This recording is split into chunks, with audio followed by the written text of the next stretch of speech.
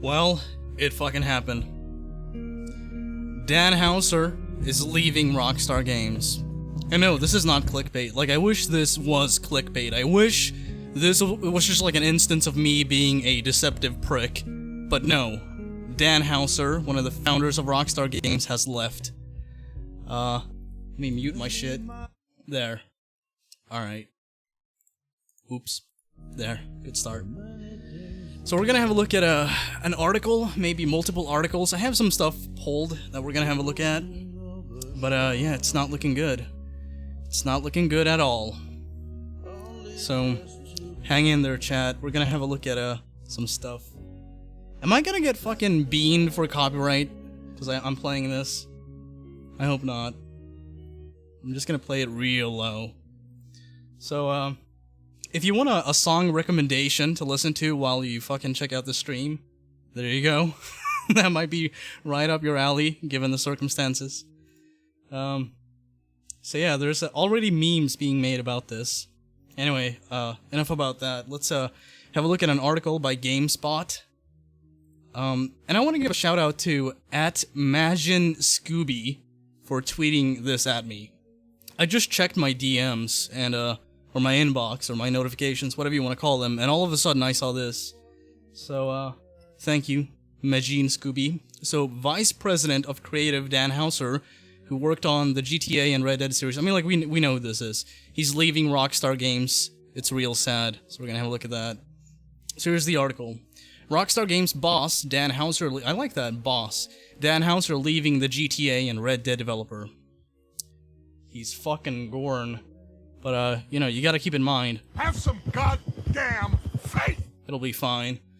So Dan Houser, the Vice President of Creative at Rockstar Games, developer of the GTA and Red Dead series, is leaving the company. The news was shared by Rockstar's parent company, Take-Two, in an SEC filing, I don't know what that is, which comes just days before Take-Two delivers its latest earnings report. Okay, so I think this could have an impact on stocks. It could be wrong, but would not surprise me at all. It is kind of a downer. Which comes just days before Take-Two's deliveries, earnings, da-da-da. So here's what they said. We are extremely grateful for his contributions. Rockstar Games has built some of the most critically acclaimed and commercially successful game worlds. A global community of passionate fans, an incredibly talented team which remains focused on current and future projects. So that's what Take-Two said. I don't know who specifically said this, but a Take-Two suit said this. By the way, thank you, Jake Johnson, for the $2 super chat. If you guys want to drop some of those, that'd be awesome. I appreciate all of them. There's also a link down below to my Streamlabs.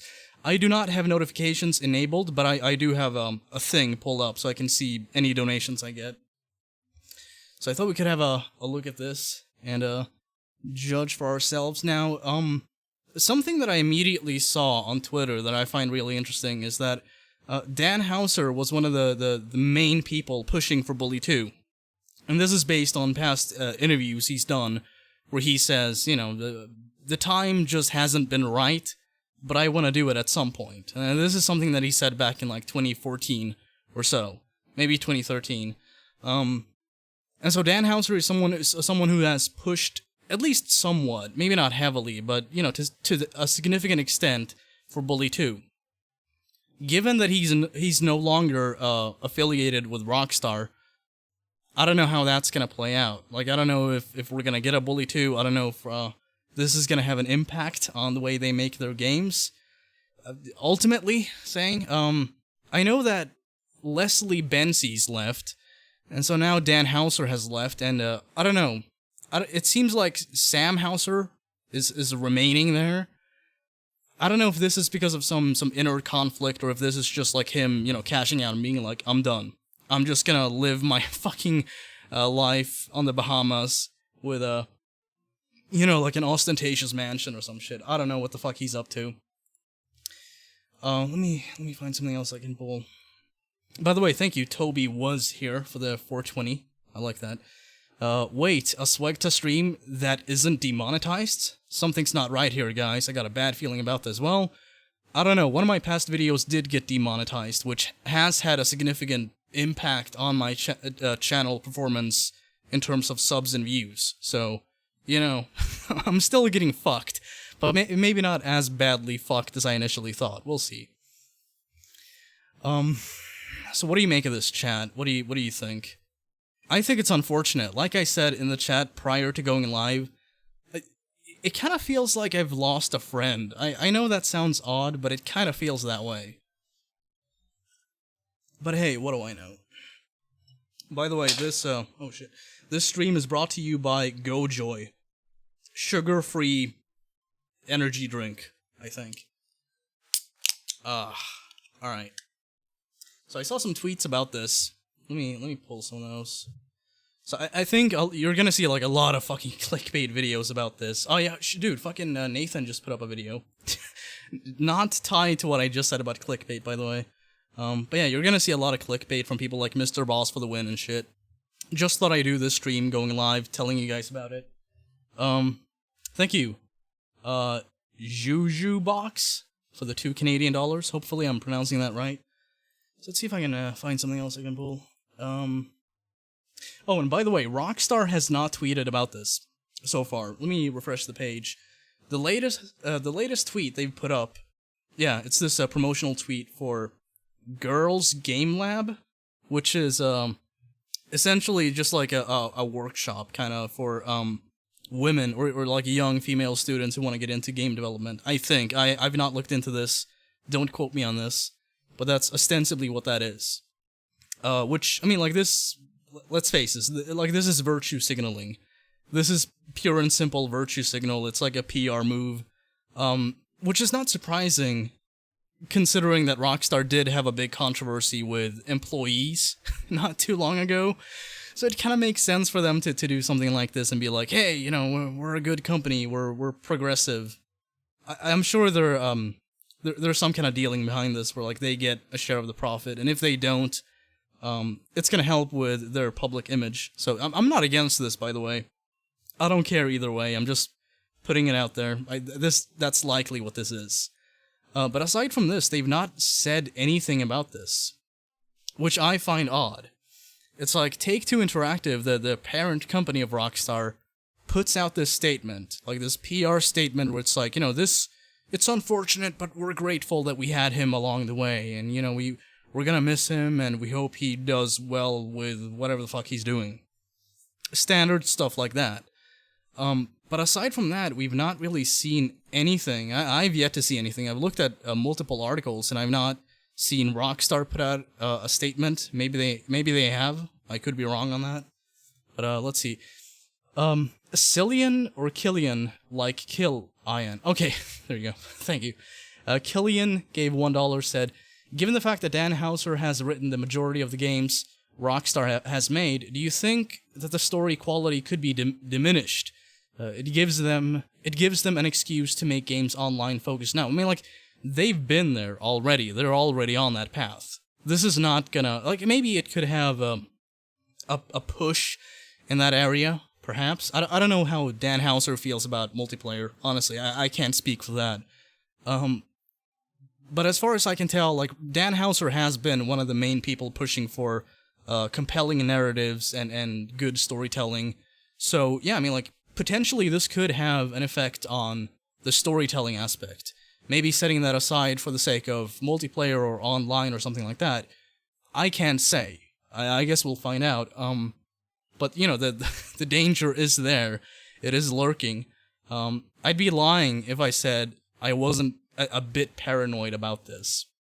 Because Dan Houser is someone who I think has a lot of talent, storytelling-wise. I think he has a lot of talent in that aspect, and him being absent, henceforth, I think that's going to have some significant effect. You know, he's one of the main brains behind the way this company has operated for a long time. And maybe, you know, like, at this point, I mean, like, for all I know, he could have been fed up with the direction which Rockstar was heading. Maybe. I don't know. All I know is that he's gone, and I don't think he has put out a statement specifying exactly why. Maybe he has. If he has, can somebody link me that, or let me know in the chat? Oh my god, I'm gonna fuck this up. Casador? I don't know, I'm sorry. For the 5 Brazilian real, I think. Thank you. This is the beginning of the end, folks. I'm not gonna go that far. We'll see. It might be bad. It might be good. Who the fuck knows? All I know is that there's gonna be some kind of significant change. Juju Box with another $5 Canadian. In parentheses, dummy forgot to type the messages. Hopefully it'll be another Hideo Kojima story and we'll keep getting great games just without the Rockstar logo. That'd be fucking amazing. If he just ditched the Rockstar brand and just went solo. Just did something out of the box, on his own, independent. I know Leslie Benzies has attempted that, but I've yet to see Leslie Benzies really get any kind of, traction. As far as, social media goes. He's obviously investing a lot of money into his project. Leslie Benzies, not Dan Houser. But as far as I can tell, social media-wise, not a lot of people care. Initially, some did. But if you look at a lot of the posts that, I think Build a Rocket Boy Games, I think that's what Leslie's new company is called. If you look at a lot of their social media posts, it's 50 likes a piece. Which, obviously you're gonna have to factor in marketing and stuff like that when eventually, at some point, they put out a game. So that may change, but for the time being, Build a Rocket Boy Games is not doing that well. I don't know if Dan Houser is going to go down that path. I fucking hope not, because I have a lot of respect for this person. I guess we'll find out. So, awesome jacket, dude, with $10, thank you. Hey SWEGTA, love your videos, keep up the great work. I'm still waiting for Bully 2 as well. Bully is one of my favorite games of all time, amen. I can only hope. That's the sad part. There's no definitive way to tell if we are gonna get a sequel. I think the odds of us getting a sequel has diminished slightly, at least. Maybe not diminished, but reduced. So we'll see. I'm gonna keep people posted on this. If you wanna actively tune into any developments that may happen, follow me on Twitter. It's just @SWEGTA. I'll be on there, memeing, and all that. But, that's the way it is. That's the way it is. We'll see what happens. Have some goddamn faith! So let's see what else I can pull. Oh, Sup Lex Rex 152. Thank you for the $2. This is honestly sad. Alexa, play my Red Dead Redemption 2 sad music. I could play it again, but I don't know if I want to risk it. It doesn't seem like anyone else putting that up on YouTube has faced any kind of copyright issue, but I don't know. I don't want to fuck with that too much. Let's see what else we got. So I put up a quick announcement tweet about this, the stream itself. So I'm gonna read some tweets from there. We'll see. Again, if anyone has any questions or comments and you want them prioritized above the chat scrolling past me right now, Super Chats and Streamlabs, it's all good. There's no hope for humanity anymore. I don't think there ever was, but okay. Is he really leaving? Yeah, he is.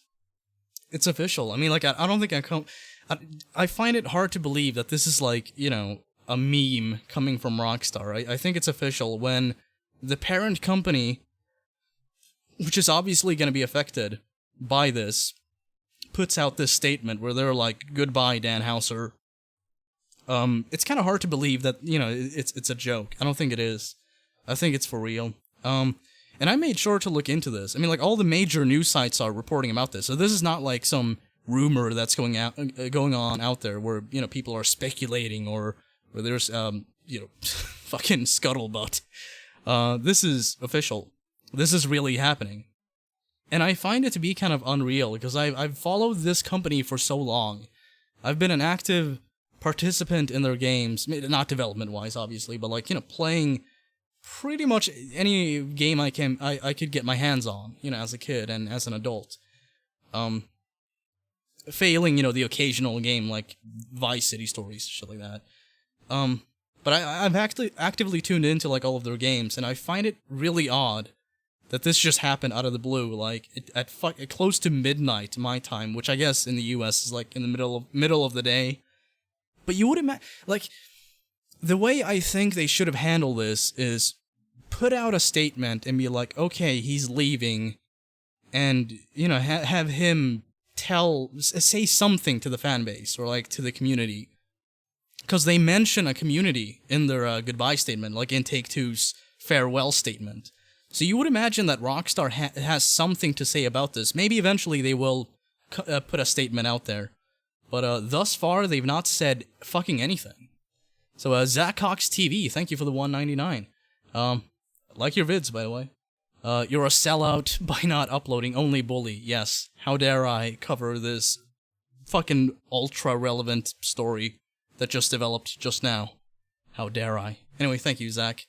We also got €5 from Zunski. If I mispronounce anyone's name, I apologize.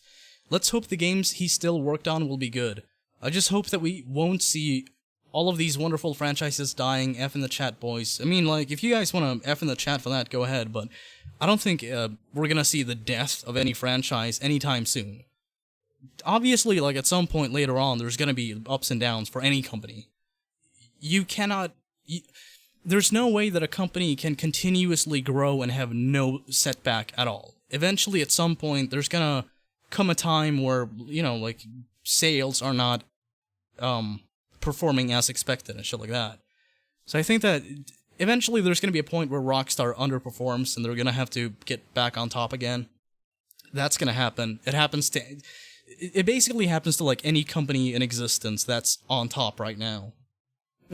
Obviously failing something, you know, monolithic like Disney. In that instance, like, they just absorb anything around them until there's nothing left but a fucking Mickey Mouse trademarked dystopia. But aside from that, you know, you're gonna see that. So let's see what people are saying. Somebody said it's the end of an era. I wanna bring that tweet up. I don't know if I agree with this, but I sympathize with it. It's the end of an era, and it feels like it's the end of Rockstar in general. It may feel that way, but I can promise you it's not. It's not the end of Rockstar. It may be the end of peak quality storytelling, perhaps. I can't say. Like I said, Dan Houser has always been one of the main minds behind how Rockstar operates as far as storytelling goes. So I think that may have some kind of a... you may see some kind of a downgrade in that area, perhaps, possibly. I don't know what the likelihood of that is, but whatever. I think it's a possibility now that two of the main people behind these games have left. It is probably... wait, so Bullion says, it probably is because Take-Two is likely going to fuck up GTA 6 royally now. I don't know if they dare. Honestly, I don't know if they dare do that. I mean, they could. They could cash in and just put out, you know, substandard bullshit. That could happen. But they would be shooting themselves in the foot, ultimately, by doing that. Because, a lot of people have a lot of trust in Rockstar. You know, you look at the games they've put out, and you can tell why. It's because they consistently deliver on good quality. And so if they fail to do that, if they just, like, cash in and that's it, and it's just like a total stab in the back, you know, from developer to consumer, or publisher to consumer, rather, you're gonna see a lot of people tap out. So I don't know if they want to do that. Didn't Dan say he wanted to leave since 2010? I don't know if he said that. Maybe he did. I'm gonna have to look into that. I may do a follow-up video on this, just explaining the whole thing. Once I've, you know, done my extensive research. I did a bit of research prior to going live, but, you know, I had like half an hour.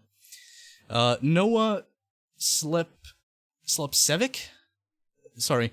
Thank you for the $4.99 USD. Hi SWEGTA, so I posted the cricket bat on Twitter, and you liked it, so I appreciate that. I mean, thank you for sharing. For those of you who don't know, a lot of the people who developed Bully back in 2000 and fucking, God, I don't know, 4 to 6?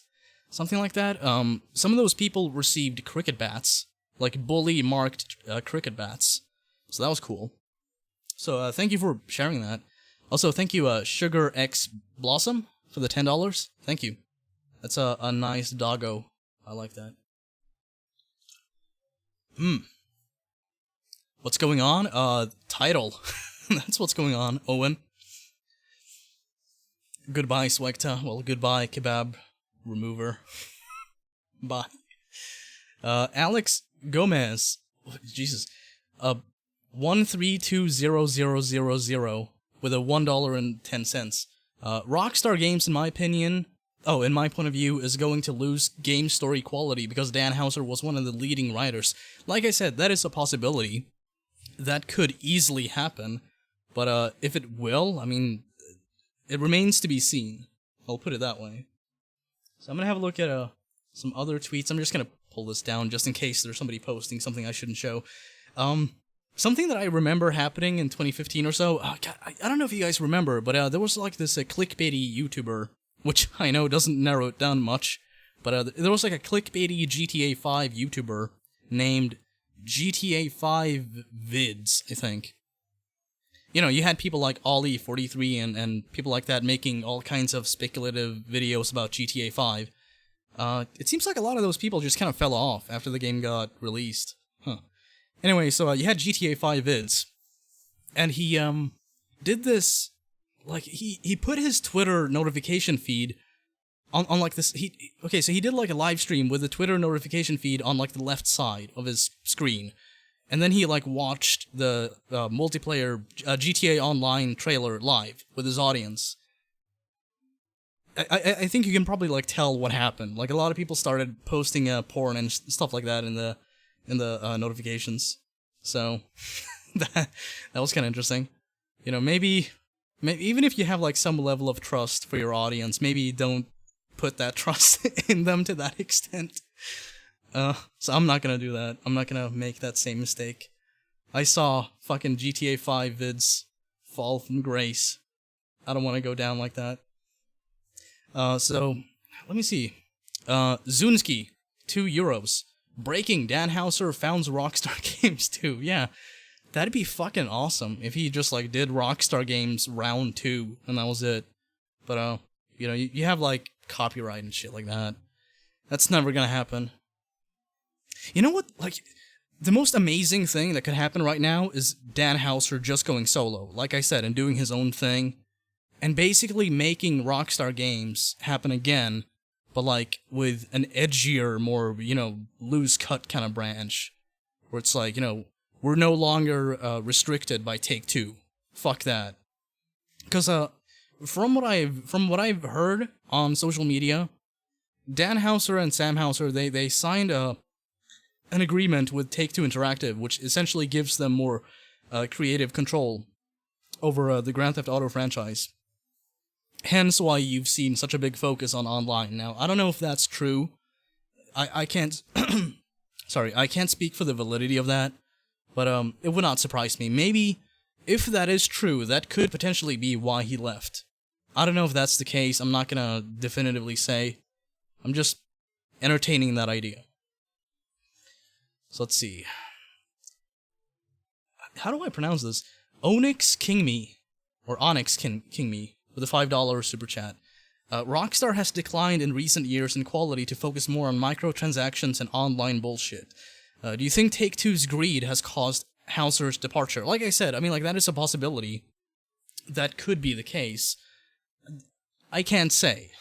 That's the thing, like, I don't have any insight into the business dealings of Rockstar, or Take-Two, for that matter. I'm just, you know, some dork on YouTube with connections, and that's it. But, I'm gonna ask around. I'm gonna ask some of the people that I have connections with, and I'm not expecting anything to come from that. I'm not expecting them to, like, give me the juicy details. I don't think they're gonna tell me anything, but fuck it. I mean, like, I'll ask. I'll see what's up, if I can. So, let's see. Oh, here's something else that people have talked about. So, Zach Hodgkins on Twitter says, "Welp, rest in pieces, story writing. This just lowers the chance for things like Manhunt 3 and LA Noire 2. I especially want Noire 2 since I love it." Okay. So basically, like, some people are paranoid that this is gonna diminish the possibility of us seeing Manhunt 3, Bully 2, maybe even Midnight Club, fucking 9 or whatever. I'm not familiar with that franchise. I mean, like, that is a possibility. I think that may happen, but here's the thing, though. Like, you cannot, as a video game publisher, rely solely on 2 franchises. Like, you have to have some level of variety and innovation happening. Even fucking Bethesda, they have the fucking Starfield or fucking Garfield. I don't know what people call it, but I meme and I call it Garfield because I like that. But, even Bethesda has shit like that. So I think that, like, at some point, Rockstar is going to have to come out with a new franchise. And I think Agent was kind of like a stab at that. I think they realized they had to do something different. And so they came up with this kind of like innovative idea to have like a stealth game set in the Cold War and with like a really bleak atmosphere. That would have been interesting. But as we know, that project eventually fell apart, despite the fact that they hyped it up. So I find that kind of odd. Out of the blue, it's just like, yeah, we have this big project happening, and it's going to be, like, really different. And it's going to, use the PS3 to its fullest potential. And then, like, a year later, it's like, GTA 5, right? So let's see, Cow Queen, 15 pounds. Just my luck doing the night shift when Sweggy does a live stream. Ah, well. Enjoy the time I have. Thank you, Cow Queen. Thank you for tuning in, and thank you for the 15 pounds. Good luck on the night shift. Hopefully, you have a good night. Humorous Pixel 295 with a $4.99 super chat. Be strong, because things will get better. It may be stormy now, but it never rains forever. Well, unless if you live in Burgos like me, then it rains fucking daily, almost. But, yeah. Let's hope it gets better, SWEGTA. Thank you, Humorous Pixel. And, yeah. Have some goddamn faith! Have it, chat. Just have it. Be positive. Be happy. if you're, naive and would clap your hands. What about Sam? He's still there. As far as I can tell, he's still on there. He has yet to leave, which I'm, grateful for. I think that's cool. I think you need one person with a Hauser, surname to remain employed by Rockstar, or to remain, one of the higher-ups. You need one of the original people behind the wheel, I think. Because failing that, I mean, like, what do you have? You have a bunch of people coming and going, and, they don't develop the same, the same dedication to the company that someone who started it would have. Because, I'm not an entrepreneur, I'm just like a fucking YouTube neat, but from what I've heard, from what I've heard from people who start businesses, like my dad, you eventually develop, almost like a relationship with the company you start. Eventually when it, especially when it does well. If you're doing fucking awesome, you have a sense of pride, like, oh, I created this organization and it's doing well. There's a level of trust among employees, and it seems like it's moving in the right direction. Oh my god, I just realized something. Dude, you know how fucking, like, retarded the internet is sometimes? You know how, like, dumb some people are? It would not surprise me at all. It would not surprise me in the least. If people start blaming this fucking, like, girls' game lab shit for fucking Sam Hauser's departure, it would not surprise me at all if people take it out on them. Jesus. I mean, like, that'd be really idiotic, but Jesus, I think that's gonna happen. Or at least, like, there's a possibility for that happening. Wow. Wow. It kind of goes back to the thing somebody said in the chat about, humanity has no hope left. I think, like, the fact that that's a possibility alone should just, like, erase any hope you have. Do what I do. Just, view, reality as just, like, a burning ball of fire. And try to view it in, like, a comedic light. Like a dark comedy. That's what I recommend. So, let's see. Hey, Adam, what's up? How you doing? Dan is leaving. Fuck. Yeah. So, I'm gonna go on Google and see if I can find something else happening with this. Because, odds are... Yeah, the articles are still flooding in. Let's see, videos. Somebody done a video on this? I bet fucking Mr. Boss for the Win has done a video on this.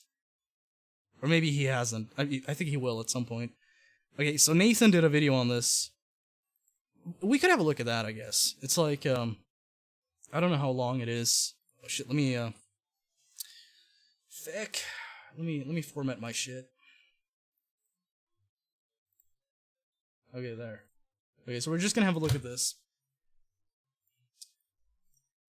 Oompa loompa dooba dee dee. You did not prepare, and the chat can see.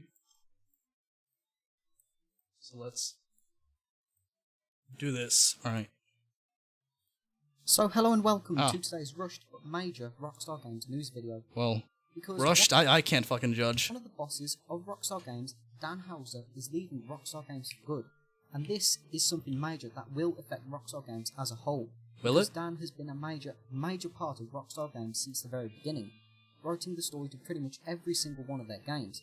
Starting all the way back from Grand Theft Auto London, all the way to Red Dead Redemption 2, Yep. and pretty much everything in between. Bully, Manhunt, Midnight Club, you know, pretty much every single game. I like how Agent is still listed on Rockstar's website. And will officially... For those of you who don't know, like the Agent trademark was allowed to expire. So, the prospect of us getting an Agent game, it's fucking non-existent. The Rockstar Games in We're not getting it. 2020. But apparently he has been on break since last spring. Now this news will have a negative impact. Okay, see, that's kind of interesting. I did not know that fucking Dan Houser was on a break since last spring. That is interesting. That is really interesting. Because something similar happened with Leslie Benzies. And I say similar, I don't want to make it sound like, you know, it's the exact same thing. But as we know, Leslie Benzies took a sabbatical leave, and upon returning, he was not allowed into the building where, like, his, you know, he had his office. Security wanted to, like, escort him out and shit like that. And you had, like, this big lawsuit between, Leslie Benzies and I think, Rockstar or Take-Two. So that's interesting. So it's like, you know, one of the main people behind Rockstar Games takes a break, you know? A much-needed break. And upon returning, it's like, okay, you know, you're not allowed. you're basically fired. And Dan Houser takes a break, and he comes back, and he's not fired, but he leaves. And there's no statement coming from Rockstar Games. The only statement we've gotten is from Take-Two Interactive, which is like a default kind of, you know, this is unfortunate, but, you know, we wish him the best. I find that interesting. I don't know if there's anything to it, but, you know. On Rockstar Games as a whole. By the way, thank you, Hamikai, for the $2. Hey, man, not sure if Streamlabs notifications worked. I don't have notifications set up for this, because I just jumped into it, but thank you. Because out of all the people who made Rockstar Games what they are today, from the glory days of the PlayStation 1 and the PlayStation 2, we only have Sam Houser left. As Leslie Benzies, another mastermind of Rockstar who also worked on pretty much all of their games from Grand Theft Auto 3 onwards, like I said, also left Rockstar Games on bad terms in 2016, which did actually end up in quite a few legal issues, I recall. Louder, asshole, the volume's low, sorry. Now, I'm not too sure what we can expect from this, but it's really not good at all. Because if you've enjoyed any Rockstar game for the story, Red Dead, Grand Theft Auto San Andreas, Bully, whatever... Okay, I don't know if Alright, let's see where he goes with this, because I don't know. Dan Houser is partly to thank for that, as he was one of the main writers, while Sam and Leslie were producers. So going forward, we might start to see weaker stories coming from Rockstar in more upcoming games. However, this could also have negative impacts on stuff like microtransactions. Now, I'm not 100% sure if Sam and Dan got a say in this. I imagine they did, because, you know, they were pretty much the bosses of Rockstar Games. Yeah, from what I hear, they signed an agreement with Take-Two to give them more creative input. But Take-Two could very easily hire a replacement for Dan, who will have no troubles trying to implement more microtransactions. Basically a yes man. Like, you know, one of the main people who said no to a lot of the dumb shit we wanted to do is now gone, so we're just gonna pay this fucking schmuck to sit there, like, you know, in the office building and just nod his empty fucking head. In multiplayer. It would not surprise me at all if that happens. It really wouldn't be surprising to me if Take-Two did get somebody like that in, as the Take-Two CEO himself actually said that they're under-monetizing the users. You know, sharp cards and that, they're under-monetizing us on that, apparently. So, yeah, this is a rather dark day. Yeah, okay. So, I don't know if he has anything else to say. I guess I'll speed it up a bit. Hey, for Rockstar Games, and pretty much every fan as a whole, I can only really hope that this won't have a major impact, but I definitely think it will. Because, as I said, Dan was a major force behind some of the great stories Rockstar have produced over the years, and I feel it won't be the same without him. Mm-hmm. So, that's it for today's video. I hope you... Okay, so that was it. So it's just kind of like speculation, basically what I'm doing. Yeah, I'm not gonna... I don't know, like, it's difficult to say, because, like, there's nothing that I can point towards and be like, see? All we know is that Dan Houser's gone, and Rockstar is suspiciously silent on this, or oddly silent, I should say. So, I don't know. To me, it sounds like, they're attempting to do, like, the most PR thing they could possibly do. And it kind of coincides with, this Game Lab thing. Let me pull that up again. So they announced, like, this shit. And on the same day, one of the main people behind the company leaves. Dan Houser departs from the company, and on that very same day, just like hours prior to doing that, or to this being announced, they announced like this cooperation with I don't know if they're an activist group. It's like a workshop. So it just seems odd to me that they would announce that today, right before this happens, and then not follow that up with any kind of statement, or like even, you know, like an image on Twitter where it's like, you know, farewell Dan. That to me seems odd. I don't know, just I can't prove anything. Like, I can't be like, okay, here's my conspiracy, and here's why it's true. Yeah, 4 hours ago. That's what I'm saying, though. Like, this came out 4 hours ago. How fucking long ago did the Dan Houser thing come out? Like 3 hours? Or 1 hour? Why is he caring? I care because it's interesting. The timing and the fact that we're seeing like a pattern of behavior, I think that's interesting. That's what I care about. I'm gonna pay attention to this. If any of you like have any articles you want to send me for me to pull up on stream, I mean, like, I'll check them out. We'll see. I'm gonna see what I can pull. I'm gonna check my notifications, see if there's like anything else going on. But goddamn. And again, if you guys like have anything you want to share or ask, donations would be the ideal way, because I mean, like, that way, you know, they get highlighted and I see them above all the other shit. Any bully videos coming anytime soon? Yeah, I mean, like, I have a few in the making, but they're not prioritized. Leslie kind of went out the same way. Took a break and then left, yeah, but not out of his own volition. With Leslie Benzies, you had him basically being fucking locked outside the building he worked at for years.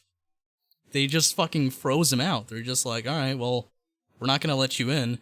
The key code you have, or like the fucking key card you have, is not doing anything. And then, you know, when you try to get in, we're gonna have like security ready to fucking escort you off the premises. Shit like that is just suspect to me. I find that suspicious. Sam Houser's role with Rockstar Games, which he founded in 1998, remains unchanged. Sam and the team focus on current projects. Hold on, Rockstar actually put out a statement? Hold on, let me Google this. Is this something that Rockstar said? Oh, hold on, let me see.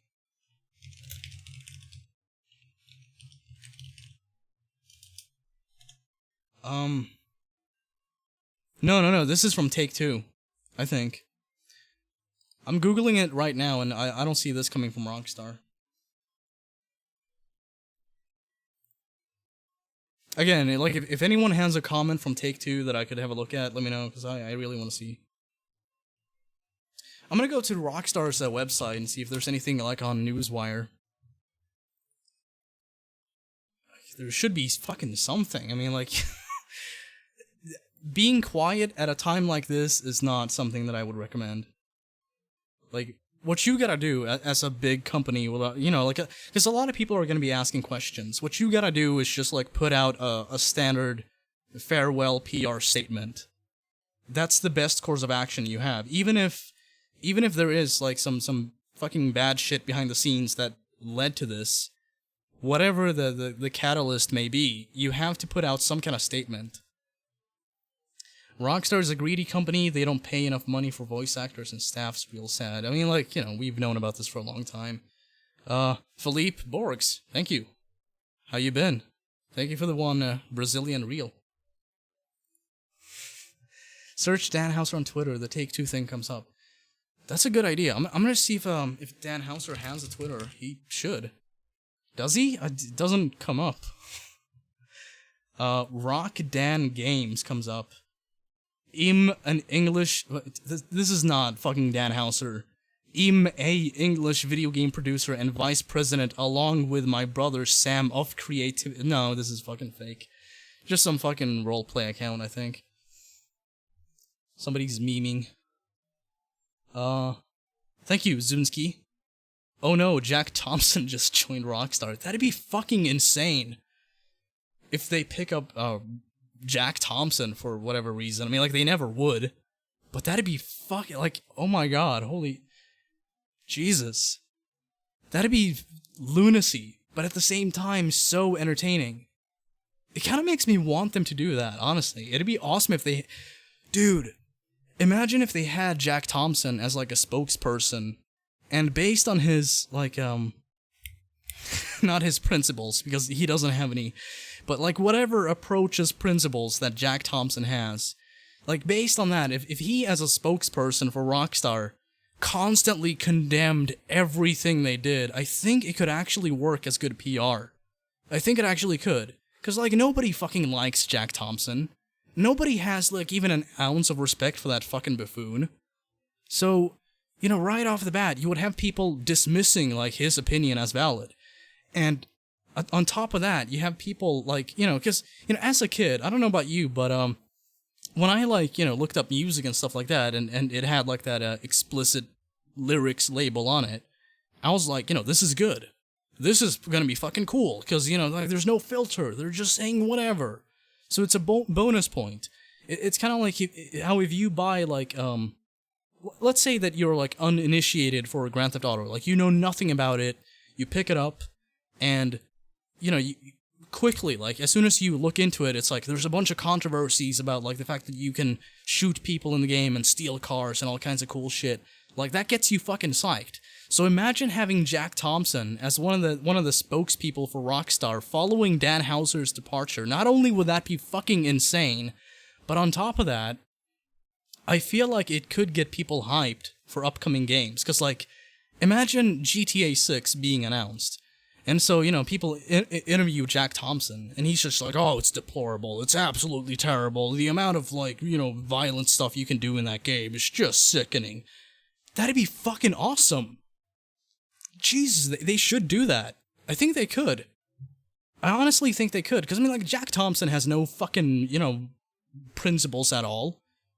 He would easily sell out. I mean, like, you know, if you check out my video on Jack Thompson, you'll see how fucking low he'll stoop to make a pretty penny. So I think they could get him on board. That'd be amazing. How high am I? I don't know. Really, apparently. As this fall guy with a $1.04. I got nothing to ask. Keep doing what you're doing, though. Thank you. Thank you, asked the fall guy. Dampier 1987 gave $2 via Super Chat and said, just saw that you were doing a stream. What I miss? Just some like, kind of like a general overview article. So, not a whole lot. We also checked out a video by Nathan on this. And, I feel like Nathan and I are in the same camp. I'd be lying if I said I'm not a little bit paranoid. I am. To some extent, I am paranoid. But, you're fucking beautiful, that's all I have to say, thank you. I guess we'll see how this pans out. I am paranoid because I'm like, okay, well, someone who probably had a lot of, you know, dedication to this company has now left.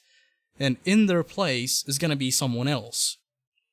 And I don't know if I don't know if, like, the replacement they get for Dan Houser is gonna have the same level of creativity or dedication or ambitions for storytelling that Dan Houser had.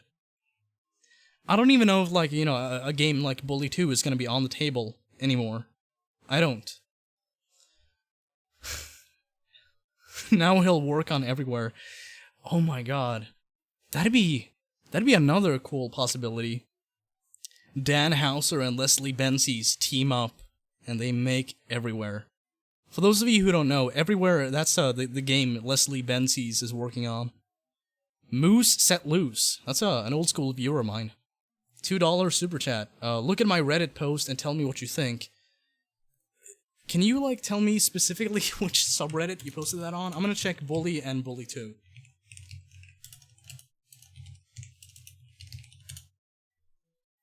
That's the way it is. Fuck. Da-da-da. Oh my god, dude, fucking, r/Rockstar and r/GTA 6, they're gonna blow up. They're just gonna spaz out. And this is, one day following the supposed Grand Theft Auto 6 Super Bowl ad. It's not an ad for GTA 6, but it had, like, you know, the HUD elements of Vice City in it. So, just like the timing of it all, I feel like it's fodder for anyone who wants to get into, like, conspiracy shit. Let's see, Moose Set Loose. Where'd you post this? Just watched Nathan's video. What'd you think? Rockstar is going down. No. Now we'll see. We'll see what happens. God damn it, Moose Set Loose. You have to specify. Stolen HUD, lol. No, I think it qualifies as fair use, and even if it doesn't, like, they probably just paid Rockstar a few $1,000s for it. Holy shit, yeah, indeed. So this is gonna be an interesting beginning, I think. Bully 2 chat. What? Oh. I don't even fucking know. I don't know what you're talking about. Let's see. Like the subreddit chat? Are you talking about that? Because, I mean, like, I don't know how to use Reddit. I'm boomering out. Hold on. Let me just type in chat and see if I can find it. There you go. Chat room. There is no chat room on r/Bully2. You lie. You lied to me, Moose Set Loose. Why'd you do this? Hello, Cone Taylor. I love you, SWEGTA, no homo, though, because that's gay. Well, you know, whatever. Boomer swag, yeah. Oh my god. Alright, let's find some articles. Oh, you know what? Fuck that. Let's go to fucking r/Rockstar. Let's see what people are saying. Let's see how people are taking it.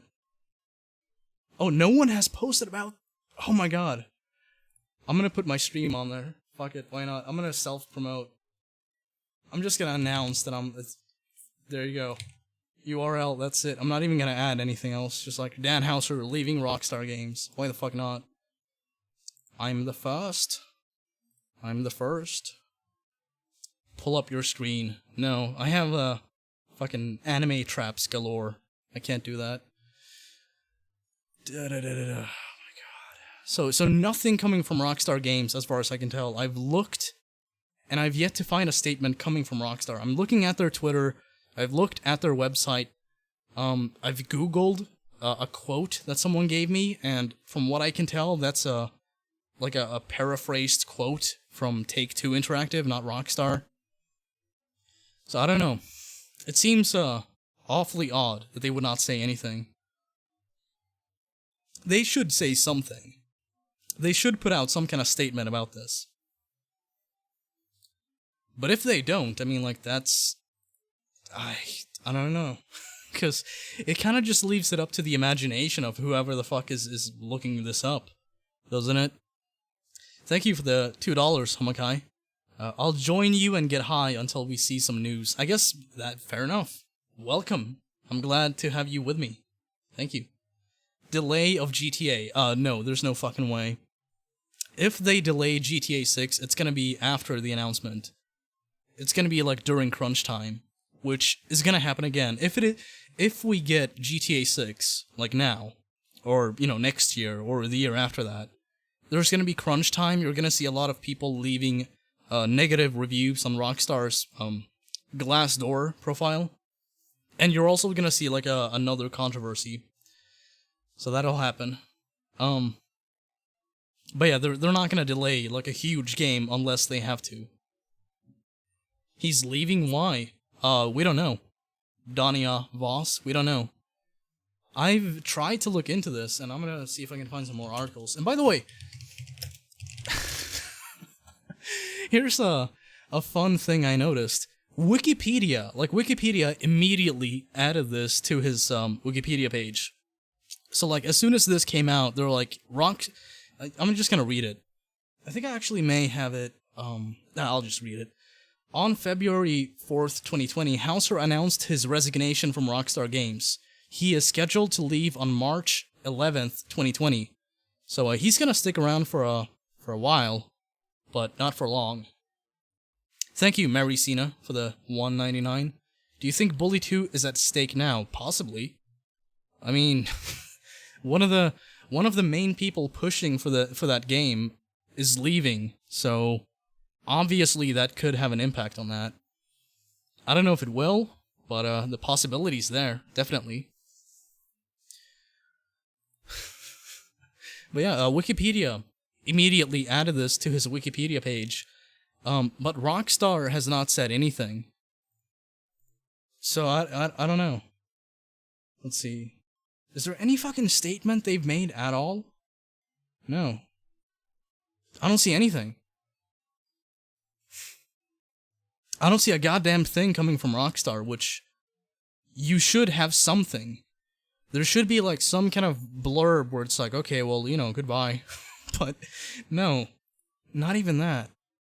Jesus, there's like a new article every minute. Wow. Yeah, this is gonna blow up.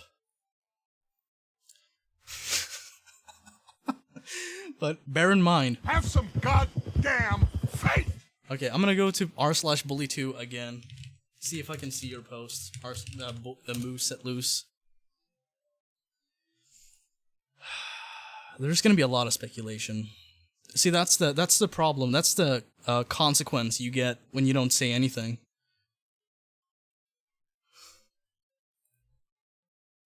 Let's see. Okay, so as for Bully 2, Moose Set Loose posted this on r/bully2. So you have like a bunch of hints, if you want to call them that. I don't know. Oh, thank you, Black Stylo95 for the $1. Thank you. You have like a bunch of you know, references and shit like that, and coincidences, I think you could call some of them. I'm just gonna quickly confirm or deny the validity of some of these, or all of them. So like the first one, the kid who kind of looks like Jimmy, I think that's a subtle nod to Bully. Jim Boy Calloway and Jimmy Hopkins. Oh, Galloway. I don't know about that. I mean, like I said in the video, I don't know if that's a reference, but it may be. Possibly, vaguely. I don't know. Meredith Hopkins, I think that's just like a coincidence. Prester Hopkins, I think that's another coincidence. I mean, like, Hopkins is a not really common name, but it's like, you know, like Goldberg or something like that. You know, it's a bit common. Endless Summer, that's definitely a reference. Canis Canem Edit on the revolver, reference. The horse equipment, I think that's, yeah. I mean, just like the color scheme and the way it looks, I think it's a nod to Bully. Sport of Kings, I think... Okay, first off, that's not the Narcissus Roman font. Some people have said that that's the same font as Bully's logo. It's not. It's one that resembles it somewhat, but it's not the same font, so I don't know about that. The Rockstar baseball cap, navy and gold. Fucking, I don't know, maybe. And then you have the painting, the Canis Canem Edit painting, obviously a Bully reference. Fucking Matt Bush giving us his iconic nod. I don't know. The Rockstar Games crest logo, that existed prior to Bully even being announced. So that's not a Bully reference.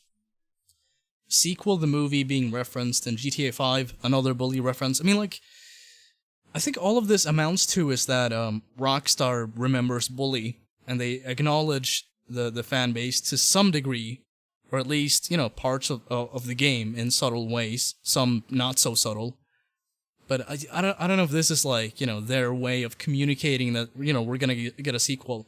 It would not be the first time they've done that. They did it with Vice City, actually. They had a billboard in GTA 3 where it was like, see you in Miami or something like that. And it had like an airplane on it, like on the billboard. And lo and behold, like a year later, Vice City. So it would not be the first time they've done this, but I don't know if this is an instance of that. I guess we'll find out. F in the chat for Dan, yeah. Fucking F in the chat. Why not? Go ahead. If you want to do it, I'm fine with it. Dan left Rockstar to form a K-pop group. Disgusting. No. No. Let's see what people are saying. Not good. Okay, so I'm just gonna read some comments on r/bully2. Not good for Bully 2. He was a huge proponent of the franchise. I don't know if huge is the word I'd use, but yeah, I mean, like, he pushed for it to, slightly at least. More so than anyone else I've seen. I have one word. Crap. Yeah. Quap. I can't imagine what the games will be like without his writing and direction. I mean, like, we saw the same thing with fucking Leslie Benzies, so it may be bad, it may be good. Hamakai, thank you for another $2. Thank you. Man. Goddamn. And yeah, F. There goes Rockstar. Again, like, I don't think people should jump to conclusions and say that Rockstar Games is fucking dead now. I don't think going that far this soon is fair. I think we should give them a fair chance. I've been really critical of Rockstar as of late, because of shady business practices and employees being, mistreated and stuff like that. But in all fairness to Rockstar Games, I don't think we should like dismiss their I don't think we should dismiss them as being incompetent simply because one person has left. Now, granted, that person played a huge fucking role in the company's direction. That's fair to say, but I don't think it's fair to say that the company's dead. Or that it's gonna tank immediately. Amen or Amen Crows or Crowies? Again, I apologize. Thank you, though. Thank you for the €2.29. Do you think this is Take-Two's fault? Possibly. I know... At least, I know Dan Houser and Sam Houser had to concede some level of creative control to Take-Two. They have to. I mean, like, the company they run, or, Dan Houser ran, is owned by Take-Two, and they have, basically the final say in a lot of aspects. Not entirely, but to a large extent, they do. So, possibly, but I'm not gonna say, cause like, I don't fucking know what the inside is there. But, yeah, possibly. Potentially. Thomas Gielens. Thank you for the €2. Look up the Rockstar Games groping scandal by Kotaku. Are you talking about the fucking Jonathan Barrera? I think his name was. Let's see. Rockstar Games groping scandal. Former Rockstar executive accused of groping employee. Was this fucking Barrera? Yeah. No, Geronimo Barrera. So at a nightclub, an employee has claimed that Barrera groped him, asked him to sit on his lap, and rubbed his inner thigh area. Alright. Well... Okay. I don't even know, like, what the fuck do you do when that happens? Like, when you have this fucking big shot being like, come sit in my lap. Like, if you quit, you forfeit, like, a career, basically. So there's a risk involved with not cooperating with that. But at the same time, you have your own fucking autonomy. So obviously, like, a person put in that situation would be really fucking uncomfortable if they don't comply or don't want to comply. So I don't know. Was this ever proven at all? Was like this ever corroborated beyond an accusation? Because I don't recall seeing that, and I firmly believe that people should be treated as innocent until proven guilty. Even in cases like this. So Leo Hobbs with a 199 pounds. Love your videos, dude. Fist bump. Thank you, Leo. I love you too. I love you, you love me. Let's go fuck behind a tree. So Sub-Zero, 26 with a 2 Brazilian real, I think. Thank you all. Thank you. Let's see, what else do we got? Let me refresh my fucking my search results. Okay, so we're getting the same article over and over again. Like, is there someone with any more insight other than what we already know? Because that'd be cool. If someone had, like, here's why he's leaving.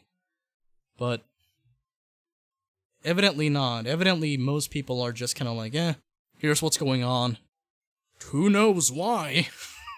It's like, okay. Maybe, that should be clarified. Because again, I mean, like, you leave it up to the imagination of the internet when you don't clarify that. Or at least put out some kind of standard PR statement. 1 million? What am I gonna do? I don't know what you mean. Rockstar servers are down? What? Did Dan Houser fucking, like... Did he fucking, like, torch the server department over at Rockstar? Or what the fuck happened? Rockstar servers are up, guys. Okay, so never mind. That'd be amazing. Servers are down. Are they? Can someone, like, tell me straight up if they are? Rockstar servers. Server status. Let's see what the website has to say. Loading. Rockstar services supporting Red Dead Redemption 2 cloud saves and online play on PS4 will be temporarily offline on February 5th between 6 and 8. Huh. But that's a UTC. When the fuck is that? Let's see. So, okay. So around, like, 7 to 9 a.m. my time. So that's not even now. So they're gonna do some maintenance, but it's not happening now. So I don't know what the fuck you're talking about. And I'm looking at all of the indications, and it seems like they're all up. So, you lie, good sir. Why do you lie to me? What have I done? I'm providing you with news. That's what I'm doing, and I'm talking to you. I'm giving you my undivided attention, and you stab me in the back. Shame on you. Tisk tisk motherfucking tisk. Look at the shit I have to put up with. If someone fucking sympathizes with my predicament, toss me $1, because I need it. Hey, Daniel. Oh, my God. Jesus. Okay, let's see what GTA 6 has to say about this. Let's see what r/GTA 6 has to say.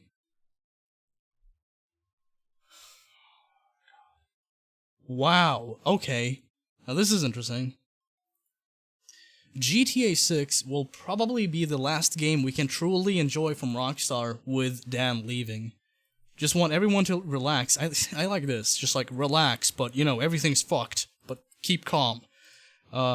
Relax, because I can almost guarantee you that the script for 6 has been written already. Okay, well that's assuring. That's... Okay, my tits are calm now. My man tits have been calmed. It's gonna be the last GTA to be legendary, though. Sad day. Okay. Alright. I mean, just jumping to conclusions. Fuck waiting. No, it's doomed. The GTA 6 script is probably mostly written but incomplete. So don't be concerned yet. Who is Dan? Who is Dan? Oh my god. Who the fuck isn't Dan? Let's see what else we got. So people are talking about the Super Bowl and the PS5. Dan Houser's about to leave Rockstar. Let's see. What the fuck? Why? No idea. See, this is what I'm talking about. You get shit like this. Look at that. You have people asking why, and immediately someone is like, I don't know, probably Take-Two. Like, maybe, and this is just me, but maybe.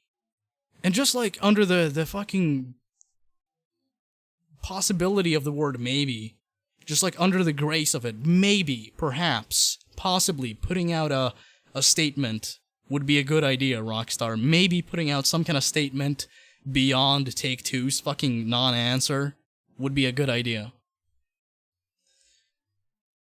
And you know for a fact that, maybe not for a fact, but, you know, odds are that Dan Houser is not going to talk about this. And if he is, it's going to be like, you know, a non-finger-pointing kind of answer. It's going to be like, oh, I'm moving on. I'm not going to tell you, like, what led me to leave this company that I founded, that I obviously had a lot of care for. But, you know, I'm gone now. I mean, something has to be said. I think that much is evident. This could be very, very bad for the future of Rockstar. I mean, like, let me see, can I fucking, like, see, Rockstar, oh, wait, Take-Two stocks. Okay, I'm gonna keep an eye on this. I don't know much about stocks at all, so like I don't want people to like sell based on what I'm fucking saying now. Like if you have stocks in Take-Two, don't take my speculation as, you know, the inherent word of God. I mean, I'm just speculating here. But I'm gonna keep my eye on this, because it would not be surprising if this falls a little bit. Because you have a lot of people on social media, on news sites, you know, speculating that there might be this may be a decline for Rockstar. Possibly. Potentially. So James N. Oh, James with 2 S's, so it's like James. With the $2, a smiley face. Thank you, James. Thank you. I feel much better now. So much for you. You come and complicate things. Shark cards. Maybe that's why. He's like, hey, fucking shark. I can't do a Scottish accent, but it's like, you fucking shark cards, mate. Aye, laddie. It fucking sucks, mate. I don't fucking know. I mean, like, for all I know, that could have happened. Because it's not like I have anything else to go on. The only thing we have is Rockstar being silent, Take-Two giving this non-answer, Dan Houser not saying anything, and, you know, what happened with Leslie Benzies aligning itself, at least like somewhat, with what's going on now. So aside from that, it's like, well, what the fuck? What else do we have? What else do we have to go on? It's not like a lot of people have a lot of faith. Some goddamn faith. It's not like a lot of people have a lot of faith in Take-Two Interactive. Most people do not. Most people find them to be a greedy fucking corporate entity that just absorbs as much as it possibly can, which is not a good look. So, based on that, I mean, like, I can't blame people too much for being pessimistic about the future of Rockstar going forward, but I think people should wait. I mean, flat out saying that, check IGN, and I'll do that. I don't think people should dismiss the future of the company right off the bat like that. I'm fucking retarded. I literally typed in check IGN into Google. Holy shit. Rockstar Games IGN there. Check IGN. Oh, fuck. Okay, let's arrange by newest, because, like, maybe they put up another article. Okay. So there's one article on there. I'm sorry. Check IGN. Oh, they have a video. Or maybe, is this just... Okay, it's a slideshow. Okay, so they could not be asked to get someone to narrate this. They're just like, yeah, let's just put up some text. He's leaving, It'll be effective on March 11th. Take-Two reads, yep, which, I mean, it's an empty statement, really. It's like, we like the fans and we like Dan. Bye. What else do they have? Nothing. Dan, along with his brother Sam, was an executive at BM. Yeah, we know. God damn it, IGN. God damn you. Is there anything they've said? Anything at all? What the fuck? Like, there should be something. Okay, well... I'm gonna play a meme. If that's okay with you. Oh shit. Because, I think it's kind of appropriate. Wait, what the fuck? Oh. Here we go.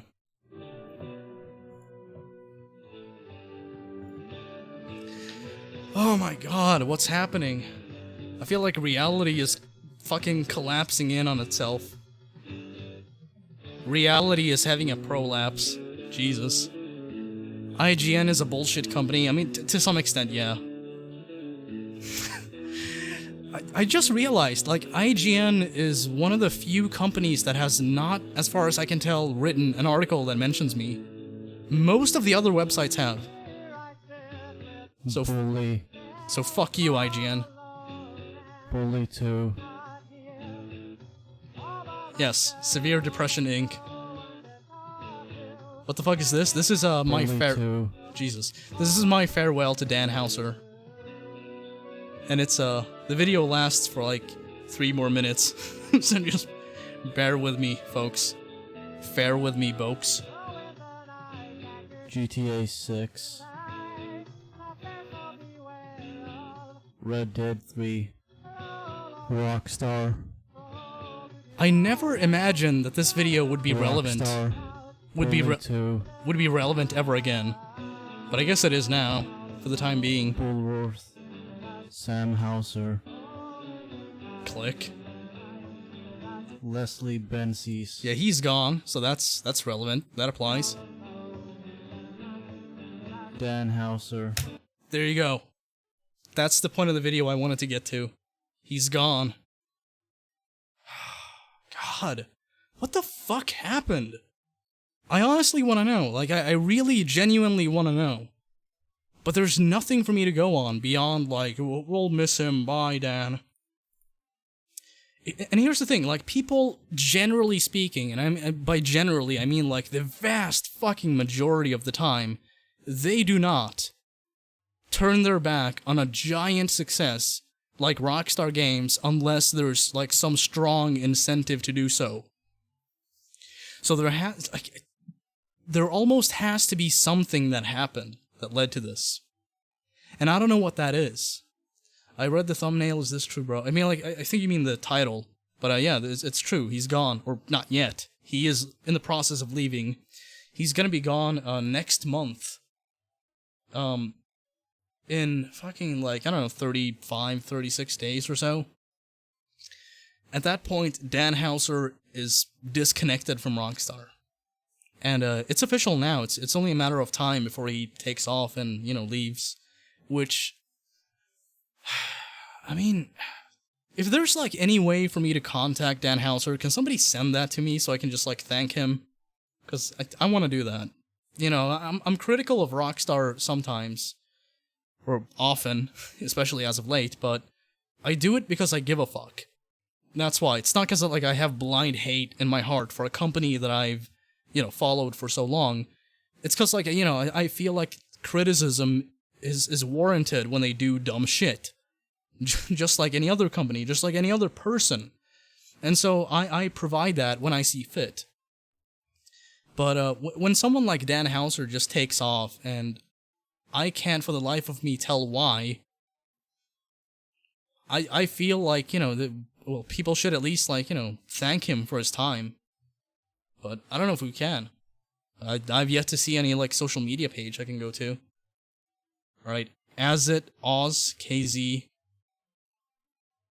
You're gonna be in a timeout. I'm putting you in a timeout, bitch. Oh yeah, Dane Daniels with 199 super chat. Sorry for taking so long to read this. Dane Daniels, what do you think the next step for Rockstar and Take-Two is? I think they're just gonna try to continue with business as usual. I don't think they're gonna, like... Because here's the thing, like, people are gonna be keeping their eye on this. And if there's, like, any hint that there's gonna be a drop in quality or something like that, or if, Rockstar is gonna lose value, if they're gonna have, like, any kind of significant decrease, I mean, like, that's gonna be, damaging for the company. And, in effect, Take-Two Interactive as well, at least, like, a little bit. So they're gonna have to carefully play their cards. And how they're gonna do that, I don't know.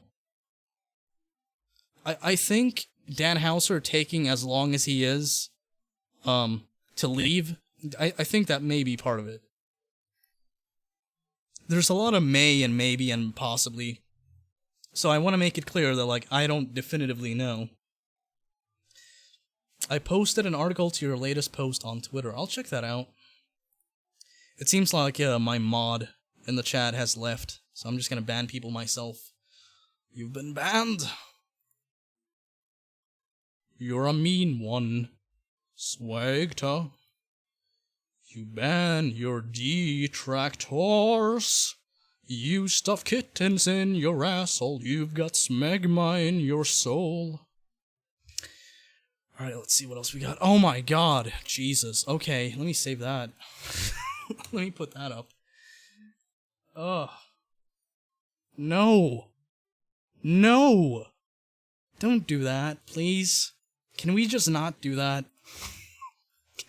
Out of all the things we can do, this is not what we should do.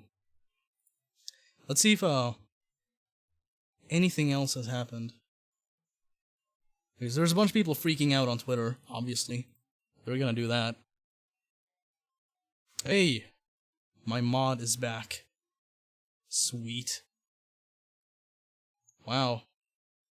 Okay, so Street Insider did like a 3-sentence fucking article on this. Like, yeah, he's gone. Bye. Cool. Good coverage. Let's see what else we got.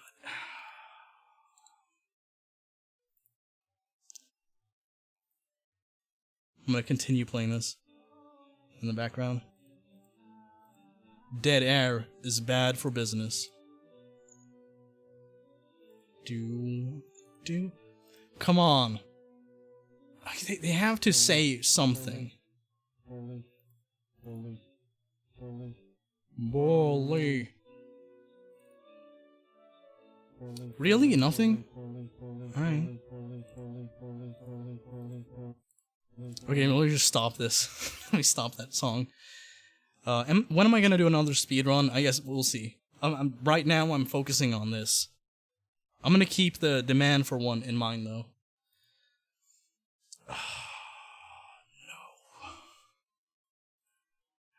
No. Grand Theft Auto devs plan to leave Take-Two. Okay, so here's the articles people were talking about. Wow. Okay. Okay, let me see if I can get this set up. Get the fuck out of here, Dan Bully2 meme. Okay. So, Leslie Bensie's lawsuit, this suit describes blah blah blah. What else do they have?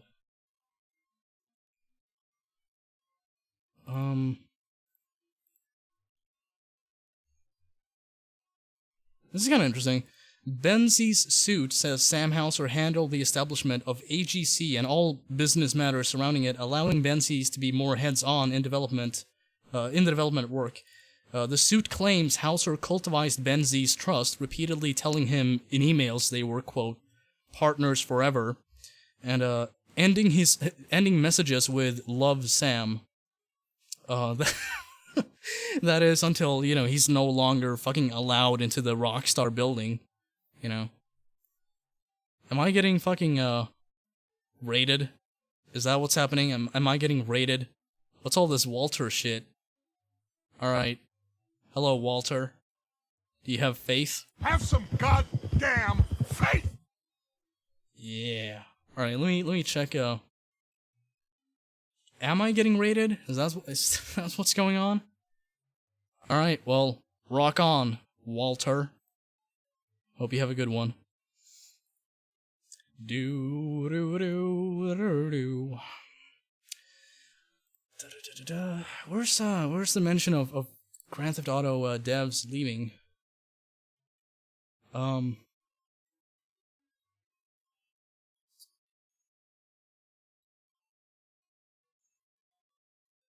see.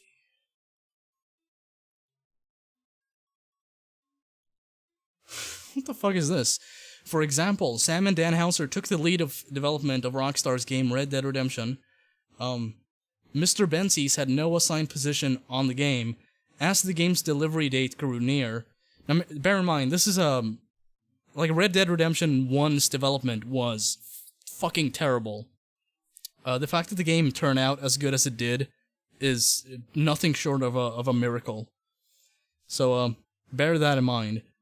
As the game's release grew near, Sam Houser urgently reached out to Benzies in an October 22nd, 2009 email writing, quote, "The ups and downs are very extreme. We have to fix this. Quickly, help. I'm freaking." So that's, yeah.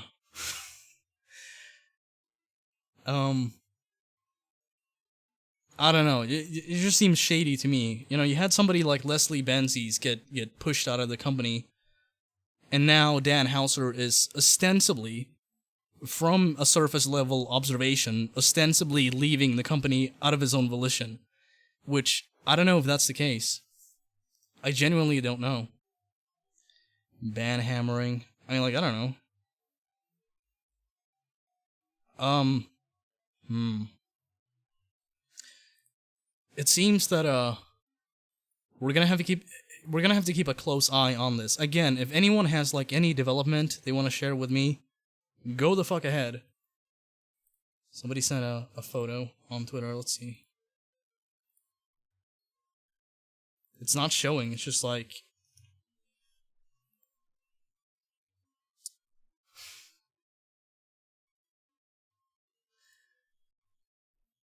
Okay. Sorry.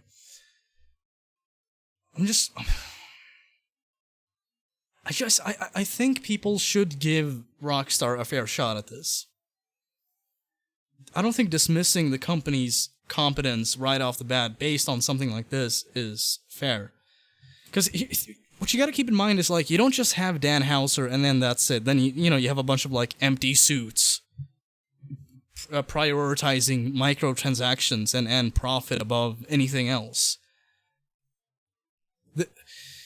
You have so many people at this company who have like a strong drive to evolve storytelling and be, like, you know, at the forefront of video game development. You have so many people pushing for that, and so dismissing all of those people based on something like this, it's not fair to those people. And it's not fair to the company, it's not fair to Dan Houser even. I mean, like, you know, him leaving, I don't think, like, the downfall of Rockstar, which we've yet to even fucking see, I don't think that should be put on him, like, oh, you left, so now we're all fucked. I don't think that's fair. I don't think anyone should do that. But apparently people beg to differ on that. They're like, no, we're doomed. This could be bad, it could be good, it could be... It may not even, like, you know, show any kind of significant change. I think we'll see some kind of change, I think we'll see some kind of difference, but how bad or good that's gonna be, I mean, it remains to be seen. Putting all of that weight on Dan Houser's shoulders and being like, you know, he doomed the company by leaving, now it's fucked. Now it's over. Now, you know, we're gonna have GTA 6, and that's gonna be like the last good game, and we're never gonna see Bully 2, and we're never gonna see Manhunt 3, and we're never gonna see LA Noire 2, and we're never gonna see this. Like, you have so many people beyond Dan Houser at the controls. You have so many people giving input. So just give it some time. That's all I'm saying. I think that's a reasonable stance to have. given the fact that we don't have anything to go on as far as knowing what the fuck happened. Until we know, until we have some kind of idea, or until we start seeing a steady decline with no improvements at all on the horizon, I don't think it's fair to just shrug off any competence the company has. These words help, SWEGTA. I'm scared, but this helps. Thanks, mate. I mean, I'd be lying if I said I'm not paranoid. Obviously I am. Obviously there's, like, some degree of, you know, being anxious. Where I'm like, okay, well, what's this gonna mean? But, that's the thing. What is it gonna mean? What's gonna happen? Fuck if I know. I'm not gonna bullshit you and sit here and be like, oh, you know, the company's doomed. I bet your fucking ass, like, there's gonna be a bunch of people on YouTube doing that. There's gonna be a bunch of people on the site spreading a bunch of bullshit about this, saying that this is what happened. You know, I'm entertaining possibilities. I'm not gonna go as far as to say, like, this is definitively what the fuck happened, because I don't know. And neither do you. Neither do these fucking journalists writing about this. You know, it's all just, like, bouncing the same story around. It's all just like, you know, have you heard about this?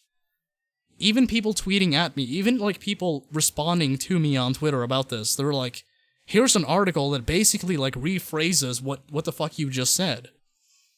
So, that's all we have for the time being.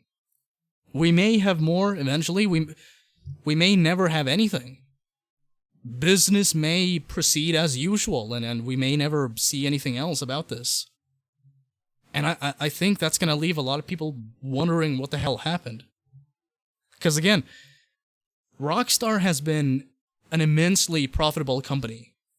It has generated record-breaking revenue in sales, and it has left a huge mark, a huge print on video games.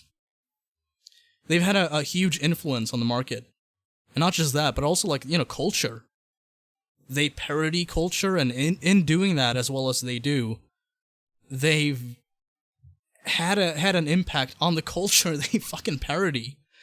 I think that goes to show, like, how fucking, you know, powerful they are right now. And, like I said, eventually there's gonna be a decline. Eventually there's gonna be, like, some significant decline you'll see. Whether it's because of this, or because of something else, or Take-Two, you know, fiddle fucking with the way they do business. We'll see. So we'll see. Dan Houser has lumbago. There you go. You got it. Dan Houser has lumbago. Now we know.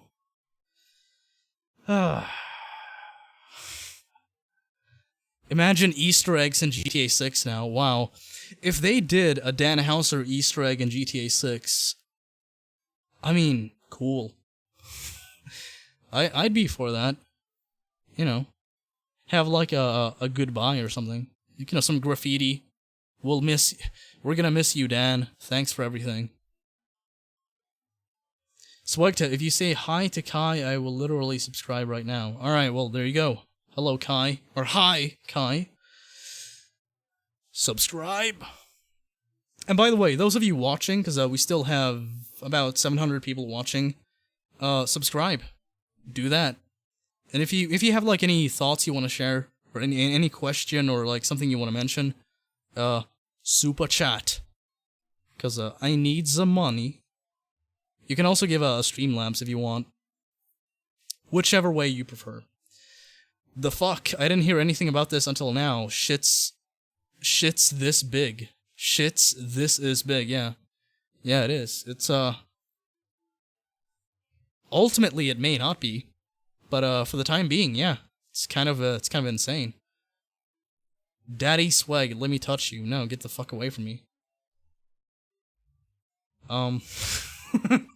People are still mentioning shark cards. That's what done did it. The fucking shark cards. No Bully 2. Despite the Easter eggs. No Rockstar. Despite huge profit on the horizon. Thank you, anonymous person, for the $2. Thank you. I appreciate you. I love you. I like you. I don't know who you are. I don't know if you know who I am, but I like you. I'll donate if you say my name. I'm like, I read these donations, so there you go. There's your incentive. I love you, Swag. Thank you, Asher. Thank you. Let's see if we can find something else. Oh.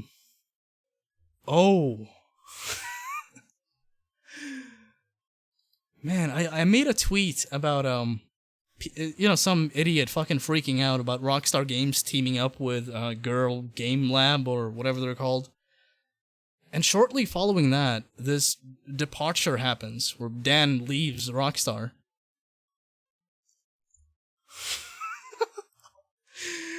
Oh my god, I like these memes. I do. I don't know if I agree with all of them. I don't. But I like the creativity behind them. You know? He saw the Red Dead Online fiasco and he's like, fuck this. He's gorn. He's garn. He's leaving. So he leaves today. Oh, God. Dan, why? Dan Hauser, on the off chance you see this, DM me on Twitter. Send me a message on Twitter. And tell me what the fuck happened. If you don't want me to share that with people, if you want me to like keep my my big mouth shut, I'll do that. But just tell me on the off chance you see this. Link Discord, please. I don't have a Discord, but I do have God damn, let me link that in the chat. I do have a Rockstar Games server on Discord that I have kind of handed over to other people. So let's see. Yeah, I'll just make an invite link and I'll put it in the chat. Hold on. Invite people. There. Putting that in the chat. If you want to join and be there, go ahead. Dude, fuck. Maybe should I take calls? Because I mean, like, it'd be kind of cool if I could talk to some of you people and just ask you about this, like have your speculation. Should I take some calls? Private channel. I could do that. If you guys join the server, I could just like, bring you in one by one and just like talk to you, each of you for like, 2 or 3 minutes. That would be sick. I mean, sure. Swag chill. Swag chill, don't cry. Yeah. I am Dan Hauser. I left because GTA 6 has a female main character. Yeah, probably. No, yeah. Yes, take calls. I'll take calls. Too much for you. Wait, who can connect to this? Let's see. Admin. There. Alright. So, let me get this set up. Thank you all for being here. Thank you. Thank you for just like joining in and chilling. Doo-doo-doo-doo.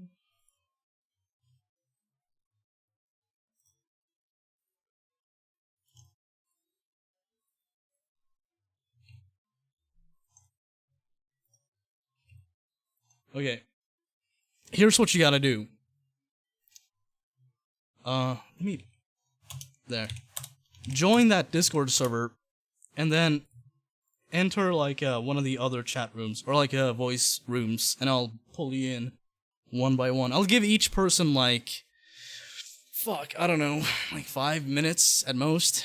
We'll see. Like try to keep your fucking your questions and your statements and opinions and all that to like a minimum, because I see people dropping in now, so I'll see what I can do.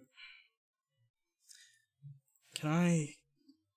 Let me just format this. Okay. Again, I'm gonna put the link in the chat. Can I play with madness?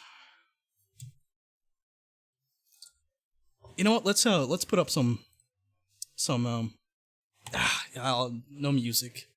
Or should I play some music? I could do that. Maybe some sad Red Dead Redemption 2 music.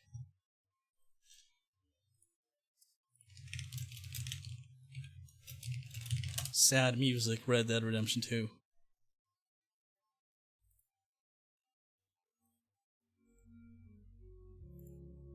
Okay. Man, people are pouring in. Cool. I am popular. Somehow I'm still relevant in some people's minds. So let's see. I'm gonna just pick out a random person and pull them in.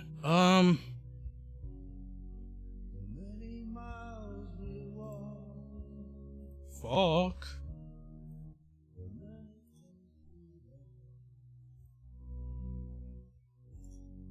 There. I blame the Bilderbergs. Okay, I'm gonna put the link in the chat yet again. There you go. If anyone wants to join in and just like say something and talk about this, go ahead. So Vortex King, I'll pull you in. Oh, by the way, thank you Anonymous for $2. Do you think Sam will cope well on his own? I mean, like, I don't fucking know what the emotional investment Sam has is. I mean, there probably is like some, familial kind of like thing going on where it's like, okay, we're brothers and you're leaving, so that kind of sucks. But I don't know, like I don't know either of them personally. For all I fucking know, they hate each other, which I'm not saying they do. I'm just like, saying. Okay. Hello. You've been chosen. Oh, hello there. So how you doing? What's your take on this? Spill the beans. I mean, actually, before you brought me in, there was actually somebody that was talking about how much of a terrible guy he really was. But frankly, I wouldn't want to be part of a company that really wants to capitalize on shark cards, frankly. No. Because, I've been playing Grand Theft Auto online for about 6 years myself. I've seen it start from a little small sort of, like a little small game. There wasn't really much to do or anything like that. And now it's this money hungry, you have to either buy shark cards or we have all these YouTubers using money mods at this point. Yeah. So frankly, on top of that, I mean, like, you have so many incentives above that, where it's like, you can either do all of this stuff manually over and over again, and eventually rack up enough in-game currency to buy this thing that you want, right? Or you could just like give us money, and then that's it, right? And yeah, that's just kind of what I've been thinking about, and at this, I just want to be part of a company like that, because it seems to me like they're more about the money than they are about the gameplay. I mean, look at the last Casino Heist DLC. You have to sit there and you have to grind and grind and grind and grind to try to only make maybe about 2, almost 3 mil. But then once you actually split up the cost, you're only getting a small portion of that. And it seems less about the content and more about how much money can we get out of our players, and that's really it. Okay, so like, how do you feel like Dan Houser ties into this? Like, do you think it's possible that's something that he had an issue with that could have contributed to him leaving, or like, because it's like, you bring this up, and I'm just kind of curious, like, does it tie into the topic? It kind of does. In my speculation, because the company has been changing. You can really tell by the games, and at the end of the day, I mean, I wouldn't want to be part of a company that I created, and ultimately we started with creating good games, and we started thinking about the content, but now since we're all about the profit, that not really the profit but more the microtransactions, it really makes it harder nowadays. Yeah, so it's kind of like getting emotionally invested in a company that you founded that eventually morphs into this organization that focuses heavily on profit above creativity and entertainment. Right. So you think that that's like, a possible reason that he departed? Right. Yeah, exactly. That's kind of my thoughts on that is, I've seen many companies happen like that. They start out as content. I mean, look at Bethesda, for instance. They started out as a really big company that was making good games like, say, Skyrim or Fallout or things like that. And then all of a sudden they became about microtransactions. And that has been one of the biggest destroyers of the gaming community. Yeah, like anything that remotely threatens that. Like, you had people in, I think, Fallout 76 who they gained access to like an admin room or something like that, like a hidden interior in the game. Yeah. And instead of like, contacting those people and communicating with them ways to prevent that from happening, they were basically just like send harassing emails and shit like that. Because it's like, okay, well, this is a threat to our profit. So we take issue with that. So like you see like a lot of these companies moving in that direction where it's like, okay, we're going to put that above the community, put that above communicating with the player base. Even if like, we find their behavior to be problematic, we're not going to like have this cooperate, like let's cooperate and find, a meaningful solution kind of approach. Instead it's like, no, we condemn this and we're going to punish the people who do it. Kind of like how Take-Two went after the people who made OpenIV. Shit like that. Yeah. So you think like that also like maybe ties into it, where Take-Two has been so fucking ruthless and just like reckless almost in their pursuit against people modifying their online games, because obviously like that's gonna be an incentive for someone to not fucking play online, and if they don't want to do that, then that's a potential loss in revenue for them as far as like shark cards and shit like that goes. Exactly. So you think like that could also like possibly tie into it? Yeah, I mean it really does. I mean, because at the end of the day, we as gamers are what really matter to the community, and when we have to, especially with the younger generations, for instance, because we have let's be honest here, we have a lot of kids playing GTA, which they should not be, but but we have people like they're so reliant on these shark card sales. So we have people having to, get their parents' credit cards. We have to, we as, working gamers, we have to, use our money to try to improve our experience within a game. And to me, that's not right.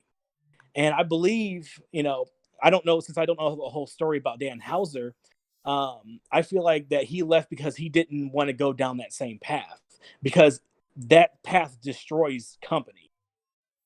And that's a loss of money for those people there. Yeah. See, like, I don't know if I take it that far. I don't know, like, I don't think anyone definitively knows outside of their circles. Maybe like, some acquaintance may have some word on that. Again, I'm gonna ask some people that I have, some kind of connection with on not social media, but like emails and shit like that. I'm not expecting them to know anything about this. So odds are I'm not going to be able to like get an answer. Right. And if I do, it's going to be like, speculative. So I'm going to look into that. But yeah, like I said, I'm going to give people like 5 minutes each. So I thank you for coming on. I'm going to move on to the next person. It was cool talking with you. Yeah, it was cool talking to you too. All right. Thank you. Have a good one. No problem. Okay, let's see what else we got. I should have this set up for like, if I do a part 2, but we'll see. So what do you make of this, chat? By the way, link to Discord right there. Some dillweed. Let's go with that. About how that one guy thought Jesus. that Jesus fucking Christ, that was loud. Hello? Loud person. Hi. Hi. Sorry. What the fuck was that? I just like I pull you in and immediately it's like, yeah, James or Cash. I'm like, Jesus. Oh yeah. Hi Swag. Yeah. Hey. I was talking about the video about the guy comparing Jimmy to James Earl Cash. Okay. Yeah. Yeah. So I mean, I think maybe Dan might be leaving because of a dispute between like maybe Sam or with Take-Two or someone within the company. So I think it may be like a creative dispute where it's like, Yeah. Yeah. They're possibly putting more pressure on Rockstar to push out like GTA and Red Dead Redemption over like other smaller titles. Okay. Yeah. Well, yeah. I think it might be like an issue with that, and he just can't take it anymore. Okay. Yeah. For me, it's kind of like almost like the opposite of that. Someone with the name Take-Two just commented. It may be like the opposite of that, because like from what I've heard, and this is not something that I can like definitively put out there and be like, for instance, this, like, you could look into interviews with Strauss Zelnick.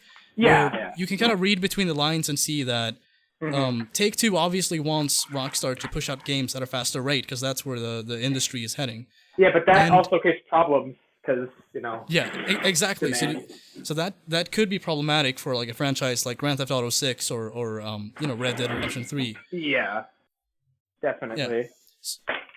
So do you have like anything else you want to share about this? Because like I'm just curious to like hear what people have to say about this. Because like I've been opining on this for like an hour straight. So I'm mostly just like surprised. Like it was so sudden. I didn't know anything about this, and I follow Rockstar like a lot of things. And like I didn't hear any news about this about Dan Housen. I saw your stream on YouTube, and I was like, "Oh shit, what?"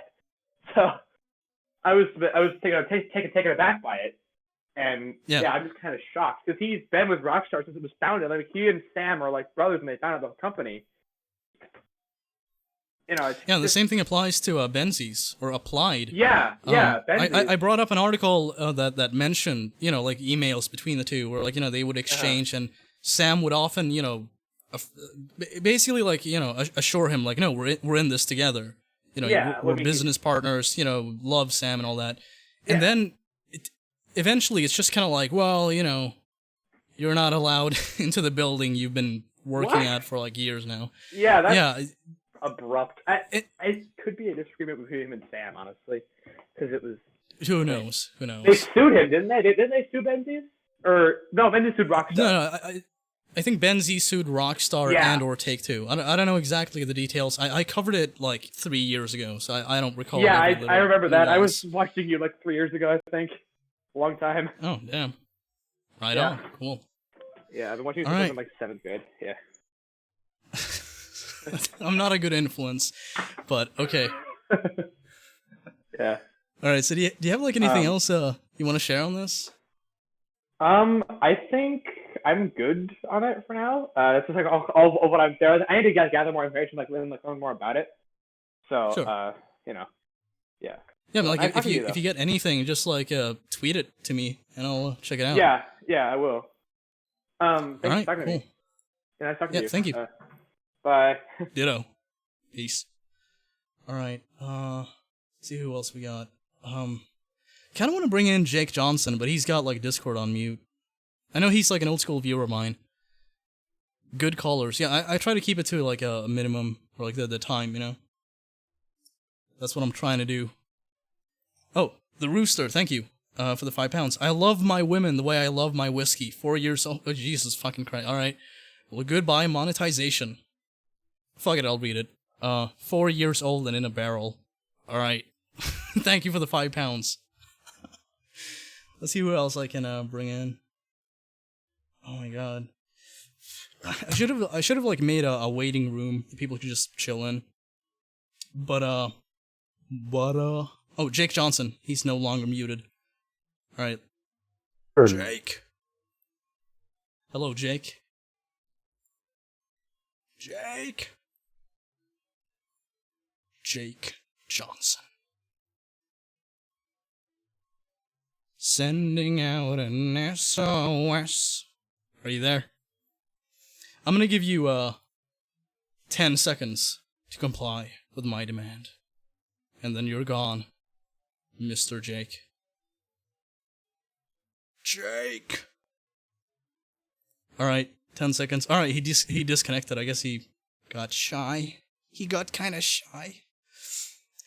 What about, what about Ollie 3? Let's see. Hello, Ollie. Damn it. I'm gonna give you 10 seconds and then I'll just move on to the next person. Alright, he disconnected too. No, he didn't. He's still there. Alright. 3, 2, 1. You're gone. Bye, Ollie. That's the way it is. What about Trippy Shasta?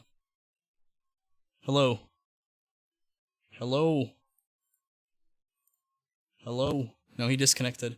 What the fuck? I had like 2 good callers, then like all of them are just like, I don't know. I'm shy. I'm gonna wait in line, but then when I get picked, I'm not gonna do or say anything. Bye. What the fuck? Alright, Fire Bucket. Fire Bucket. Do you hear me? Do you read me, Fire Bucket? Hello? Hello, hello? Is there anybody in there? I'm scaring people? I don't mean to. That's not my intention. Okay. Fucking shit. Animancer, can you drop in and give me like a sound check? Cause I don't know if this is on my end or if it's like the callers. I think it's the callers, because I've changed no setting at all. This just like suddenly happened. So if you can just drop in and be like, hi, sound check 1 2, that'd be cool. Meanwhile, I'm gonna take a sip. Holy shit, 2 SWEGTAs. Hey, what's up, man? Hey. Alright, so the sound is fine. Ostensibly. Alright, well thank you. I'm gonna go back to the callers, but yeah, thanks for helping me out. No problem. What about Big Dick Will? Will, hello. Are you there? Are you there? Hello? Hi. Hi, can you hear Hello? me? Yep. How you doing, All right, SWEGTA? I'm a big fan good. of your Share. channel. Thank you. Share some of that big dick energy. Lay it on down. whatever you gotta say, just go for it. Alright, go off the handle. Jesus. Just ask me anything, SWEGTA. About the Dan All right. Houser and Okay, ask you anything. What do you make of this? out of Dan Houser's case. Honestly, I don't think it's gonna change anything.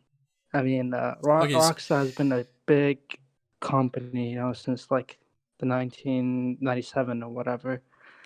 I mean, one guy, just like Dan Houser, wouldn't change anything.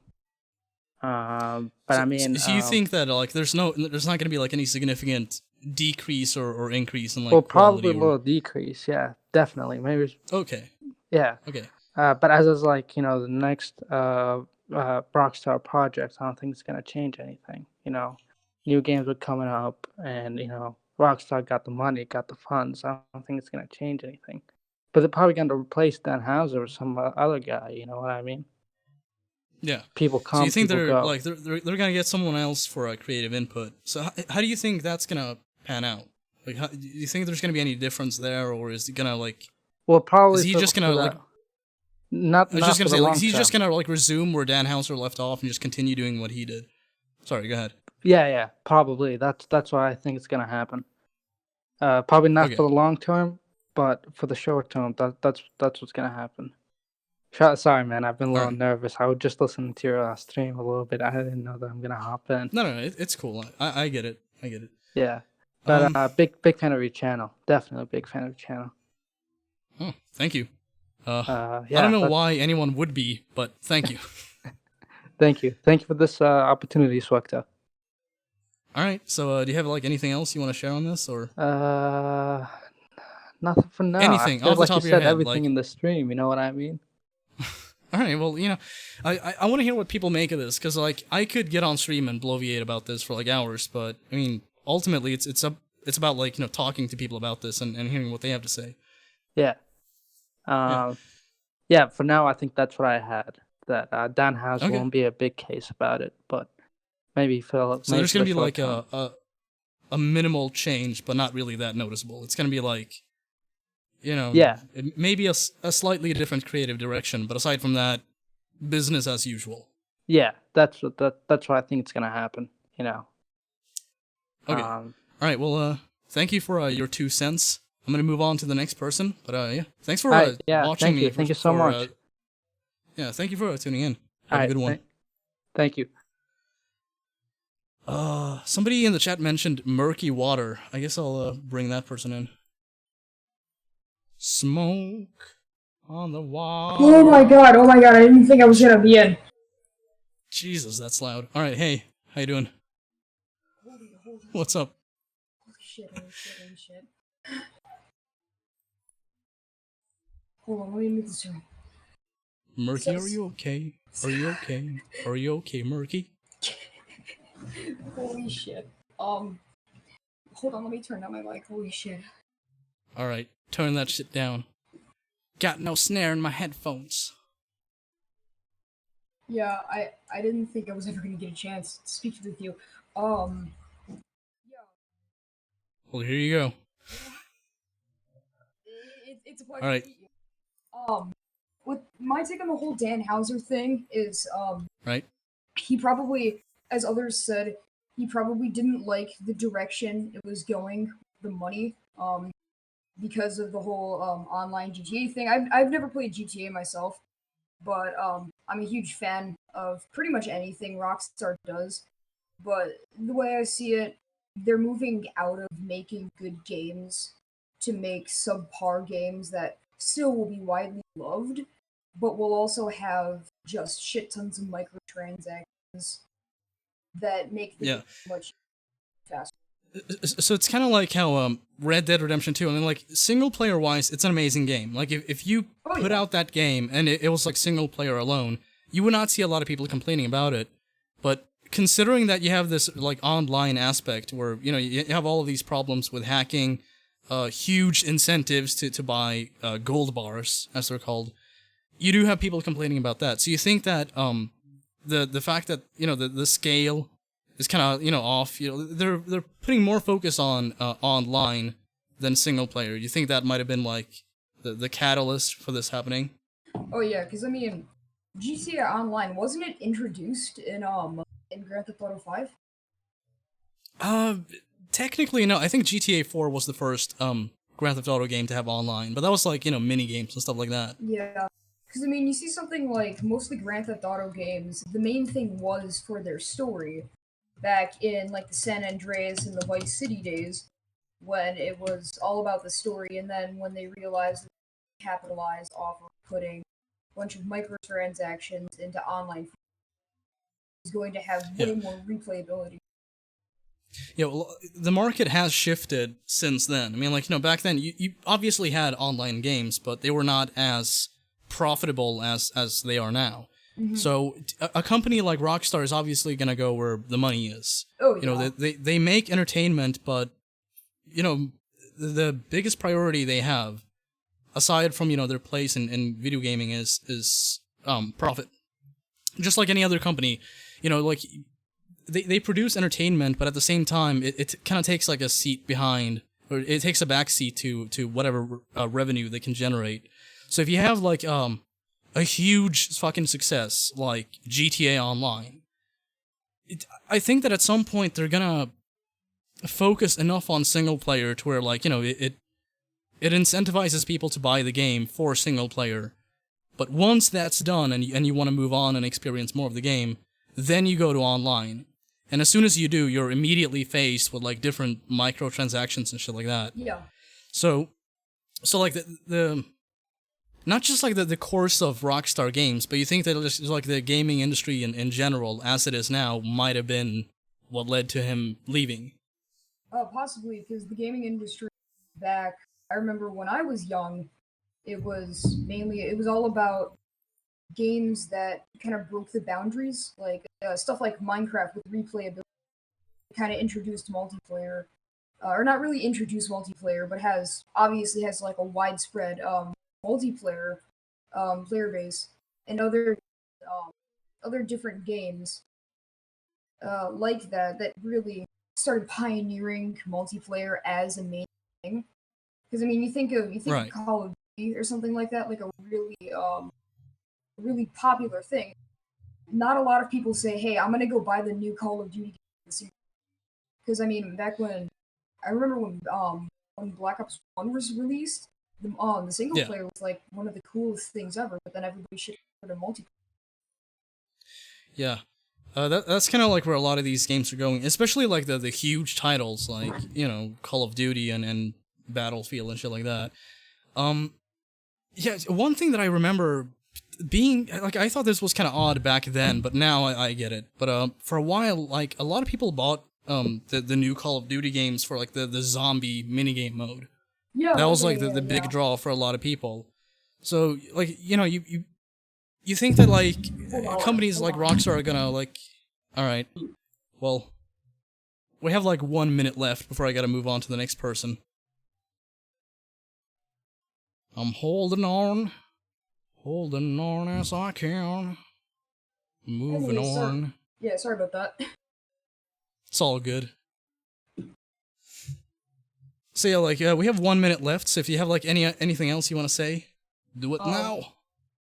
I love your videos on Bully. I tried to get Bully, but the resolution didn't work on my.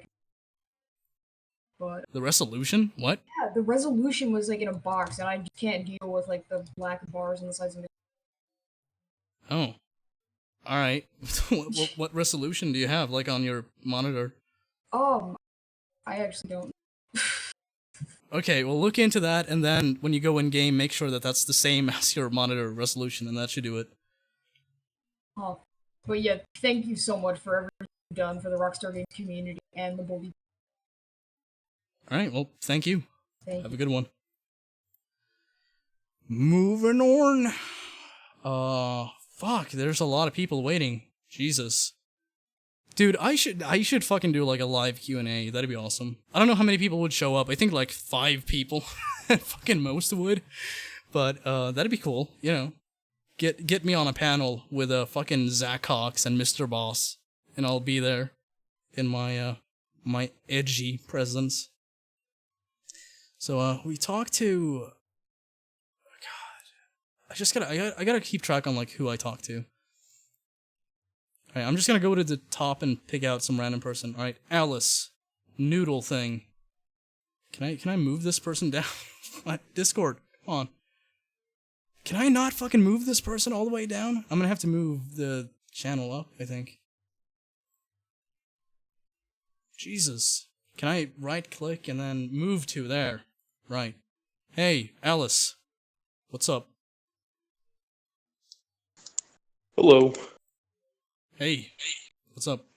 Sorry if my mic's kind of fucked up. No. Yeah, this we live in a fucked up world. Yeah. Yeah. How's my what? Sorry, I was just saying, this whole thing with Hauser. I mean, Yeah. Oh. He vanished. Alice, where'd you go? I miss you so. Alright, well, I don't know what the fuck happened. Alice just fucking vanished. Alright. Rock on. If I see Alice again, I'll bring him back. But there seems to be like some echo issue. So, I don't know if it's a good idea, but I'll do it. Okay. What about, I don't know. Kabuki girl. Or somebody in the chat spammed their names. I'm gonna move them in. Hello. Oh, hey, SWEGTA. I'm sorry about Yo. that. Had your stream on. I'm a really big fan of you, so, I've been watching you for a while, and I'm very surprised that you picked me. I'm actually about to have a heart attack, but, Please fucking don't. I looked at the chat, and I was like, you know what, for once, I'm gonna reward somebody who spams. I had a spam on him. I'm sorry. I'm just a really big cool. fan of you. I really can't believe you just picked me. I'm serious. So what I think about the whole Dan Hauser thing, I mean, to be honest, I haven't been following Rockstar for a while just because of just the shitstorm that's been going on with it, with the launcher, Red Dead 2 Online just getting fucked over, and just genuinely teasing us about Bully 2, but like just doing nothing for us, just fucking trolling us, which I really think is really shitty, but... I mean, like, at least they're fucking doing something, you know? It may suck, but it could be way worse. Yeah, I mean, I think it was nice, when they did the fucking Canis Canem edit thing with the revolver. That shit really made me like almost die. And the Endless Summer thing. Sorry if I'm a bit shaky right now. It's just I'm not usually a shy person. It's crazy. No, it's cool. You're doing good. I've actually been trying to contact you for a while, but you just seem to always be busy and shit. And I understand that. You gotta like make your videos, and you do like really good quality videos and shit, which I really have to commit you on. You really do make me laugh, and sometimes I'd come home and like watch a video of yours, and now my day'd be a lot better. But anyway, off subject. Cool. I just really think that Dan Hauser leaving, it's more bullshit. It's really shitty, and it just sucks. just more just people just fucking leaving, crunch time and all that type of shit. It just really is just a shitty take, and I just think Rockstar isn't having its year. But if they just give us what we want, but they never listen. They just give us more shit and shit in the fucking shark cards and shit. Like, I'll never spend money on a shark card in my entire fucking life. That shit's such a waste of money. I've not done that either. I do not intend to. Yeah, nah. I mean, I did it once, but it was a fucking waste, and I'll never do it again. Oh, so you did do it? It's like, I'm never gonna do this, aside from the one time I actually did, but... No, okay. I spent about, like, maybe like $2, maybe, I don't know, I remember like 5 or something. Right. And I did get the CEO shit or whatever, but yeah, which is really sad, because I don't even play the game that much, but Dan Houser leaving and all this, it's really fucking sad. It really is. Yeah. But yeah. But I don't know, man, it's really fucking just... thinking about it and shit, like, it's like, I mean, I just saw it and I was just like, fuck. Sorry, I'm just kind of at a loss for words right now. I'm just kind of like in shock right now, and I'm trying to like get the flow on. Yep, people keep saying that, and I keep wondering why. But I mean, like, I don't know. It's just you're a really cool dude, and I don't know. I think you're pretty. I mean, I'm not gonna fucking put you on a pedestal or anything, but I just think you're just one of those underrated YouTubers who actually give us info, and they don't just fucking like Mr. Boss for the win and shit, where they just don't fucking shit out these videos with like regurgitated shit over and over. You actually put time into your shit and actually give us factual shit instead of just fucking like quantity over like fucking quality. Yeah.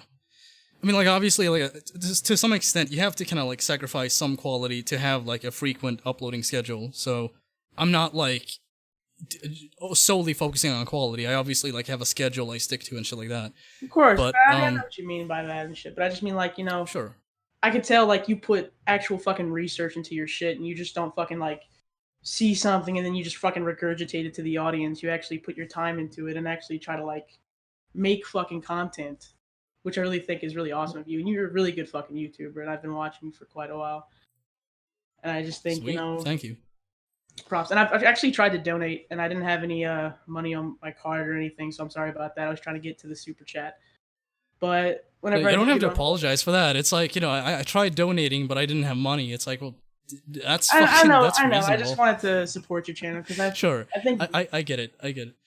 Yeah. Do you have like anything you want to elaborate on as far as like this story goes? I just think really, it's just shitty. I mean, I don't really look much into this shit, because I don't really pay too much attention to Rockstar unless it's like fucking Bully related or GTA related or some shit like that. But Dan Houser leaving and shit with just the shit that's happening on Red Dead Online and shit, people just fucking hacking and shit. I think it's kind of like a shitty move. He's not really addressing it. He's just kind of fucking like, it's almost as if he's fucking trying to like hide the fact that like he's not really doing anything to help this, or Rockstar is. They're just kind of fucking pushing it aside. Considering they had this, like, they made this beautiful thing with GTA 5, and then like they reuse it, and then they go into this knowing that it's gonna be exploitable, and they don't say shit about it, which I really think is shitty. Yeah, that sucks. Yeah, so I'm gonna move on to the next caller, but it was cool talking to you. All Thanks right, for being on. Hope you have a great day, and all. Congrats to stream. Yeah, thank you. Ditto. All right, see you, man. Peace.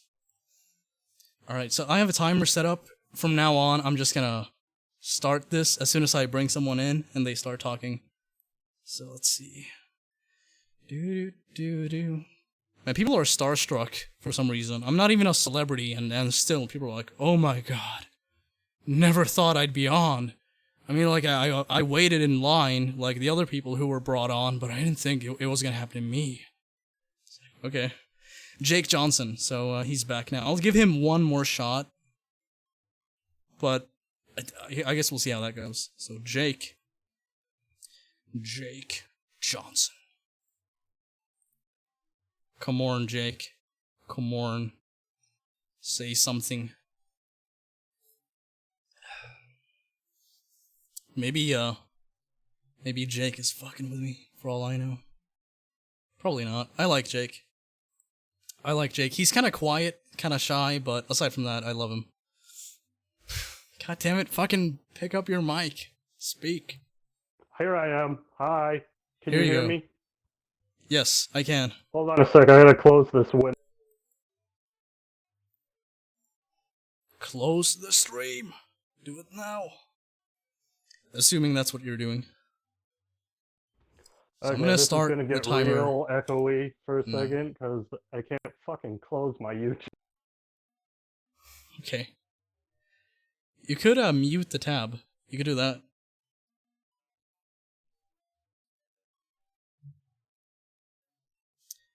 Timer start. Anyways, I've been a big fan of yours since like 2013, and Damn. so it's real nice talking to you. Yeah, you too. So, yeah, I've been dying to talk to you. Anyways, I'm real disappointed about Dan Houser leaving and shit, because he's like the lead writer, and I remember like Roger Clark saying he wouldn't like fuck around with lines and shit because like he didn't want to piss them off. Like, I don't want to offend my boss. Like, he wrote this shit. I mean, like, I think to some extent you kind of have to, at least like in Solo's case, because Sean Fontino, I think I'm pronouncing that right. I don't know, Sean Fontano. How do you pronounce that person's name? I don't know. I'll just call him Solo. So during the recording session, Solo had to like occasionally be like, okay, well, Franklin would not say like, you know, mate or something like that, because, you know, this is a street thug from LA. You know, this is not, you know, someone from like the mean streets of London. Which so like on occasion, Hey, like as an actor, you'd have to have like some level of input. Sorry. You were saying? Yeah, like, this is like really downing me about Bully 2. Like, I was like a real small kid when that game first came out, and I got like 6 copies of it because I love it so much. And with like Rockstar releasing, I don't know how long it was, like 5 years between GTA 5 and their last game, I'm just getting real depressed, like shit. Like, your videos help me a lot. Cool. Yeah, well, I'm like, glad. Also, thanks for showing my meme of like Dan Houser over the Rockstar. Oh yeah. And the Bully 2 one. But before I go, I just want to say like if I have to wait like until I'm 35 or 40 for Bully 2 to come out, like, this is not gonna be a fucking enjoyable life to live if I have to do that. I think you get like there's shit you could find outside of that. I get the frustration, but I know, but yeah. I am like a real depressed person. Like, I have a real shitty life. You don't want to hear about it, but anyways, like, I just need something good in life to look forward to, and one of those things is like Bully 2. Like, I have that to look forward to. But sure. if I don't have like, if I have to wait like 5 years, I'm like, come on, give me a bone, Rockstar. Well, they may, if I'm right about Rockstar being pressured by Take-Two to put out games at a faster rate, you may see something like in between, like a smaller project, and I think Bully 2 would make sense in that regard. Yeah. Anyways, I've been enjoying talking to you. I wish I could do this more often. Like, I don't know. Yeah, well, we'll see. Maybe I'll do this on the regular. We'll find out. Yeah. Oh, I love that. Like, this really helps me out with depression and shit, man. Like, you're the man. I've been watching you since 2013. You mean a lot to me, man. Like, shit. Sure. Thanks for sharing that. I see. The thing is, like, I don't have anything prepared in response to that, so I'm just kind of like, all right. Well, I hope you know, like me. life you treats really you like well. Me. Yeah, I live I live in the USA. I live in Kalamazoo, Michigan. So I don't have a lot of shit or friends to talk to. That might explain like why, you know, you're feeling kind of down, because I have not heard a lot of good things about Michigan, if I'm being honest. Yeah, like, most people are like, Kalamazoo, that really, like, yeah. Sounds like a place that doesn't even exist. Like, sounds like a place out of fucking, like, I don't know, Star Wars or something. Like, it doesn't sound like even like a planet humanity would exist on. At the fucking rate, the chicks are like 600 pounds. Like, every time you go to the fucking grocery store, they got like 600-pound chicks with like tattoos on their tits and their fucking string tank tops. Like, Jesus Christ. Like, I mean, like, that's basically like any major store in existence. But yeah, I I used see to what you're work saying. at a fucking Walmart as a janitor before they fired me. and I'd see like some fucking horrible shit, like literal fecal matter on the ceilings and kids walking around in like Confederate outfits. Yeah, I've lived a fucking crazy ass life, like seeing a dude walking around in a camo skirt with a pink gun in the fucking Walmart. It's like, dude, this life, man. Anyways, I knew you'd get a kick out of that. That's why I mentioned it. So I ain't gonna bother you no more. You got a lot of people to talk to. So talk to you some more. No, it was cool talking to you. So like, I hope you have a good night. Thanks for being on. I love you, man. Peace. Peace. All right. See, I told you, Jake's a cool dude. I like him. Let's see. Oh my god. Somebody mentioned Johnny Hitler. What? Okay. Fine. Frosty. I think that's no, I'm thinking about somebody else. So how you doing, chat? How's life? How do you feel about this so far? By the way, before I bring somebody else in, I want to respond to this. The Rooster gave £2 and they said, "Ring me or I'll shag a jelly donut." Assuming that you have yet to do that, I'm gonna bring you in. I don't see your name in the list. I don't see you. You lied. Why you do this? Alright, well, rock on. I'll bring in somebody else then. What about, I kinda wanna bring in Johnny Hitler, because I just wanna know, like, who the fuck chooses that name willingly, but I don't know. YouTube might not like that. And it also might be a troll. I don't know. What about scientist01.mdl? That's a Half-Life 1 reference, I think. Hello, scientist. Do you believe in science? Alright, I'm gonna give this person 10 seconds, and then I'm moving on to somebody else.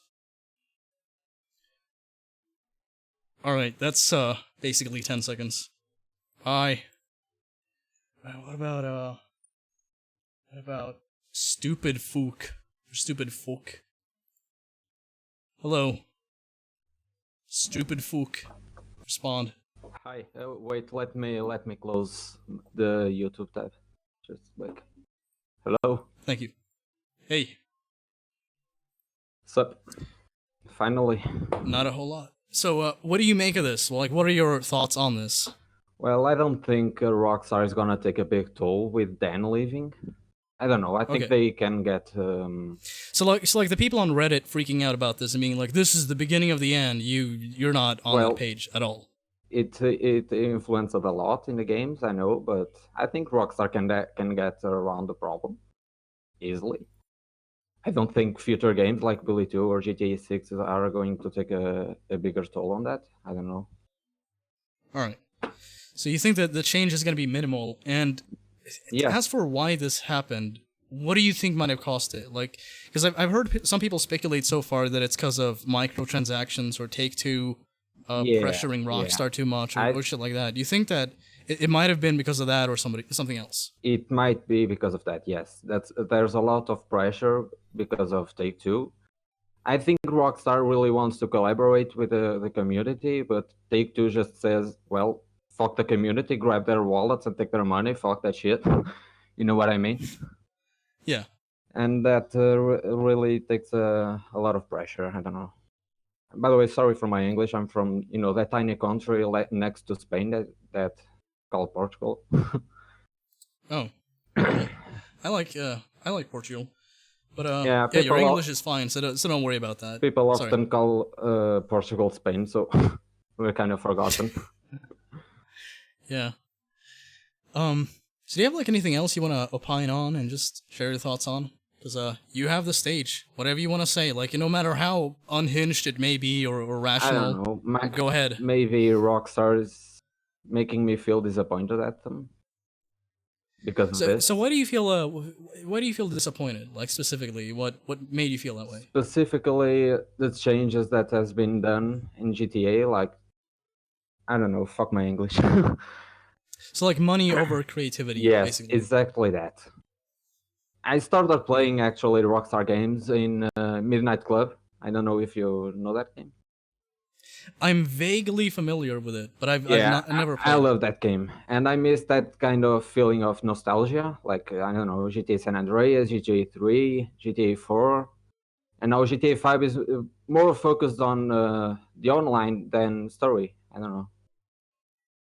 Okay, so how do you feel about GTA Online jumping the shark? You know, adding stuff like jetpacks and you know all kinds of like out there shit, like you know an alien mini game and stuff like that. That's straight up Saints Row. Straight up Saints Row. Yeah, there's a YouTuber that I can't remember the name of right now, but I recently subscribed to him. But he made a video basically stating that Rockstar is now ripping off Saints Row, which I don't know if they're necessarily doing that, but I think that you know they're looking at what like the casual player wants out of a Grand Theft Auto Online game, and so they're basing a lot of their creative decisions on that. Like, okay, jetpacks. There's just like let's up the ante and make it crazier. Yeah, exactly. I'm just waiting on a flying tank. Well, fuck it, they're Rockstar now. Just add a UFO that people can fly. Count Jolly Mark II. Yeah. Well, So it's as far as that goes, online, it's completely fucked up. Okay, so you feel like that has kind of like decreased the enjoyment you got out of it A lot, prior to them a lot. adding all of that? I still play, but not that often because of that. I keep getting blown up by oppressors and shit. I got tired of it. Yeah, I would imagine. So do you have like anything else you wanna talk about? Yeah, I don't know. That's all, I think. All right. Well, thank you for being on. You still have like a minute left if you want to just like say something real quick or promote a Okay, channel I'll just say something real quick. There are more planes in the ocean than submarines in the sky. Goodbye. Bye. Rock on. Somebody said this is like this is gonna turn into a therapy with Dr. Sweglander. Yeah, that's gonna happen. I'm just gonna bring someone on and tell them about this and be like, does this remind you of your father?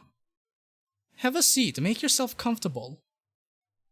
Now dance with me, dance!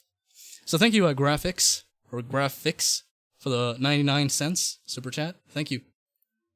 If any of you have super chats that you want to send me, go ahead. It's all appreciated. I'm gonna keep doing this for like I think half an hour more, and then I'm just gonna wrap it up because I am jonesing for a cig. Let's see who else we got. God, there's so many people. I feel like an asshole because I'm not gonna be able to talk to all of them, but I'm gonna be able to bring on like 6 more people. So hang in there. It might be you. It might be somebody else. What about you finna get... What the fuck is this person's name? You finna get popped, fool. Let's bring that person in. And I just said that like the whitest person to ever exist. Hello. What's up? Hey. What's up? Hello, man? you finna get popped, fool. How are you? Shit. 1 second, I need to mute this YouTube. It's just doubling everything. Mute it. Yeah. Make it be muted. Yeah, I think I'd just rather close it. Yeah, why not? Fuck it. Yeah, get it out of here. Yeah, fuck that shit. So, what's your take on this? Give me your 2 cents. Shit. I'm sorry. Just putting you on the spot, like, fuck it. Take control. Alright.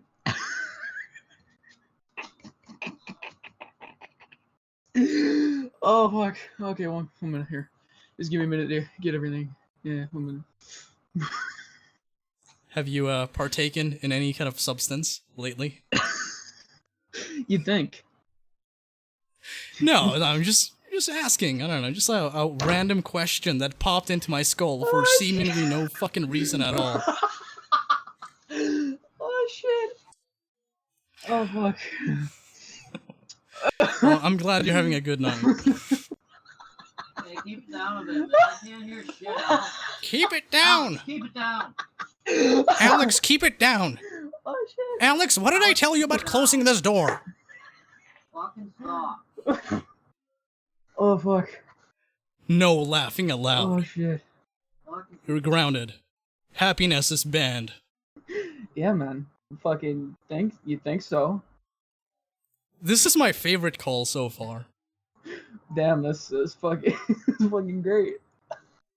Oh shit. I want to see where you take it from here, because you have 3 minutes and 20 seconds left, so I mean, like, whatever you want to do, just go ahead. I don't really think I can take it anywhere from here. Shit. No, please, go on. Oh. Down, man. I can't hear nothing. Stop it! Quiet your voice I'm down. trying to work on my stamp collection. Will you keep it down? Oh shit. Oh fuck. Oh fuck. Oh shit. Oh shit. It's like I'm listening to pure joy. What's fucking happening, man? I don't fucking know. I can't really. Like, I fucking tried to do something, but then. You got knocked down, but you're in the process of getting back up again. Any second now. Alright. Oh shit.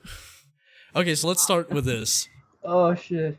Okay. How does this make you feel? You kind of asked me questions, because I can't really lead this shit. Just ask me some questions. Okay, so, like, how do you feel about this? Do you feel like it's gonna give Rockstar a setback, or do you feel like it's, whatever, or do you feel like it's good? Like, however you feel about it, just let me know. I necessarily don't think it's a bad thing. I don't think it's the best thing. Like, there's always gonna be someone who can replace him, I guess. Well, I don't... You know what I'm trying to hint at is, I don't think it's the end of the fucking world. No. At the same time... I'm fucking trying to do something. You're talking too fucking loud. Shit, this isn't my fucking fault. You're talking too loud. That's a perfectly reasonable volume to speak at. Fuck the other person. Fight me. Fly to Sweden. Fight me. Oh shit. We'll have a very homoerotic wrestling match. Nah. No. It'll happen. I don't know. No, not you. I'm talking about the jackass and the other. Yeah. So you're cool. Like, with you, it's like, I'd fucking chill out with you. But the other person, no. Yeah. I would apply my master wrestling skills, which I have yet to possess, on them. Shit. Oh, man. But yeah, anyway. Alright, you have 1 minute, 1 minute left. Like, right, whatever you want to say, just go ahead and say it. I'm gonna give you the floor, so just whatever you want to talk about. Alright. I like I was saying earlier, I don't think it's the end of the fucking world. I think people are kind of... I'm fucking... Just wait. We don't have a fucking minute. Just give me a fucking minute. No. Yes, minute. No! Talk so damn loud. You don't need to. Anyway, it's not the end of the fucking world. I think people are overreacting, like, extremely hard to this shit. So there's people... Yeah, some people overreact. Yeah, it's pretty fucking ridiculous. Like, they could just pick up someone new who's, like, 10 times better than him and, like, fucking... tomorrow for all we fucking know. I think people should just kind of, chill and let what happened happen and just see where it goes from there. Like, it could be a fuck fest, but at the same time, it could be great. Like, we don't know. I fully agree. I'm gonna let you go now, but I'll just say this. This has been my favorite call so far. Oh, shit. I loved it. That's the best, man. Yeah. Alright, have a good one. Peace. See ya. Oh my god. Keep it down! I'm trying to talk to e-girls on Twitter. Will you just keep it fucking down? Yeah. The fuck? It's funny because the person telling him to keep it down is way fucking louder. But, alright. Ooh, Cynical Autist. I like him. Hello, Cynical Autist. Oh, Do you shit. Copy. Hey. Hey. Can you hear me? Yep, indeed I can. Oh, sorry, yeah, because I was watching the stream and it slightly delayed to the audio. That's why I was like, wait, he's suddenly talking through my phone. Okay, anyway, sorry about that. It's cool. Anyway, so my thoughts about this situation, I'm guessing you want to hear that? Yes. Okay. you got it. Yeah, okay, so basically just, I mean, I'm obviously sad that, the main guy who was writing pretty much all of the GTA games and all the other ones is gone. That's pretty sad and stuff, and I do think that the general direction R has been going these past few years has not been great, but at the same time, maybe this will finally be a call for them where it's like, it's a kick in the butt where they're basically saying, oh, well shit, we need to actually get something done. We need to sort something out, because obviously if people are constantly going to be like, leaving, if people are going to be constantly complaining, then we might not survive as a gaming company, right? Sure. So you think that this could be like this could be detrimental to like the morale of the company? It could be, I'm not saying like it's definitely going to happen or anything, because obviously I don't know, but I do think that it's Right. definitely, something that could potentially happen. Right. Right. Well, because I mean, like, a company is an organization, and organizations, they need like a reliable leadership. And if someone who's been with the company for a long time just suddenly leaves, I think that may leave some people with like not a lack of direction, but like a lack of this is where we're heading. This is like how we're gonna keep on chugging. So that could possibly happen. As far as I know, you don't have any insight into this. I don't have any insight. This is just all speculation. Yeah. Exactly. But you think that's like a possibility or a likelihood, or do you think that's just like not gonna happen? I mean, I guess it just depends, because obviously, like you said, we don't have insights. We don't really know. But at the same time, I mean, anything is really possible, because like, I guess all the stuff with Take-Two and stuff, how they've been handling all the transaction stuff. So I've heard some people say, like, I know what was the guy's name? Nathan made a video about this as well, and I read some of the comments about it, and they were also mentioning that the replacements, they might get someone who's more, shall we say, more willing to compromise their morals and beliefs to make more money, right? Sure, it's kind of like how I said that. If Take-Two Interactive want to have even more creative control, like, they could greenlight someone taking Dan's place who would just be like completely submissive and obedient to whatever they want. Yeah, exactly. That is a possibility, and it would not be the first time a giant company has done something like this to like one of their subsidiaries, I think they're called, or like one of the companies they own. It reminds me of like when Maxis was shut down. They made like the Sims, they made all of them, and then like by the time the fourth one came out, the company was gone, and it seemed like the entire model just changed afterwards, right? Yeah, it basically became, we're just gonna cash in on this. We're just gonna release like this game that looks creative enough to where people want to check it out, but beyond a surface level observation, they're not gonna find much. And from that point on, like, that's what they did, and from that point on, they released a bunch of expansion packs, which were basically like, we're gonna take aspects of this game, cut them out, and then add them through expansion packs. Yeah, definitely. Yeah, that's basically what happened. Yeah. I'm not gonna go as far as to say that I think that's gonna happen with Rockstar, but I definitely think that, that there is a possibility they could try to find someone, more compliant, and put him in Dan's place, because obviously, like, they had to negotiate with both Hauser brothers, since they have so much input into it, right? Yeah, exactly. Yeah. So now that you have like 40 seconds or so left, like, is there anything else you wanna add? Well, not that really. It's just that, like you were saying, this probably, it might not be as massive a change as I was describing it, but obviously something could happen. So I guess I'm not so much worried about single player content. I think that's gonna stay fairly good for a while. But the online is definitely something we should be worrying about, especially with new management. Right. Well, I fully agree with that. Yeah, thanks for being on. Have a good one. Alright, let's see if I can find somebody else. We're getting close to the end, so, yeah, I feel so fucking bad, because there's a lot of people waiting, and I've just, like, randomly picked a few. I don't know how many I've had so far, I think like 7 or 8. So, yeah. It's a good thing I'm sticking to 5 minutes. It's a good thing I'm not giving, like, each person, like, 20 fucking minutes. This is boring. Where are the anuses? They're coming. They're falling out. Rafe Bro donated $1 and said, "Keep it down. Stop it. Knock it off. It's not funny." Alright, God fucking damn it. What about, Rachel Elizabeth. I'm really bad at reading names. I don't know if you've noticed. Hello? Hello, hello. Is there anybody in there? Just not if you can hear me. Is there anyone home? I see activity. I hear nothing, but I see like the volume thing, the indicator. So if you're saying something, I think Discord is picking it up, but I don't think it's sending it to me. Which is your fault. No, I'm just kidding. Yeah, I don't know what's causing that. I'm gonna give you like 10 seconds to fix that. If you fail, you're gorn. You're fucking gorn, mate. We'll see.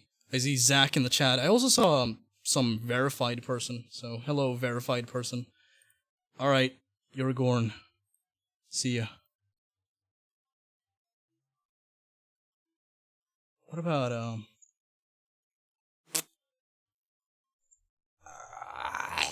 who the fuck should I pick?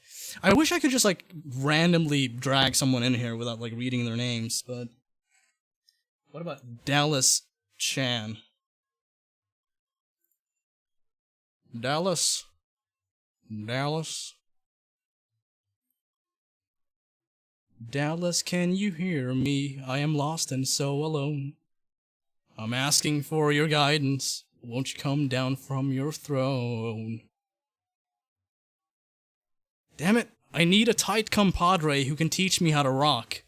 You know, my dad thinks you're evil, but man, he can suck a cock. Dude, what the fuck? Respond, please.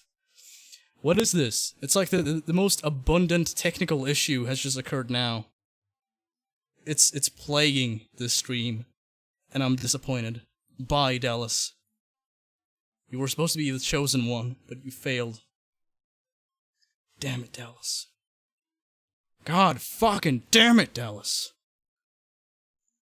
You disappoint me. What about angry.mp4? I can relate to that. Hello, angry.mp4. What's up?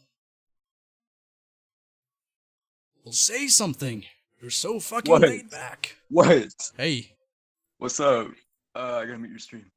I didn't expect to get paid. Mute it. Alright, what's up? Well, sometimes that happens. Yeah. So how you doing? What's up? I'm pretty good. How about you? I'm good. I'm jonesing like fucking crazy for a cigarette, but aside from that, I'm cool as a cucumber. I'm all good. Well, I mean, yeah. Yeah, there's not a whole lot you could say about that. It's like, alright, cool. So, what do you think? What do you think about Dan Houser leaving Rockstar? And do you have like any kind of like speculation you want to provide? If I'm being honest, I don't really care. Okay. Good start. So it's just kind of like, you know, I want to be on, but, you know, yeah. So, like, I mean, like, I'll give you 4 fucking minutes, like, if you want to talk about something else. What do you think about Red Dead Online? I have a video coming up on why I don't play it. As for, like, the game itself, my qualm with it has to do with, like, a security flaw that I think is kind of crucial. But aside from that, I think the incentives to pay for microtransactions are way too fucking high. But aside from that, like, the game itself, it's flawed, it's a work in progress, obviously. But aside from that, I mean, like, I don't think it's too bad. I think it's kind of grindy. It doesn't really offer me that much, but, you know, it has, like, a lot of the comfy aspects that free roaming in single player has. Not all of them, but a lot of them. So, it's okay, but I'm not that interested in it. And even if I was, I wouldn't play it, because there is, like, a problem with security. Yeah, So there you go. So I play on PS4, so there's not, you know, a cheating problem in anything like that. It's mainly just the problem with animal spawns for, like, the trading role.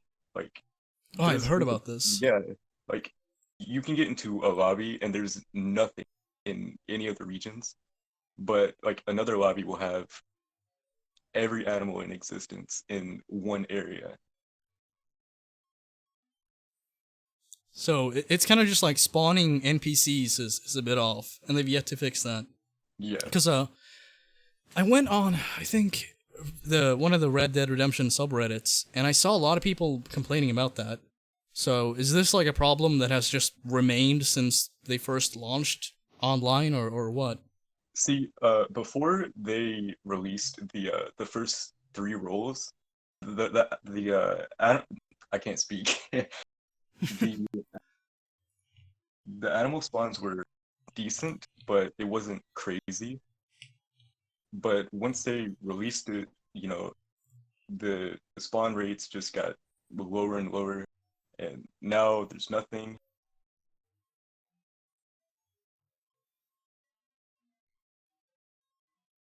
Hello? Yeah. Alright, you cut off for a second, but okay, so there's just like a problem with spawning animals. It's not at all configured as it should be, so a lot of people, like, basically, like, you go into one area, there's a fuck ton of animals, you go into another, there's like none at all, right? Basically.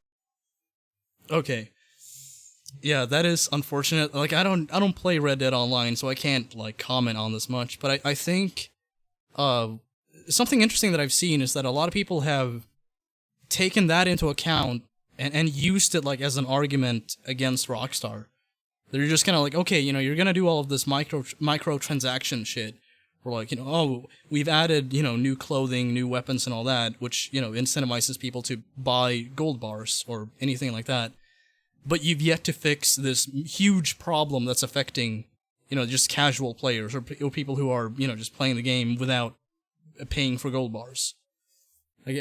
So do you share that kind of like indignation that those people have, where it's like, okay, you're focusing on money above quality of gameplay? Yeah, because it does seem like they care more about money than the spawns, which that's not really true. Like, sure. But why release a piece of content if you can't even play it, since the spawns are garbage? Yeah, I don't know. All I know is that it remains to be seen if they're gonna fix it. I think that, like, at some point they're gonna have to do fucking something about that. I don't think this is something that you can just, like, neglect forever. I think, the longer you take to fix this, the more riled up some people are gonna get. Now, it's not a huge issue. Like, it's not like this big controversy, but, they get enough complaints to where, like, I think it could turn off some other people from playing the game. I mean, like, if something as basic as spawning NPCs is totally fucked up in some areas, I mean, like, that's, kind of telling. But, thanks for being on, angry.mp4. Have a good one. You too. Right on. So I saw Zach Hawks TV in the chat, so we might get a brief guest appearance from Zach. We'll see. God damn, my voice is, like, struggling to emit any kind of sound right now. SWEGTA, you fuck. I like that. I'm gonna bring this person in. Hello. Speak. I'm gonna turn you down just a bit, because I don't know how loud you're gonna be. Oh, hey. What's up? Hey. So what's your issue with me, mate? Oh, I just wanted you to notice me so I could get picked. Well, mission accomplished. I have to commend the creativity there. Like, you knew me well enough to be like, you know what, if I just, like, call him a fuck, he'll bring me on, and lo and behold, mission accomplished. Right. So I guess Sweet. I'll talk about Dan Houser for a little bit. Yeah, go for it. Well, everyone seems to be making a big deal out of this, and it is a big deal. But I think it's just telling of more of 2K rather than Rockstar right now, and what 2K is doing to Rockstar. It kind of shows the direction that they're trying to pull Rockstar towards, and I can tell Rockstar are trying to pull in a different direction, but 2K has that control over them, and you can see that, like, Dan, he's creative, right? And 2K are wanting Rockstar to be less creative, so it makes sense that Dan and other people are leaving the company, and I anticipate more people to be leaving soon. Like 6 years. So when you say more people are leaving, like are you talking about like employees or like Bensie's? Because Bensie's left not out of his own will. Like they forced him out of the company. Yeah, not like him. More like just people who like work at Rockstar who like the creative types, the people who help make the games. Not so like necessarily developers and people in planning and stuff like that. Yeah, I predict Dan will like maybe pull and take guys with him as he goes, and he'll probably start his own company. And in like 5 or 6 years, maybe we'll see the indie GTA come out, and like I look forward to seeing that, but I don't like the sound of that, if I'm being honest. Well, yeah, I just something without 2K's fingers in it, like they're making their own pie, getting 2K's fingers out of their pie. I just anticipate them moving away from 2K. Okay, so you think that, like, it might be a move by Dan Houser to just go, like, fuck it, I'm gonna be independent. I'm just gonna do what Benzies did, find the right people, and build my own company yet again. But, this time with, like, name recognition and my own, funding and shit like that. Yeah, and, with GTA Online and Red Dead Online, I get why those games are so... they're monetized the way they are. You look at any free-to-play game and they're just as bad, if not worse. Fortnite, awful, way worse than Grand Theft Auto, in my opinion. So it makes sense why they're the way they are, but you just 2K is just taking away the creative side of it. I'm sure Dan Houser wanted to release that GTA single-player DLC, but 2K wouldn't let him. I'm sure Dan Houser wanted to release a Red Dead single-player DLC, but I'm sure they wouldn't let him. So they're just taking away the things he wants to do with his games, and that's why he's leaving. Okay, see, that's interesting, because like I've yet to hear anyone say that. So you think like they're suppressing creativity to that extent? Like like anything that is not as profitable as adding like yet another fucking jetpack or something to GTA Online, we're not even gonna consider. We're just gonna dismiss it. And so based on that, he just got fed up and just took off. Yeah, it's easy to just put out another terrible heist in GTA Online and not make a fully fledged single player DLC because it doesn't make as much money. So why would they want to do that? Fair enough. All right, so you have like 20 seconds left. If you have like anything else you want to say, go ahead. I guess I can't wait to see 20 Zach Cox TV videos on the same subject. You don't like Zach Cox? No, I really don't. Okay, well, I see he's in the fair chat, enough. but whatever. That guy sucks. See, here's the thing. Like, I don't have that much of a problem with Zach. Like, some of the stuff that he's done in the past, I thought about making videos on. Right. But as far as like my interactions with him, he's always been like really nice and supportive. So yeah, I'm sure he's for me, it's like I could see like why someone has a problem with like the way he editorializes his videos, I guess you would say. But as a person, I think he's a nice person. Yeah, I'm sure he's nice. I appreciate when creators have more respect for their audience, like you, and I don't know. You realize like I just made fun of like 5 people in a row, right? Yeah. Okay. It's the YouTube grind, so I don't necessarily blame him. It's not my cup of tea. Sure. I totally get it. But thanks for being on. Hope thank you you. Have a good day. Yeah, you too. Peace. All right, that was cool. I don't know when Zach is gonna drop in. He said he'd be available in like 10 minutes, and I don't know when he sent that message. I think like 5 minutes ago, some shit like that. So we might wrap it up with a guest appearance from the infamous Zach Cox TV. Nico, it's Underhaven. Let's go bowling. It's the clickbait, yeah. Sure. Like I said, like I don't agree with everything Zach does, but as like a human being, I think, you know, he's been nice and supportive, and you know, he barely knows anything about me as far as I can tell. So to me, that's like, you know, a good first impression, I guess. In other words, have some goddamn faith.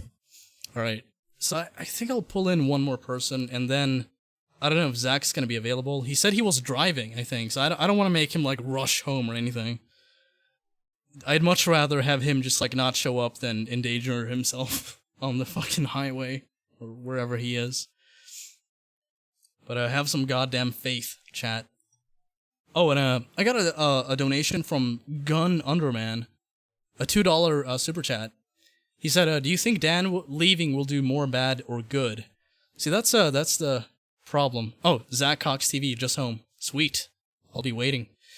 I'll respond to this in the meantime. So, I only rolled my truck 17 times. Well, fair enough. I mean, like, you know, if you have plot armor, you'll be good.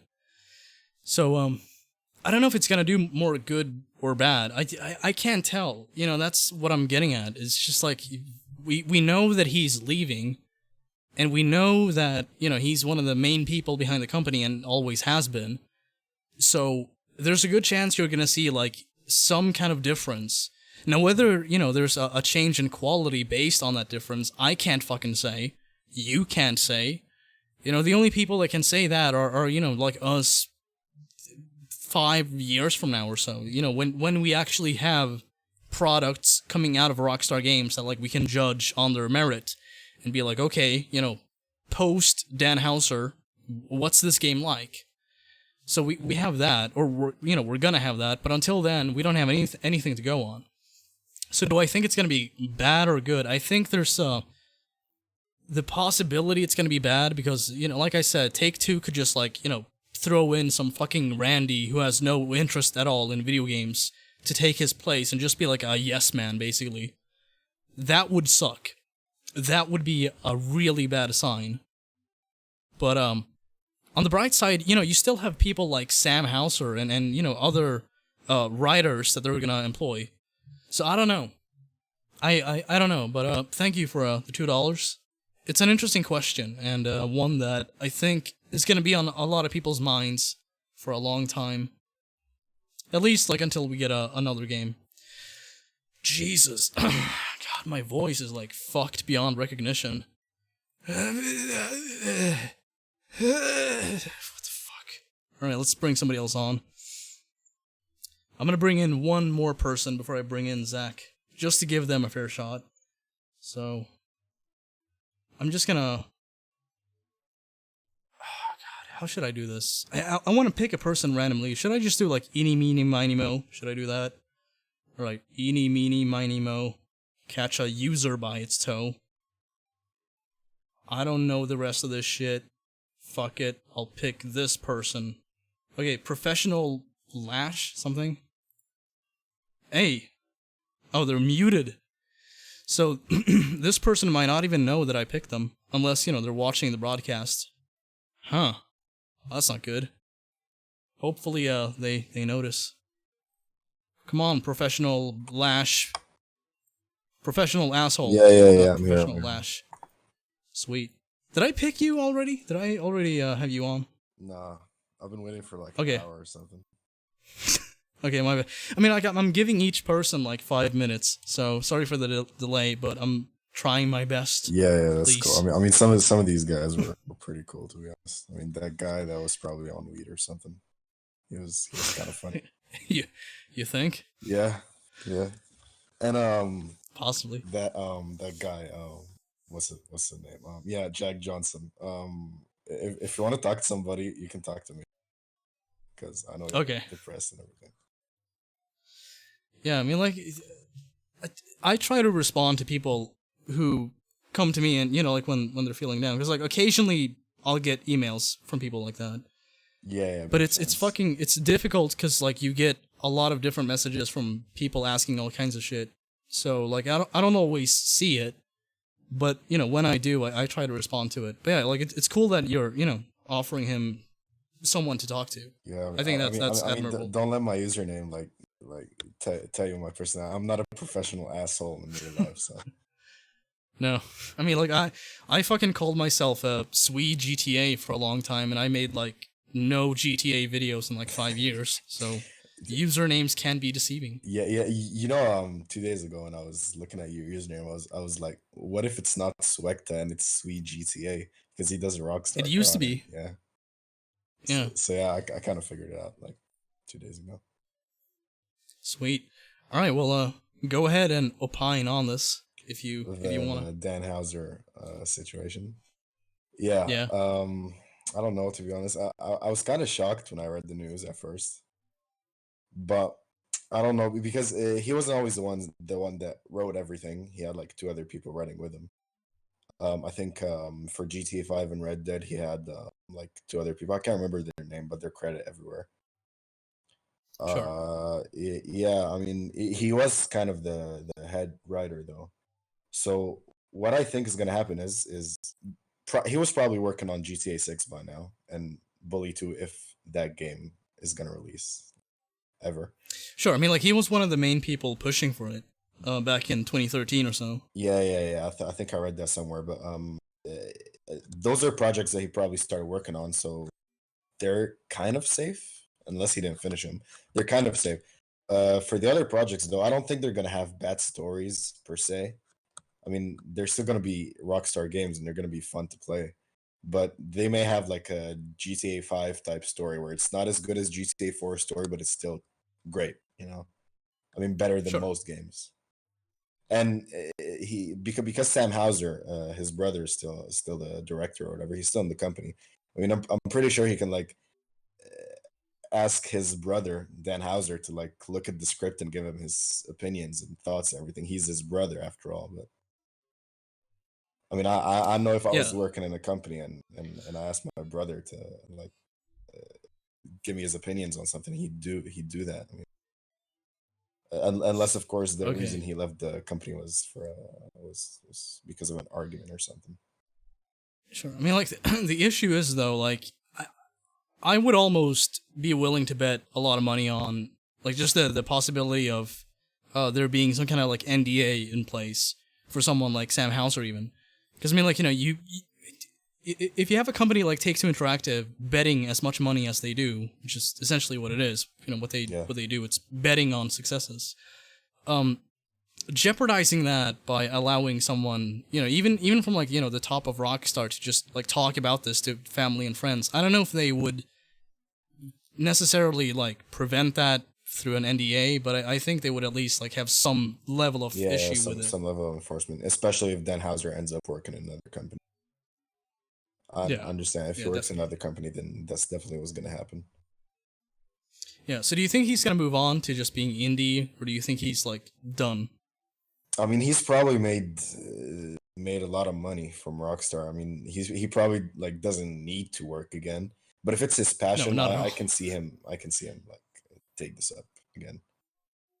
I mean, all right. Well, of course. I mean, wait, how many minutes are left? I can see. Half a minute, but I'll give you a bit more time. Yeah, I mean, Rockstar makes a lot of money, so he's probably making a ton of money, especially from GTA Online. I'm a GTA Online fan, by the way. Like, I just got off playing GTA Online a couple hours ago, but I buy Rockstar games mainly for the story, and this is kind of sad for me because I buy their games for the story first and the single player first, then the online. But yeah, I prefer both sides. I like both sides. Yeah. All right. Well, thank you for being on. I'm gonna move on to somebody else. Yeah. Yeah. No problem. It was cool talking to you. So have a good one. Peace. Have a great day, man. Bye. Zach, where are you at? Zach, please. I just got a message from CAC Zox TV. Hopefully I didn't fucking dox you just now. My bad. Let me hide this. Okay, also, I got a super chat from Dat Guy Foz. So they say, people thought Disney buying Star Wars was gonna be a good thing. Did anyone fucking think that? Because like I don't recall a single person saying that. I saw some people saying like, wait, hold on, it might not be that bad. But the way they talked about it, it was like, okay, it's gonna suck, but not too bad. Okay, you are CAC Zox. I'll see what I can do. Are you fucking in the list? Damn it. Alright, well I guess I could just like call you privately. Alright, well you know what, I'm gonna wrap it up. It's like 3 a.m. now. So I'm gonna wrap up the show. It's 5 seconds away from 3 a.m. I think me doing this for like 4 fucking hours is good enough. I apologize to the people I didn't get to call. Thank you for participating though. I appreciate it. I may do this again. I mean, like, I'm having fun, and it seems like the audience is enjoying it, to some extent, at least. So, yeah. Sorry to all the people I didn't call. I may do this again. If I do it again, you should probably stick around in the server. Familiarize yourself with the regulars on there. Check it out if you enjoy it. So, time to bring Zach on. In before the chat explodes with fucking Suckcocks TV. Alright, start voice call. Starting call. Any second now.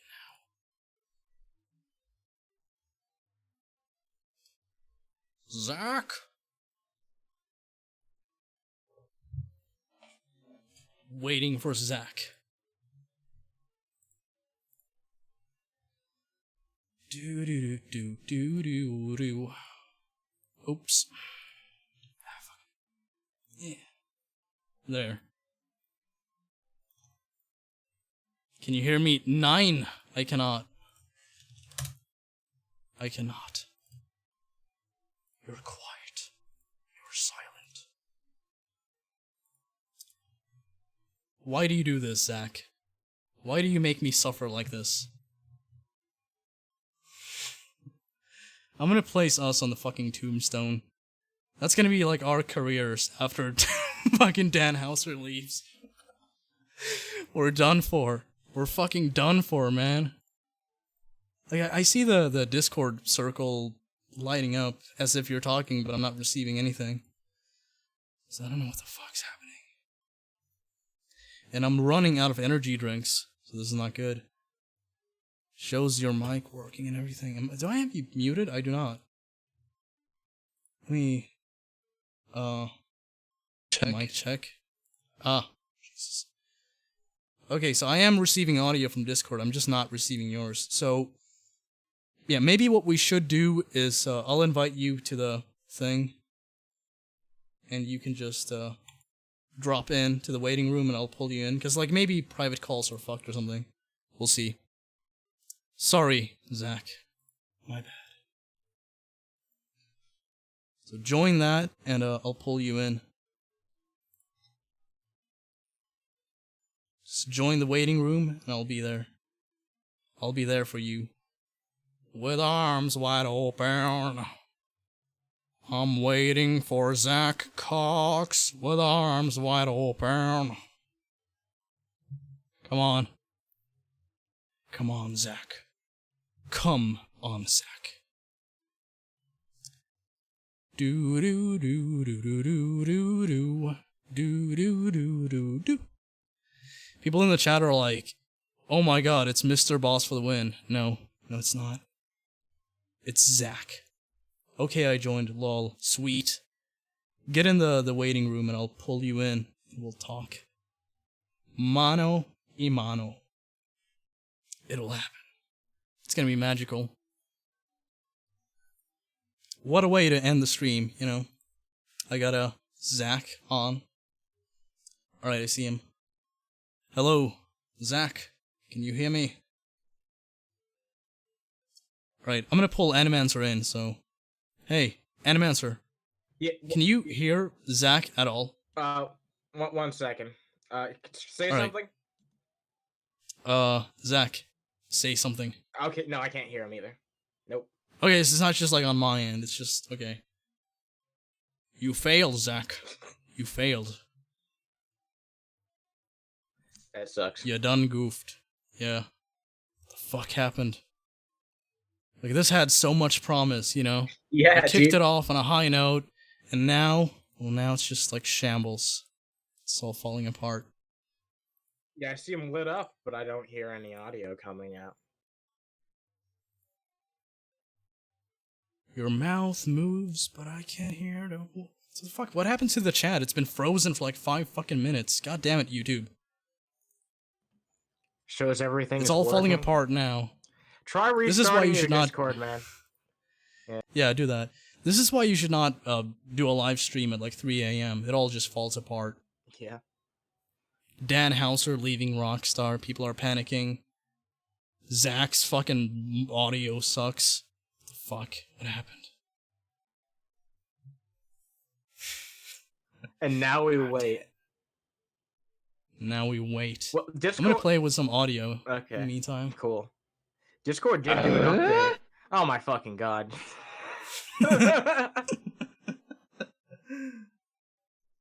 Hey, this is Zach's audio. It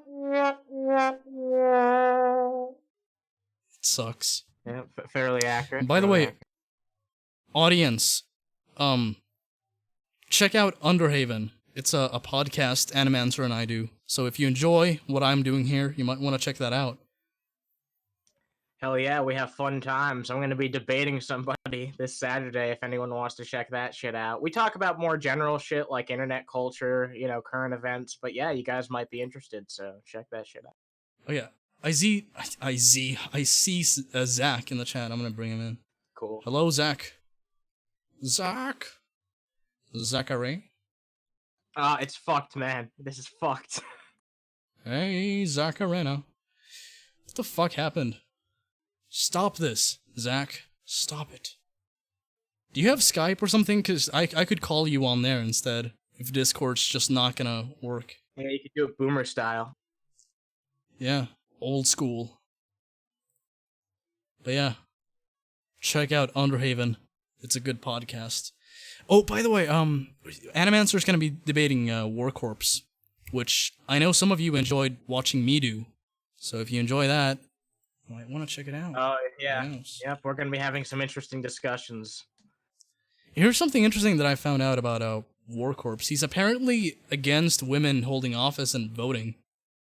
Just like out of the fucking blue. He's like, this is why women should not be able to vote. It's like, okay. Wow. I've actually heard him say that for quite a long time. Yeah, he's made videos against women's suffrage, which is fun. All right.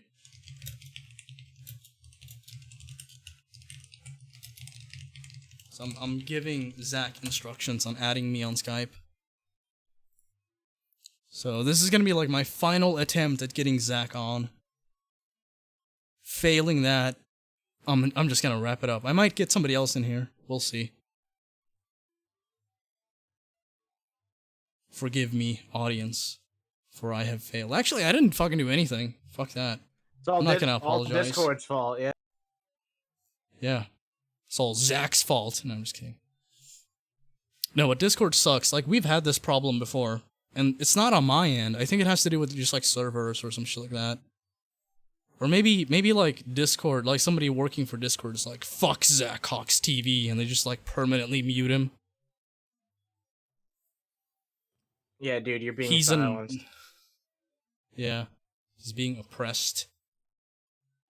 Help, help, I'm Poor being Zach. repressed. Fucking thing sucks. Go to Joe 30330. You give him the Get people, Johnny Hitler. You give him the I'm not people gonna a get Johnny sample of the show. Yeah. Yeah, I am. You really love that soundbite, man. You really do. Why would I not? Because it came out of the fucking blue, okay? So you have, like, this debate, and you have all of these candidates who like, understand technology. You know, like Andrew Yang, and he's like, you know, go to yang2020.com and, you know, see what $1,000 a month would mean to your community. I've done the math and la. And then, like, eventually it gets to Biden, who, like, the media has been pushing like fucking crazy. And immediately what he does is he's just like, go to Joe 30330. I'm like, what the fuck does that even mean? What are you talking about, you senile fucking buffoon? That's a real winner right there, yeah. Yeah, and people, like, I saw people on Twitter, they're like, did he dox someone? Like, what are people to make of that? But apparently, based on what I've read, it's a number you can text if you want to donate to Joe. Like, how someone could infer that from just like, go to Joe, like, I don't know. I don't know what the fuck the thought process behind that was. I think Joe just had like a short circuit, but that was interesting. Anyway, if you enjoy the scintillating commentary we're providing here on this little bit, check out Underhaven. Unterhaven, as we've been called. Yeah, and we're no longer on Twitch. Okay, here's why Unterhaven no longer exists on Twitch. Yeah, if you don't know who that is, you might want to look into it. Yep, look into Right. it. Look into it. Right, so I have Zach on Skype. I'm gonna have to disconnect because like you're not gonna be able to hear him and shit like that. Sure, so- man, take it easy. Good luck with the call. Hope it works. Thank you. Thanks. All right, calling Zach. Hopefully it's gonna pick up the audio in OBS. We'll see. Ah, Jesus, that's loud. Okay. Should be good. I'm gonna mute your stream real quick. Mute it. Make it be quiet. And let me pull up some, let's see, my headphone settings. Because for whatever reason, this is horrible. I can't hear you. Okay, here we go. Blah blah blah blah. There we go. We're good. Hey, we're finally here. Sweet. All right, dude. We're making progress. Yeah, so I apologize for that. First off, I haven't been on Skype since like 2012, so I had to remember this account real quick.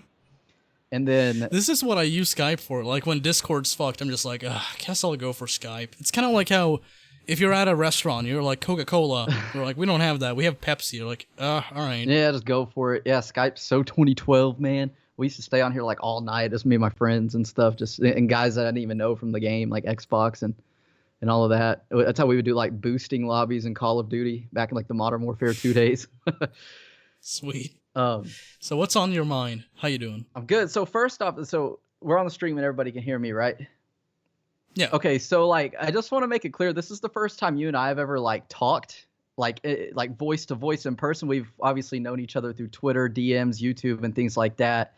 And I always laugh because like being involved in a Rockstar Games community and GTA, there's so much stigma involved, like from the I don't like to use the word fans, like because we're just people who make videos, you know, and people follow us, but like we're supposed to hate each other like content creators, you know. Well, people enjoy that. They enjoy the rivalry. Yeah. I have received like some heat from some people who are like just kind of like, you know, you should do a destroying video on Zach. I'm like, I don't know if like I don't want to do that to begin with, but even if I did, YouTube is not a landscape that like permits that anymore. Yeah. If you do that, like, you know, you're putting your channel at risk. I mean, like me just having those videos still up, that's kind of a risk. But not really. Yeah. I have a good network, but you know what I'm getting at. Yeah, no, I understand that. Yeah, I always expect like I like YouTube search my name like once a month, and I'll filter it out to see if I've got exposed at all. And sometimes I've done that, and it'll pop up like with a video like Zach Cox exposed. There was this one back in like December, and it was this kid. He was probably 10 or 11 or 12, and he's exposing me for just being a horrible YouTuber. And then he starts clowning on my name, talking about why did I choose to name myself Zach Cox, like because we choose our own names, you know. So anyways, Sure. stuff just hilarious. And anyways, Well, some people do. Yeah. But you know, like it's kind of like how many times have people made that fucking joke? It's kind of like how you know, back when The Amazing Atheist was popular, people were like, "Oh, Yeah. the amazing dumbass."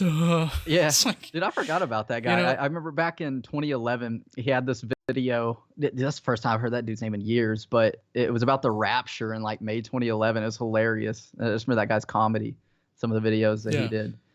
I mean, I still follow him, but he's definitely like fallen from relevance. But I mean, like I think he's like, I'm friends with people who are like on friendly terms with him. So Yeah. I don't know him, but like I've had some, you know, Yeah, no, that's cool. communication with him. Yeah. Yeah. So a lot of people don't like him, but you know, he's a nice person, and I would say the same about you. I mean, like you've never struck me as a person who has like ill intent or something. No, dude. So like, so I've got this idea, and I'm gonna kind of spoil it a little bit, but I've had it for a couple of years. I have tons of ideas, but like, it's I want to like do this video, like the truth about GTA YouTubers, and like just this like comedic style video about how like the whole stigma that like we sit around and we think, how can we make money today, and this and that, when really I just see a topic and I'm like, hey, that's pretty cool. Let's talk about it. Like, that's all. There's no like intricate like evil plan with videos and clickbait and this and that. It's just like, this is a really cool topic. Let's discuss it. You know, let me share it with other people who might like it and might not. Sure. I mean, like, I like that idea. Do you want to check out some videos of like people quote unquote exposing you? Because like I have that set up. You could just like watch one of them. Oh yeah, dude, we can pull some up. I know there's Raggedy Dan. So like I got exposed by him in September 2018, and you can pull up anyone you want. I think, let's see, I'll pull it up too. Zach Cox exposed. But so I got exposed by Raggedy Dan because I did a reading mean comments video, and in that, like, dude, I'm a shit talker. I don't know if like cuss on your stream or whatever, but like no, it's fine. I don't like care. in real life, dude, I grew up like that's just how I grew up. Like, it's all in jest, like, you know, with your friends just talking crap to each other. So like, I'm naturally a big smart ass, and so reading these comments, you know, like I was just a fun thing. And anyways, then he tweets me one day that I'm gonna get exposed or whatever, and so wait. So like he sent you a tweet prior to that, like, yeah, it was like doom, Zach. like a public tweet. I like woke up one morning and I was like, what? It was September 2nd. It was Labor Day. And yeah, I was like, okay, this is new to me. So anyways, he's doing a live stream and I joined in and I was just like, hey, everybody. And they're like, oh my God, screw you, go die, this and that, you know? And anyways, he was doing or like accepting donations because his mom has like multiple sclerosis. I believe it's his mom. And anyways, there was some stigma around, and I'll explain this, like, and I've talked about it before. So in December 2017, let's go way back. There was, remember the man who got swatted, and it was a false address, and he got killed. Like the police shot and killed this innocent man. Oh yeah. And so I made a video discussing that, and like this is at a time where like I really hadn't been doing YouTube for a few months, and anyways, it was just something to discuss. It's a pretty serious topic, and in that video, I'd mentioned that I was like, hey, the proceeds from this video, I'm going to donate them. And so it's at a time in my life where I was in a very horrible like financial situation. I'm talking about like $20 was non-existent to me. So anyways, I knew the video was going to make some money, and I was like, hey, we'll just donate the money. So my plan was, because there was a GoFundMe set up for this man, once I got paid, which that video was at the end of December 2017, so I would have got paid at the end of January. What I made from that video and I got paid at the end of January, I was just going to donate that money. Well, by that time, and the video made like $20.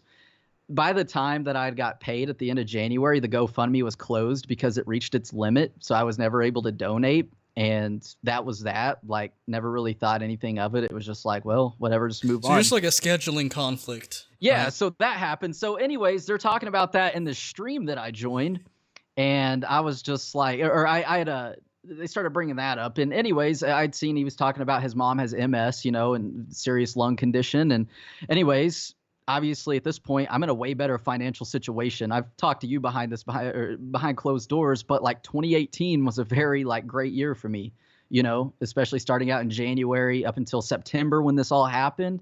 Like so much had changed in my life. So I donated like $25 to the donations he was accepting for his mom. And then throughout the stream, I donated 4 times and it totaled $100, you know.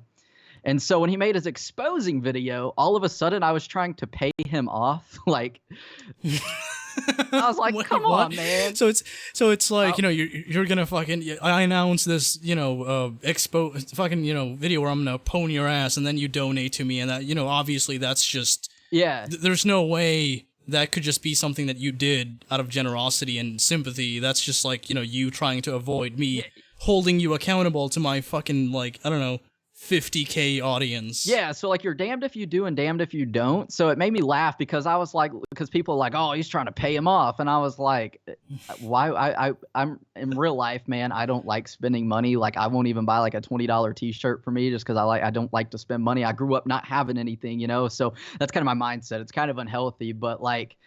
I was just like, y'all, like, I really don't like spending money, so I wouldn't have done this just to pay somebody off. And then they're like, oh, taking that and running with it about how, oh, he's just trying to say he wouldn't spend his own money. He's lying. He's just trying to cover it up because he's paying this guy off. So the video come out, dude, and it was hilarious. And, like, I had this idea for a response just because I'm a natural smartass, but, like, Red Dead Redemption 2 came out, and I just put that on the back burner, I've actually talked to Dan behind the scenes about this, and he's, like, super cool guy. Like, it's cool, man. Like that's the way I see it in real life. Like I'm the type of guy, like I don't really like, dude, the only time I ever get mad in real life is like if the internet goes down or something, if I'm playing like a game, like, so like I'm cool and I see that stuff and it just makes me laugh because that's what I see. Like we're all here, whether you have a channel exposing and destroying people or you have a channel uploading gaming news, like we're all just doing something that we enjoy.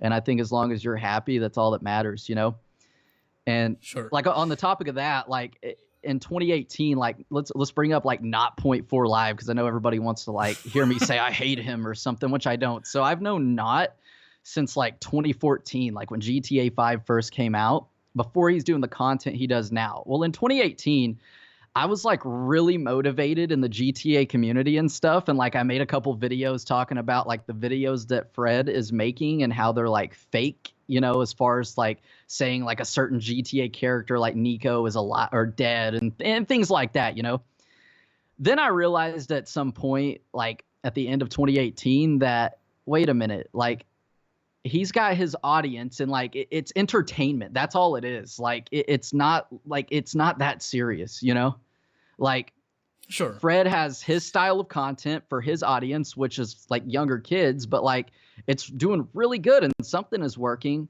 Or like Cernando, I see a lot of people bring him up still to this day talking about like, oh, you're worse than Cernando. And like Cernando hasn't done GTA videos in like 2 years. And, even then the content he's putting out is just like, it just hasn't, like it's supposed to have an entertainment value. It's not like promoting stuff is real. Like that's it. So it's all about like your perspective, I guess, and how you look at it. You know what I mean? Yeah, I mean, like they all have respective audience they try to pander to, and I think most people do. Yeah, because like my issue just has to do with like the deceptive tactics they employ. Like to me, that's something that should be condemned. I don't dislike them as people. I'm just kind of like, okay, well, why is this a necessity? Yeah. I mean, sure, you could get more views by doing this, but I mean, it's just you're being dishonest, right? Yeah, no, I totally understand that. And like when it comes to that topic, like I'm not reading the chat right now. Is your audience like hating or anything? So like, when it comes to like the clickbait type stuff, so like there is deceptive stuff that's just totally like just horrible. You know what I mean? Like really. But when it comes to like the term clickbait, I like to say that anything is really clickbait these days, like no matter what you do, especially on YouTube. So like you could have a really good video, but a horrible title and a horrible thumbnail, and that video is going to do horrible, And so you have to kind of like spice it up with some kind of like incendiary title that also delivers on the thing that it promises. Yeah, I get that. Yeah, so like on YouTube, for instance, you are, like I said, you could have the most perfect video in the world that's going to blow up. But to get that video to blow up and do well, you are restricted to 2 things, like 100 characters in a title and a thumbnail. And that's going to depend on like how well that video does. You know what I mean? Because you got to get people to watch it before it can do well, And then after a while, it could stand on its own. I remember seeing Mr. Beast actually tweet about that sometime last year. He and I'm real big into like the analytical side of stuff, but he tweeted that, and it was like a side-by-side comparison of real-time views. His video was like flopping right off the bat. It was doing horrible. So he changed up the title a bit and the thumbnail, and all of a sudden you just see a huge skyrocket within an hour, like in real-time views. So it's just crazy how all that stuff works behind the scenes. Yeah, it is. But, like I said, I think that to some extent you can forgive it, but yeah, if it's a continuous pattern of behavior where it's like, I'm just going to lie like a son of a bitch to my audience, I mean, like at that point, I don't feel comfortable with like looking the other way. Yeah. Especially if I find myself in a community with that person constantly being recommended to me. Yeah, no, I gotcha. And so on like the topic of that, I don't want to talk about me a lot. I know maybe your audience wants to Well, hear. we're gonna do that because I have the video queued up. But go ahead. Oh, okay, cool. No, I was just gonna say real quick, like there's been a lot of stigma going around since last September, obviously, about the GTA 6 videos. I feel like this would be a cool like time to talk about this and explain some. So like when it comes to that, like so another thing that's kind of funny is when I tried to explain myself, like when it comes to certain things like this, when I got exposed, all of a sudden, like I play the nice guy card. Like I'm just trying to be nice to everybody. That's what like I get accused of. So like you can't win. But the GTA 6 stuff started around last September. And what I personally, the entertainment value of that, I enjoy that. I won't upload a video that I don't personally find enjoyable. Like, for instance, this past week, lots of YouTubers have been uploading the Rockstar giving out like $1 million in GTA Online. And if you look at the numbers on those videos, man, it's insane. Like you're stretching out like like Rockstar Games is giving away $1 million if you log into GTA Online. You're turning that into a full-fledged like long video that's going to make a lot of money. And like I'm not knocking on that, but like I personally wouldn't upload something like that because to me that's like really boring. I wouldn't watch that. But like the entertainment value with the GTA 6 discussion, when there's certain topics that arise, it's obviously those videos do really well, and for a magnitude of reasons that I think you can kind of understand, because you're kind of getting some stigma the other day on Twitter about like not uploading only bully content. You know, you're a sellout now, like. So I mean, like, if you produce a certain type of content, like if you have a band making, I don't fucking know, like some odd fusion of music that, they become known for, like, I don't know, industrial jazz, however the fuck that would sound. Up, like, you'll kill your channel, but, like, yours is related. Here's the thing, though, like, if you have a band that makes that music and puts out record after record, and they build, like, this strong, dedicated fan base of, like, a few thousand people, and then they start experimenting with like another sound, and they make like an electronic pop or something like that. Yeah. And that does really well, and they are like, okay, well, let's move on to that. Obviously, they're going to be accused of like selling out or something like that. So like, I understand the frustration there, but this is not something that like, spontaneously fucking happen, and I'm like, oh, well, fuck bully videos. Yeah. No, this is like, I've considered doing this for a long time, and I've gradually been moving in that direction for a long time anyway. Yeah, no, I get trapped in that. Go ahead. I was say I get trapped in that cycle too. Like, I would love to upload. Like, so thankfully, like, I get called a GTA 5 YouTuber, and dude, I hardly ever upload GTA 5. Like, for whatever reason, in 2014, like, I'm a very big nostalgia guy. Like, I love just like the past. I don't know. So like, I started like GTA Retro is what I called it, and I just cover every GTA game. And like, there's not really many like, I guess, American YouTubers I know of that do that. Like, I didn't see it from anybody else. I just started doing my own thing. And I see another reason I mentioned American YouTubers is because I know there's a lot of like Spanish and Russian YouTubers who do what I do, but because their like language is so like restricted, there's not as huge of an audience for that. Those videos do insane. But like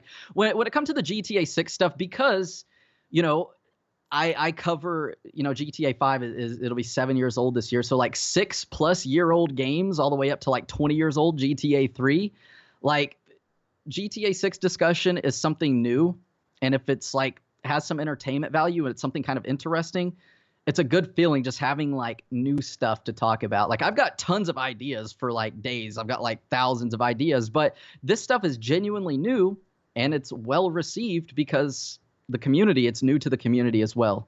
So how I got here, what we were talking about, like the topic of like clickbait and stuff, it becomes like a trend to like hate on things before you like even watch them, because you're just thrown into this category. Like me, I'm a GTA 5 YouTuber and I suck, even though I don't upload GTA 5, So yeah. So like when it comes to the GTA 6 stuff, like if you watch the videos like right off the bat, like I'm like, hey, this is fake, and I'm going to tell you why, or like in the title, I'll throw fake in the title, like, but it'll be towards the end, and it's not some sort of like evil plot. So like I get accused of, Like I don't watch YouTube on my phone. I watch it on my my computer, or like, you know, it's what I upload on. So on the computer you could see the whole title. I guess on mobile devices you can only see like a little bit of it until you click on the video.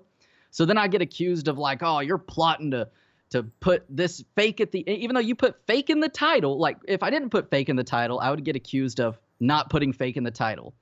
When I put fake in the title, then I get accused of not putting it at the beginning of the title so that mobile users can't see it. But like, it takes like 30 seconds to a minute to leave a hate comment, and it takes 0.1 of a second to read a title. So like, you know what I mean? Like, so it's just one of the things. Some people obviously like have an agenda in mind when they just like jump into a video. Yeah, so like you can't ever win, but at the end of the day, videos because I enjoy it. Yeah, I upload for views, but that's everybody, because everybody, you don't make something for nobody to watch, you know what I mean? But like there's a lot of passion involved, you know what I mean? Like it's not just about like money, for instance, you know, because I mean it pays my bills, you know what I mean, and it's great, but like I get more upset if a video does horrible, not because it's going to make a lot of money, but because it was something I was passionate about and it just didn't do well, you know? Yeah. I mean, you have like some emotional investment in a video you make, especially like if you give a fuck about it. If it's just like a quick one and done kind of thing and it does poorly, it's like, oh, that sucks. But if you spend hours like editing something or planning it and it, you know, just fails to deliver view wise. Oh yeah. That's gonna, that kind of stings a bit. Yeah. All right, so we're gonna have a look at this video. Hopefully screen sharing's working. I've not done this on Skype for a long time. Let's see, so I see you it just on, let me know. I see it on your screen. I think the stream's like 30 seconds delayed, so I'm not seeing it on there yet, but okay. So in this video pretext, you're looking at Fat Zach. So like I was working out real hard and bulking. So like in this video, man, I was like huge. I was like 200 pounds, man, crazy. But anyways, yeah. So, dude, I can't judge. I'm dieting now. Anyway, we'll check out this video and we'll just pick it apart, I guess. All right. React to it, whichever way it goes.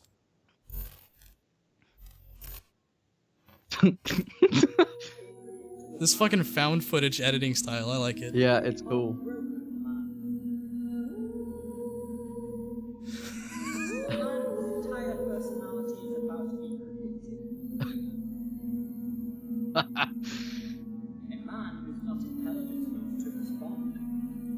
I love them little mental tactics, like reverse psychology. Like what? He's not intelligent enough to respond.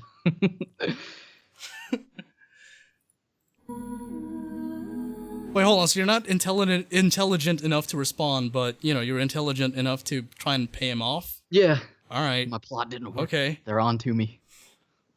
Cool. Smallpox. Smallpox TV. Got him.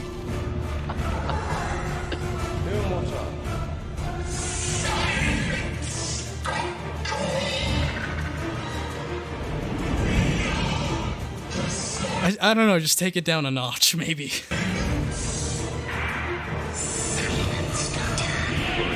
Silence. We ran from the silence. Silence.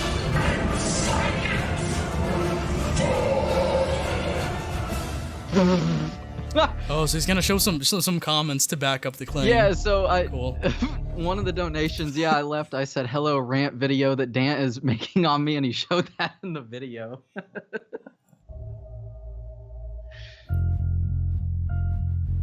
I didn't come up with it, God knows who did, but it's brilliant. And to pull it off, well, you've got to be brilliant. The issue is, Smallpox, you're not.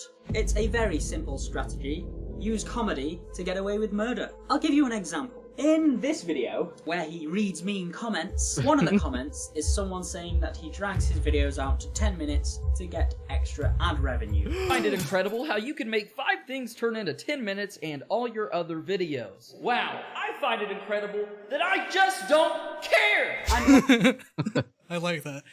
Just like, yep, I'm doing this for money, but, fuck it, why not? Yeah, so this video, like the mean comments video, the editing I did was like, do you remember Make Me Bad 35? Oh, yeah. Dude, he did a mean comments video, and like I used to watch that guy in like 2007, and I just stumbled across his channel again, and that's what inspired me to do that video. Like the mean comments. I've done it before, but like the style that I did where it's just like screw you, asshole, like just cussing and just being crazy. Fuck it, why not? It's not like you're gonna convince any of these people to like see the error of their ways and be like, oh my god, I never thought of it that way. No, you might as well just like have fun with it and make a video out of it. Yeah, and it's crazy on the mean comments videos. Like these guys will be like, screw you, Zach. I hope you freaking trip and your head gets stuck in a bear trap. And I'll be like, you know, whatever, like insult them back or whatever reason. And they're like, people are like, oh my god, Zach, look how you treat your fans. Like, what? You know? Wait. So, okay. Dude, you can't win. That's all. No, you cannot.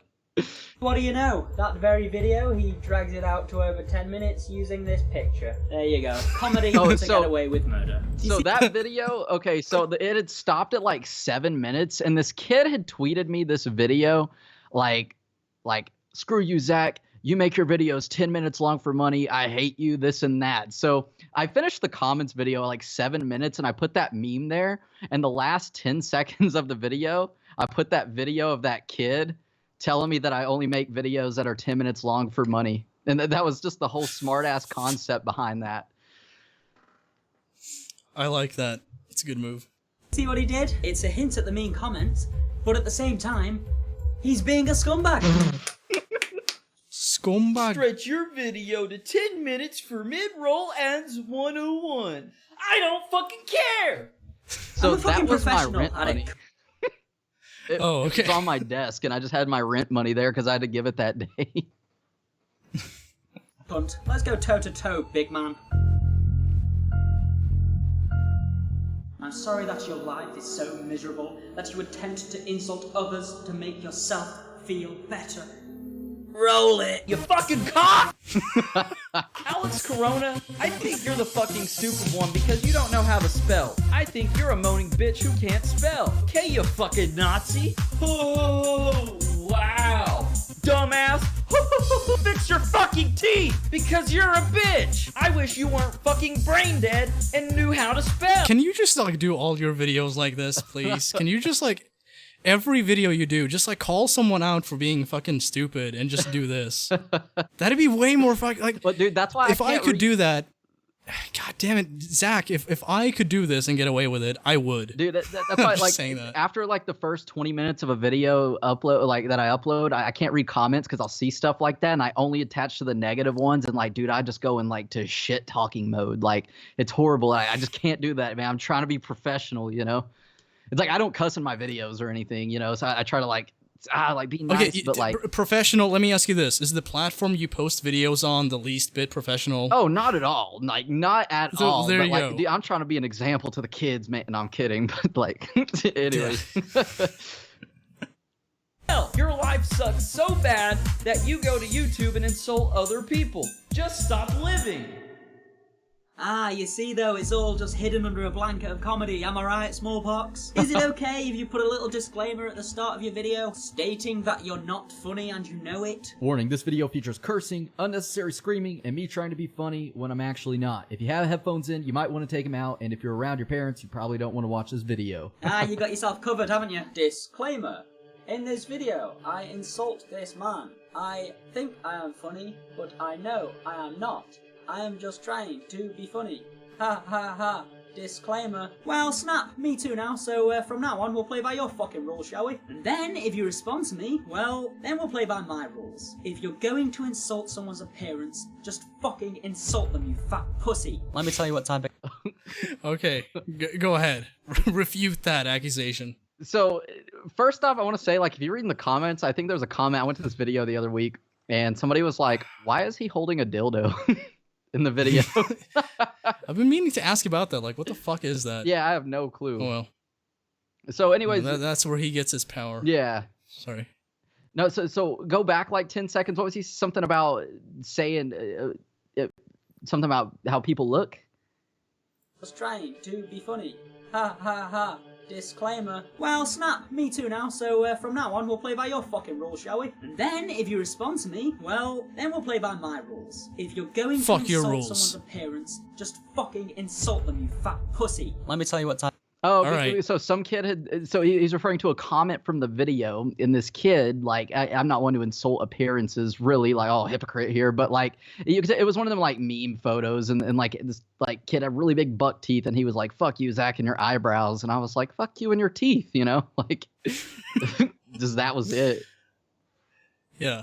Yeah, see, I don't know if I would, like, insult the appearance of like, some kid, but, I mean, turnabout is fair play at some point. Yeah. Type of guy this stick insect really is. You're welcome for the cameo, Rossi boy! It's not just his tweets either. Take my favourite video of his, and trust me, Smallpox, I've been through a fucking lot of them. Again, reading meme comments, he repeatedly takes shots at people, calling them idiots, stupid, etc. Yeah, I don't know if you've noticed this, Raggedy Dan, but there's a lot of fucking idiots on the internet. So all I do... There may be a reason for why he does that. Yeah, I don't know. in the meme comments video, all I did was refute what they said to me, like Zach, you're stupid, but they used the wrong "your." I'm like, wow, you can't spell. Like, just throw it back in their face, you know, just things like that. Yeah, but I don't know.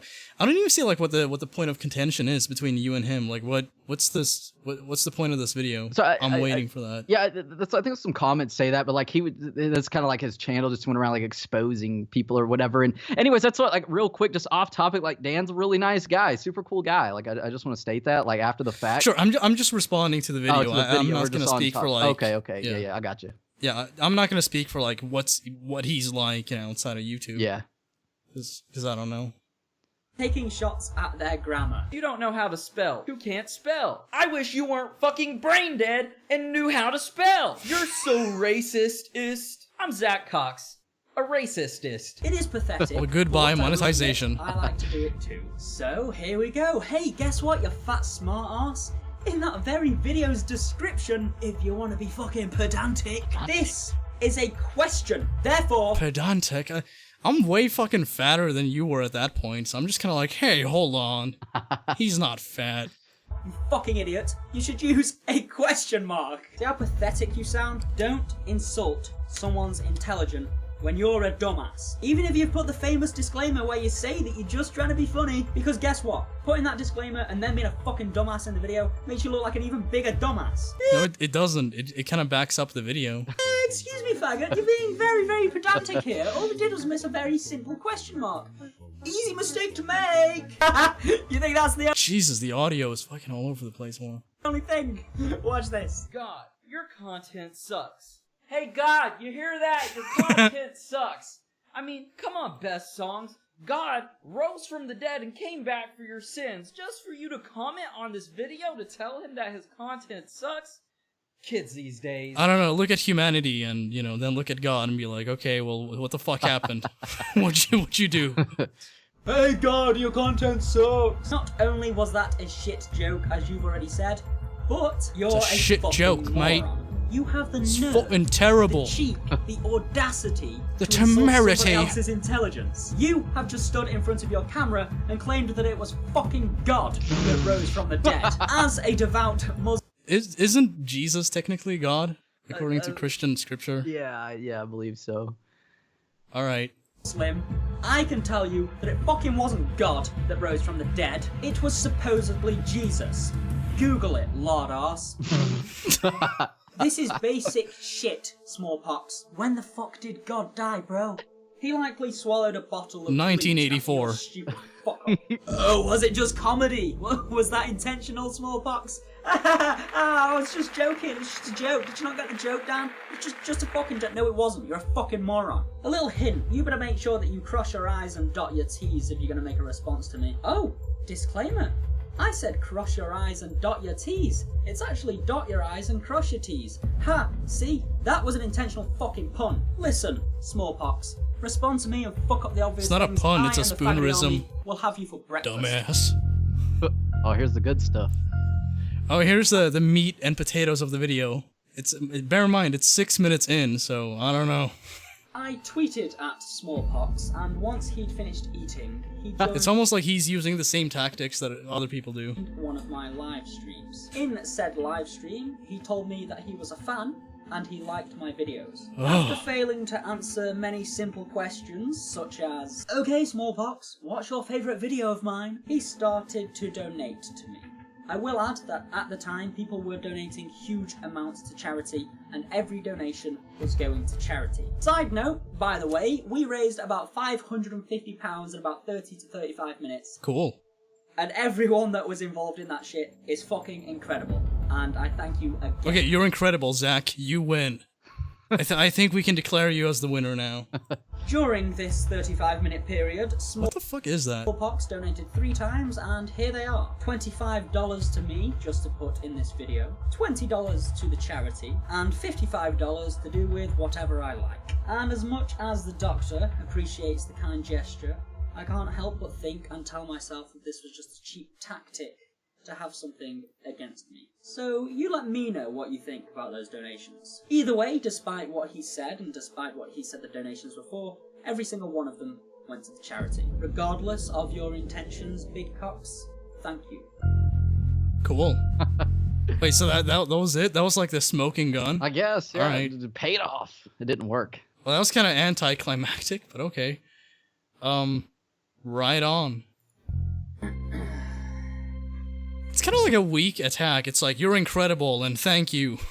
It's like, okay, not much of an expose, but alright, rock on. It's different, I'll give it that. Smallpox is a man that gets offended very easily. He tries to hide that fact behind comedy. He hates being called fat. He hates people taking the piss out of his name. He wishes that he could change it, but he can't because it's his brand. If he changed it, he'd be giving in. Am I gonna get like copyright claimed for this song? Oh yeah, I think I am. It's from Doctor Who. Oh man. Alright. We'll just like skip ahead a bit. As a joke. Yeah. Come on, stop playing the song. Knock it off, Raggedy Dan. Knock it off. Very nice. Okay, so she's gonna keep playing this. Yeah, Alright, that's pretty much it. So, anyways, like I was just looking at that mean comments video, and it never got demonetized. Wait, so that's fine? Yeah. Okay. Crazy. And I'm pretty sure his video got demonetized, if I like recall correctly, of him like tweeting about it. It's just funny how YouTube's broken system works. Yeah, it's funny. Like, you know, you can make the video, monetize it, but if he makes a video covering what you said, it's like, wait, hold on, this is not appropriate for all advertisers. We better pull the plugs on this. Crazy. But yeah, I've gotten exposed a couple times. I remember in the comments of that I think that's the one where Combat Wombat says, like, I'm playing the nice guy card. And I actually enjoy, like, his videos. You know, it's like voice, obviously. I like, that's what drew me in. And I've like watched all those exposing videos and stuff. Like just the other week on Twitter, I think you were part of the conversation. I was kind of doing the same thing, like, "Oh, hello, video," you know. Oh yeah. You did a video on depression a while back, like a few days ago, maybe like a few weeks ago. Yeah, on New Year's. I have no perception of time, so just bear with me. Yeah. You did a video a while back where, like, you know, you kind of just mentioned, like, okay, well, you know, I did well, and then, you know, performance was just kind of and I fell into this this mode where, like, it was difficult to get back on track and make videos on a frequent basis because of depression. Yeah, and a lot of people struggle with that, and you mentioning that, like, did anyone view that as, like, you excusing, you know, some kind of bad behavior or something? So yeah, like I've like I said, I don't read the comments too much because like it just drives me insane because I'll read 1,000 really good ones and like one bad one and it ruins my whole mood for the day. Like not the whole day, but like yeah, I've seen stuff talking about like, oh, he's just making this video because he's trying to make himself look like a good guy or something like that, or make people to feel bad and excuse his horrible content. I'm like what? Like that's never crossed my mind. That's why like I feel like people think there's this like huge like evil plan when it comes to like making videos, but really like that day on New Year's I was like I had a couple ideas planned. I was like, you know what, sometimes my favorite videos to make are just like connecting with the audience and like, hey, like because you see some YouTubers who like take them numbers really serious, like, oh, I've got 100,000 followers, I'm better than you, like, you know, like godlike syndrome and stuff. And like me, I'm just like, no, y'all, like you're not like some people are like, oh, I'm a big fan. Like, nah, dude, like we're just friends, man. Like, hey, I just upload stuff that I think is cool and like that's it, you know. Like that's the way I see it. Like I'm just some small town kid like uploading videos, and some days I like to just flip on the camera and talk, man, because like I can freaking talk. You know what I mean? Like that's a skill that I've learned from YouTube, dude. I used to be a really like introverted kid, like couldn't hold a conversation or nothing, and like with YouTube, like the social skills I've gathered from this is insane. Like I could talk to this like a brick wall for an hour. You know what I mean? Like. And so the depression stuff, man, it's always cool to talk about that because like I'm pretty blessed in how I deal with things. Like I just deal with it naturally, like in my own head. I'm like, you know what, we can get through this. Like there's way worse things going on in the world, but it doesn't make what I'm going through any less important. Like, you know, I was reading one time a story about like somebody on Reddit. I'm always reading on Reddit, and they're talking about like I couldn't be a therapist because how can you go from like having a lady come in whose parents like just died in a car crash and like, you know, their kid has cancer, you know, and her husband left her. And then she leaves, and the next session is a lady who's like had money her whole life, very wealthy lady, and she's like going off about how her life is so miserable because her husband won't let her get a dog or something, you know, like Right. And it's kind of like dealing with a constant barrage of like, you know, sad stories. And so like right, and being like professional with it, kind of like, you know, people working at emergency care units, where it's like, okay, you have to emotionally detach yourself from it to some extent at least. Oh yeah, and so that's what I was saying. Like in that whole like hypothetical like therapist scenario, basically like logically, we want to tell that lady with the dog like, lady, it's a dog, but like. What you got to look at it from the standpoint of like in that lady's life, that's the most important thing that she's going through right now. So it doesn't make it any less important than what the lady who just lost everything is going through, you know? Yeah. So I'm able to like deal with things really good. And like when it comes to like this like platform I have on YouTube, I do like, I'm very thankful for that. So it's like, you know, that video might not do well, but it's not about how well it does, because as long as like somebody watches that, like I hope somebody can watch that and be like, man, like get a better understanding or know that they're not alone. Like, because sometimes when we go through stuff, we feel alone, you know what I mean? So, and I've seen comments like that, and like people have personally messaged me, and it's like, it's cool. It's an amazing feeling, like just to know, because dude, I'm a helper in real life, dude. Like I'm the type of guy at like 3 a.m. when it's snowing, like you call me and you need help changing a tire on the side of the road. Like that's just, I do those things because that's me. You know what I mean? That's me as a person. Some people do it, you know, try and make themselves feel better for attention. It doesn't matter your motives. Like you can't justify not justify just being a good person, you know? Yeah. I mean, like, I don't do that. I wouldn't do that. Yeah. I'm way too, like, sedentary to bother. Yeah, but, no. But yeah, you know, like I said, that so in the depression stuff, I mean, like everybody's going through stuff, and like people talk about, like, it seems like the world's like depressed, like everybody. And are you 23? Are you public about your like age? Okay, so I'll be 23 in November. So well, like, I am now, asshole. Just kidding. But like it seems like it's real prevalent on social media, and like in my own like personal life, on my own personal like say Facebook account or something. I see like so many young people our age and younger talking about how like depressed they are and this and that, and it's like, why? You know what I mean? Like why? But like everybody's going through something, and like are depression rates on the rise like they say, or is it because there's social media and everybody has this outlet that you didn't have before? Like people were going through stuff years ago, you just didn't see it blasted everywhere and posted, you know what I mean? Well, people have not at all adapted to this yet. I mean, like some people, you know, they grow up with social media and it's like, okay, I'm kind of used to this, but there's no element of like, you know, human instinct that has like adapted to this through evolution. Like there's nothing there. Yeah. So like it all depends on like how you adjust to it and whether or not it's something that appeals to you. Some people handle it well, but a lot of people don't. Yeah. And I think that most people find some kind of like small negative aspect of it where it's like, this is causing me stress, or this is causing me to be like anxious or something. Yeah, no, for sure. And like you said, yeah, some people don't handle it as well as others. You know, some people look to medication. There's nothing wrong with that. But me, when I was saying a moment ago, like I'm real blessed with the ability to like my mind creates like mental like fake scenarios all the time. Like, hey, like we just got to keep on going and we got to get through this no matter what, you know?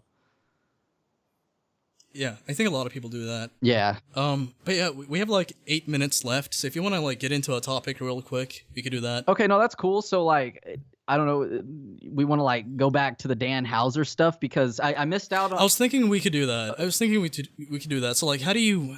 Okay, so if you have like any estimation for like why this happened, go ahead and lay it on down and just like Okay. you know. Yeah, so I want to say, don't know why this happened. There's like multiple theories. A lot of people are talking about Take-Two. Could Take-Two be forcing him out? Could that be a possibility? Because I know like as of last year, like he had mentioned something along the lines of like Red Dead Redemption 3, like not that it's going to come out and confirm, but like, you know, like the future of Rockstar Games. And like less than a year later, like he's just gone. Like why, you know? He took this sabbatical in spring 2019, according to the reports. So he's been out of the game for 9 to 10 months now. So you know, what's going on here? I'm a worrier, you know, so like I'm a hypochondriac and like in a little bit of anxiety. But like when it comes to that, like on a personal level for this guy that I don't even know, I hope that everything is okay health wise, for instance, you know, like hopefully nothing really bad happened and he took off for a year and then like things are like my mind thinks of the worst stuff, dude, as you could tell. But like now he's just leaving the company because, you know, for whatever reason. I hope it's nothing bad. I hope it's maybe just, you know, for whatever reason he just thought it's time to step down. I mean, it's not like it's the NBA with like an official retiree ceremony. It's just like, hey, well, this is it. You know, kind of like in the movie Forrest Gump when he runs for 2 years and then just kind of stops and he's like, well, I think I'm gonna go home now. Yeah, but I mean, like, you know, some people, especially in the entertainment industry, like they need some time to just disconnect, experience life, and then jump back in. That can often be like really beneficial for creative prospects. It applies like, you know, to anything. Yeah, I mean, like, you know, just last night, like, you know, I looked up the song fucking Where Is My Mind by Pixies, and apparently that was like based on a scuba diving fucking thing that the singer was involved with. That's cool. So I mean, like, you know, people need to remove themselves from constantly writing or constantly acting or whatever creative output they have, and focus on, you know, a more exactly. A more like leisure and shit like that. Yeah, so in the terms of like, So- we can compare that to being a YouTuber. I don't know if you've ever gone through a point of like burnout, but that does exist, you know, like and it's happened to me throughout the years, like 2017, for instance. I wasn't even doing YouTube full time. I was just doing it, but like I hardly uploaded. And the same thing for last year in 2019, but like you do something so much that like there's no fun in it. Like playing games, like a lot of people think like I'm a GTA YouTuber. People think I sit around and play GTA every second of the day, but I've done it for so long that like I really haven't sat down in a few years, like more than 1 or 2 times and just had some fun playing the game. It's more or less from like the business standpoint. Like I've got my ideas and kind of my schedule, because what I do is not necessarily play for fun, but it's kind of a job type deal. You get what I'm saying? So it takes the fun out of that. And the same thing, like you said, applies to Dan and being the creative writer. Like and the same thing applies to songwriters who go through writer's block and they can't think of anything, or it's just not fun, or you're feeling forced. And that's the way I've always been with YouTube. When stuff starts to feel forced, I just take a step back, you know? Yeah. So for all we know, that might have been it. Or, you know, might have just been like him deciding, hey, I'm going to take some time off because I think I deserve it. I mean, like, we don't know. Yeah, we don't know what goes on but behind the scenes or anything. The interesting thing is, though, like, you know, we saw, the interesting thing is we saw Leslie Benzies take a sabbatical leave. He comes back and he's locked outside of the building. Like his key card doesn't work and it seems like security's not letting him in. So there's like, you know, this spontaneous act coming from Rockstar where it's like, we're not going to even let you in. Yeah, so we have no interest in any of that. And on top of that, you know, now you have Dan Houser taking some time off, coming back, but voluntarily, at least ostensibly, voluntarily saying, I'm going to leave. And based on the report, it seemed like my guess is that it was on good terms, being that they were like, hey, we wish you well. Leslie Benzies, I don't remember seeing anything like that. And to him, like I said, there's his side, her side, pretty much in like the truth, you know what I mean? Or like his side, Rockstar's side, and the truth with Leslie Benzies. You know, he took his sabbatical in September 2014. And then in January 2016, that's when he left Rockstar Games, you know, like this huge gap, the sabbatical. And then 3 months later in April 2016, he's all of a sudden suing Rockstar for $150 million.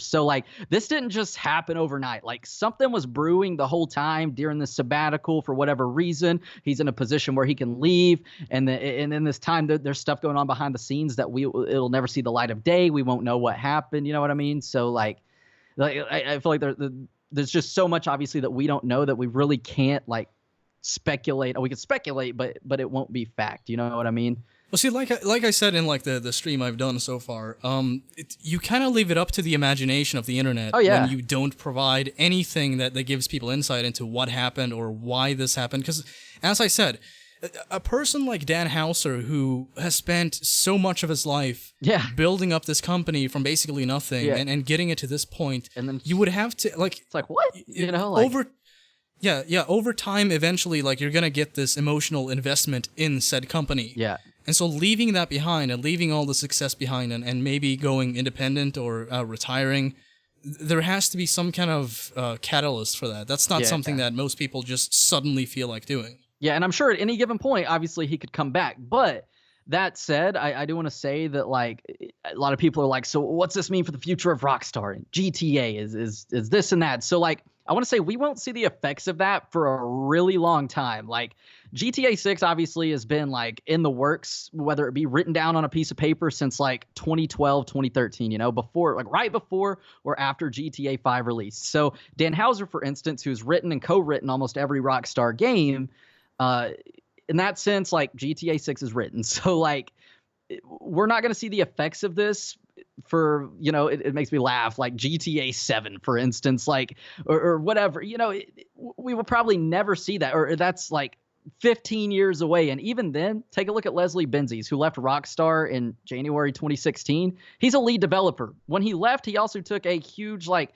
team of developers who've also worked on tons of Rockstar games. And that was in January 2016. Look how Red Dead Redemption 2 came out. Like, great game. You can't even tell. You know what I mean? So, like, I want to say that. But oh, go ahead. It did lead to a lot of it did lead to a lot it did lead to a lawsuit between, I think, Take-Two Interactive and Leslie Benzies. Yeah, like $150 million in unpaid royalties.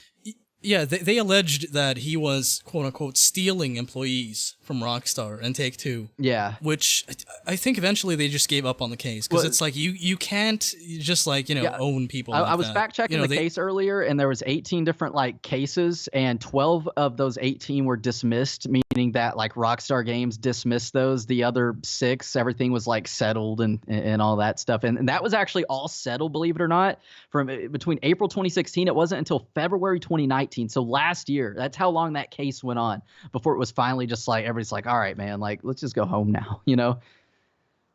Yeah. So, I mean, like I said, you cannot own people like that. You can't just, like, you know, place dibs on employees. They have their own free will, and as such, if they prefer to leave Rockstar and join build a Rocket Boy, they can do that. That's, you know, completely up to them, man. As for Leslie Benzies, like, you know, maybe you could make the argument that it's, like, you know, kind of scummy for him to just, you know, try to pluck employees from the company that he, you know, is on bad terms with. Well, I want to say, like, based on his, like, position, being that he's, like, the president or was the president of Rockstar North, you talk about, like, plucking employees. It could have been one of those power type deals of, like, hey, I'm the head honcho here. You're going to do what I say. Even though these employees, for instance, signed contracts saying, like, hey, as long as this contract is valid, you cannot work for anybody else. But Leslie Benzies is like, hey, I'm in charge. I'm the captain now. Like that meme, like you do what I say, even though legally they're binded to a contract. It's kind of like if we do a promotion, or like for G2A, for instance, you sign a contract with this company promoting what they are selling. And in the contract, you cannot promote any other company that is similar to that, you know? Or else that's where, like, the legality stuff comes into play. So it could have been one of those deals, like that's just stuff that we will never know, because like we're not in that position. We're not the head of a multi-billion-dollar business and ins and outs type deal. Like, logically, we could be like, oh, you can't do that. But, like, when it comes to the legality of stuff, it's like, oh, yeah, you can, you know. Yeah, I mean, like, it's you sign your life away pretty much when it comes to those contracts, you know. It's kind of like an NBA player. I was watching, just real quick off topic, like a video yesterday. It popped up of this NBA player. He was in the middle of an interview, got a phone call, and they're like, hey, dude, you're being traded to the New York Knicks. And he's, like, born and raised in Chicago. That's where his family is. And, like, dude's, like, breaking down crying, like, because it's like, what? Like, he is in no control. There's nothing he can do. Like his life just changed, you know what I mean? And it goes way beyond like making millions of dollars per year. It's like when you're passionate about something, it's like, what? Hold on, you know? So sure. And by the way, like I just laugh at that because like the absurdity of it. Obviously, like I feel for someone like that. Yeah. But yeah. But as far as like the future for Rockstar Games goes, like I've seen people on subreddits like r/bully2 say that this is the end of Rockstar. This means that we're gonna get Grand Theft Auto 6. It's gonna be a good game, but following that, you're gonna see a steady decline. Yeah, like I said, that's what I was saying. We won't see that stuff for years, even if it does happen. But going back to the Leslie Benzies deal, like lead developer for Rockstar North from GTA 3 all the way up until GTA 5 and every game in between, and then Red Dead came out, and sure, maybe he was responsible for half of that development. But look how RDR2 was finished and polished up. Like there are still 2.5 or almost 3 years between Leslie Benzies leaving Rockstar Games and RDR2 coming out, and the game was still immaculate or like flawless, like perfect game. You know, at least a single player. I don't play online or anything. So, yeah. But when it comes to that, like, did that really affect anything? Like, just keep on moving. You know what I mean? It's not like RDR2 sucked. So that's my guess. Like in GTA 6, for instance, I feel like it's in the same case. Like whether we're 2 years away from GTA 6, like. The story, which is what Dan Houser's role was, like in writing and co-writing that stuff, that's been done since like 2014 probably. So I think because of his like stature and being this like huge, like, you know, he's the co-founder, like that overshadows the fact that like, yeah, he wrote the story, but it's the developers and the hundreds of other employees and the team that bring this stuff to life. But you can't bring that to life if you don't have a good story to begin with. So you can kind of flip-flop back and forth. But really, like, yeah, it's a big deal. The end of an era, like 2/3 of the original like Rockstar OGs are gone now. Sam Houser's the only one left. But moving forward, like, I don't think it's going to personally affect anything at all.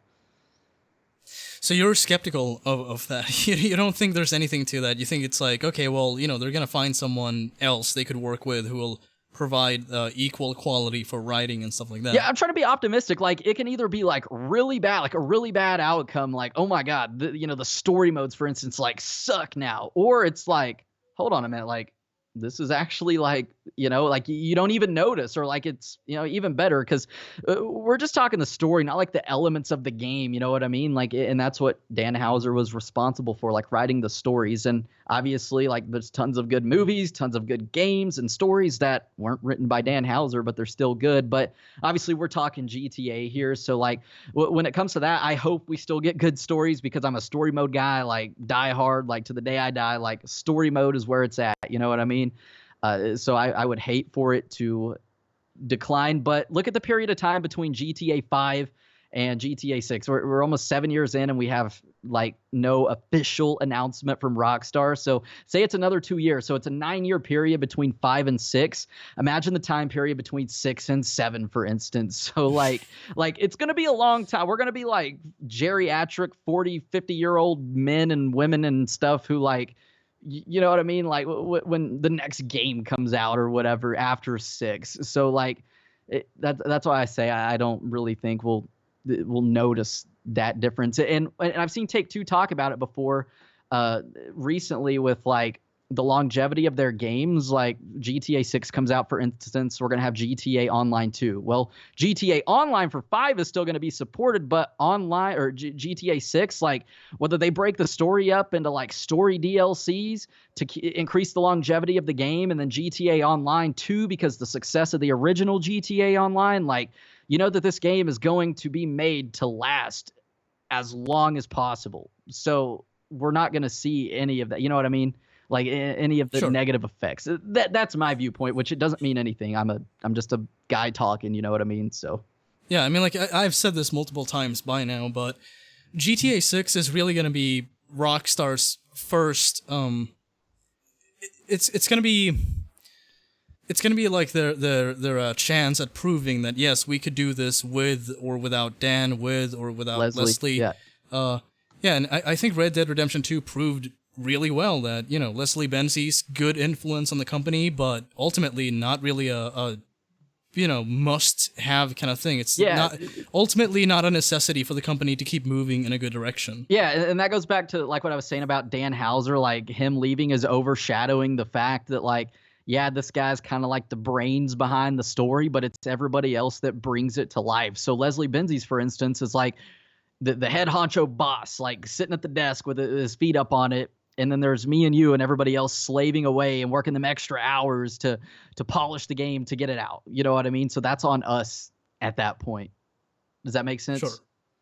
Yeah. So like these two huge like figureheads, not necessarily figurehead, that's a loosely used term, but like it's overshadowing the fact that there's like hundreds or maybe 100 people responsible as well. Like this huge team that's being like overlooked, like they're sitting here like, hey man, like, I'm the one who made this happen, Definitely.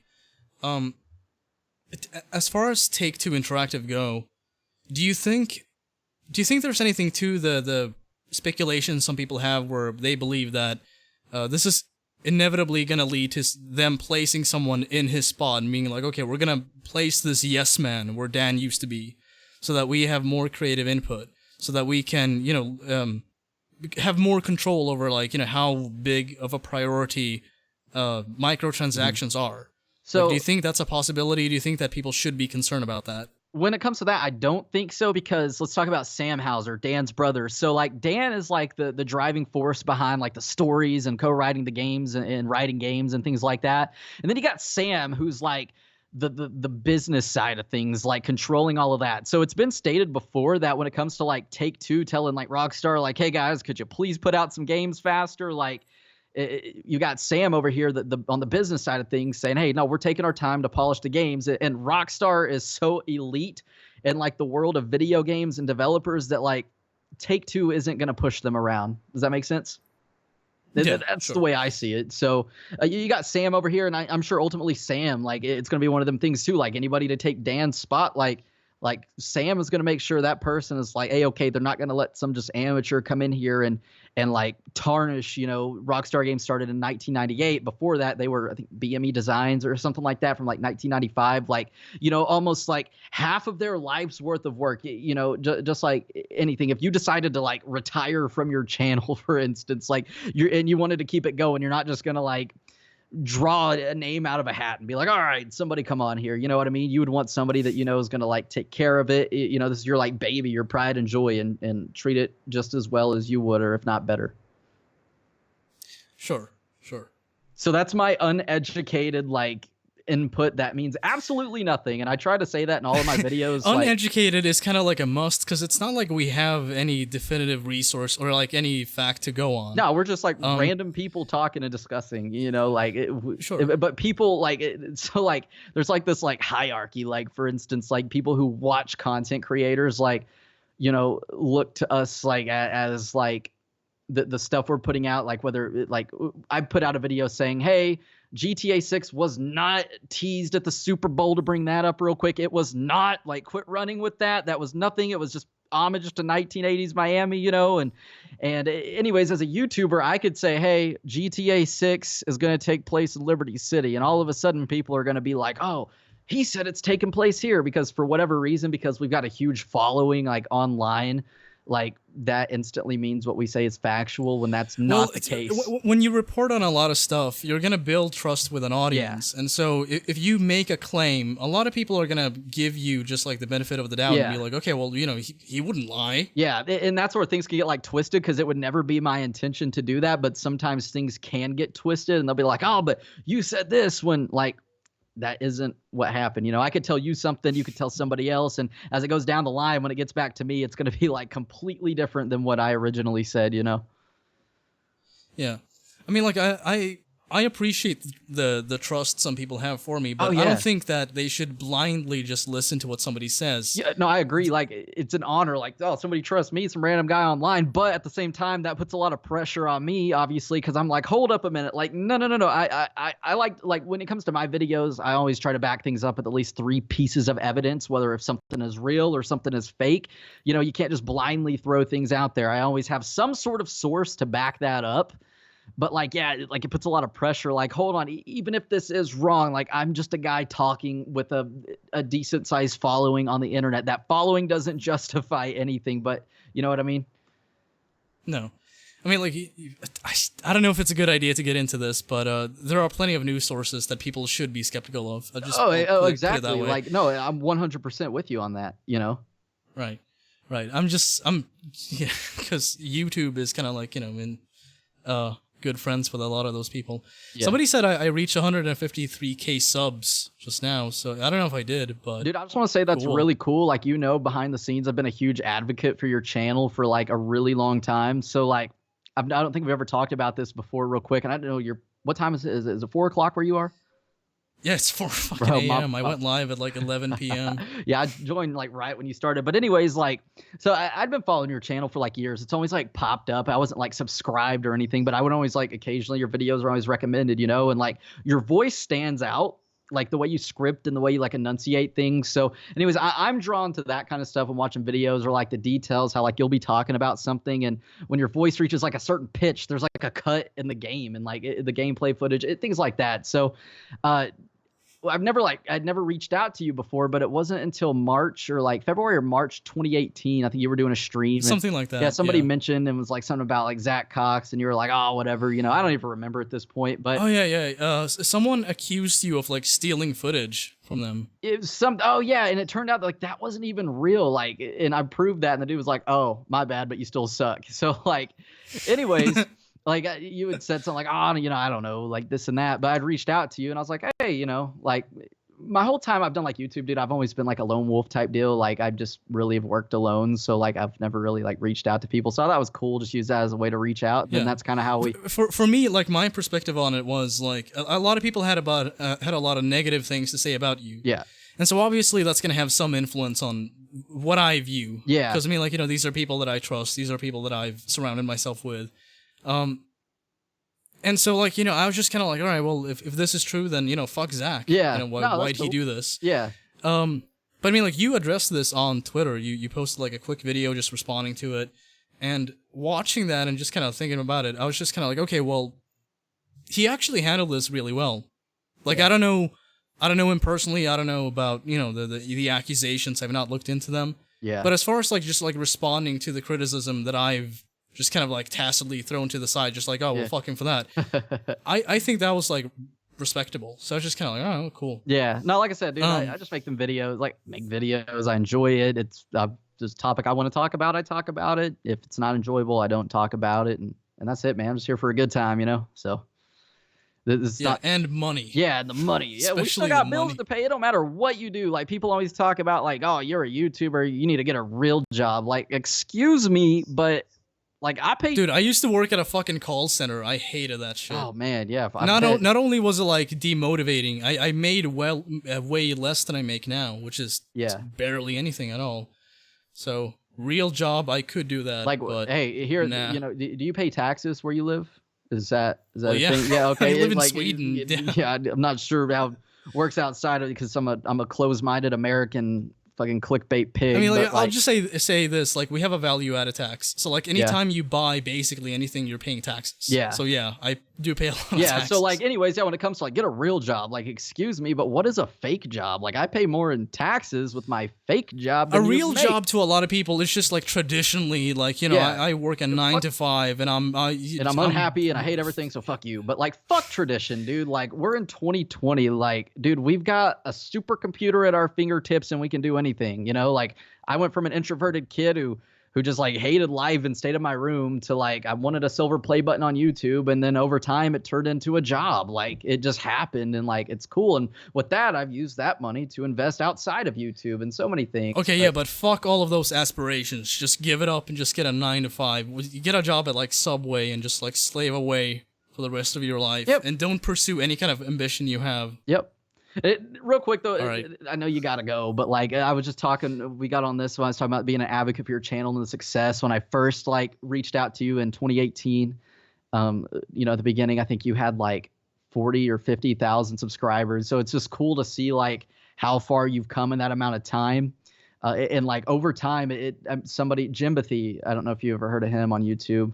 No. No, he I have does not. like fake Easter eggs, like super cool. Like he's a animator and stuff for like games. And anyways, he told me one time in like 2013 he had like 100,000 subs and I had like 10,000. And he was like, or I was about to hit 10. He was like, once you reach that 10,000 mark, then you hit 20 and then 30. If you keep going and like, your channel reminds me a lot of like my own, like when starting out, like it took me 3.5 years to reach 100,000 subs. And then it took 1 year to reach 200,000. And then another year or less than a year to reach 300,000. And then like it's just cool to see the success. Like I'm so happy for everybody, especially the content you put out to like such a limited audience, but like how unique your content is and all that stuff. So I think it's cool. And it sounds really corny on stream. So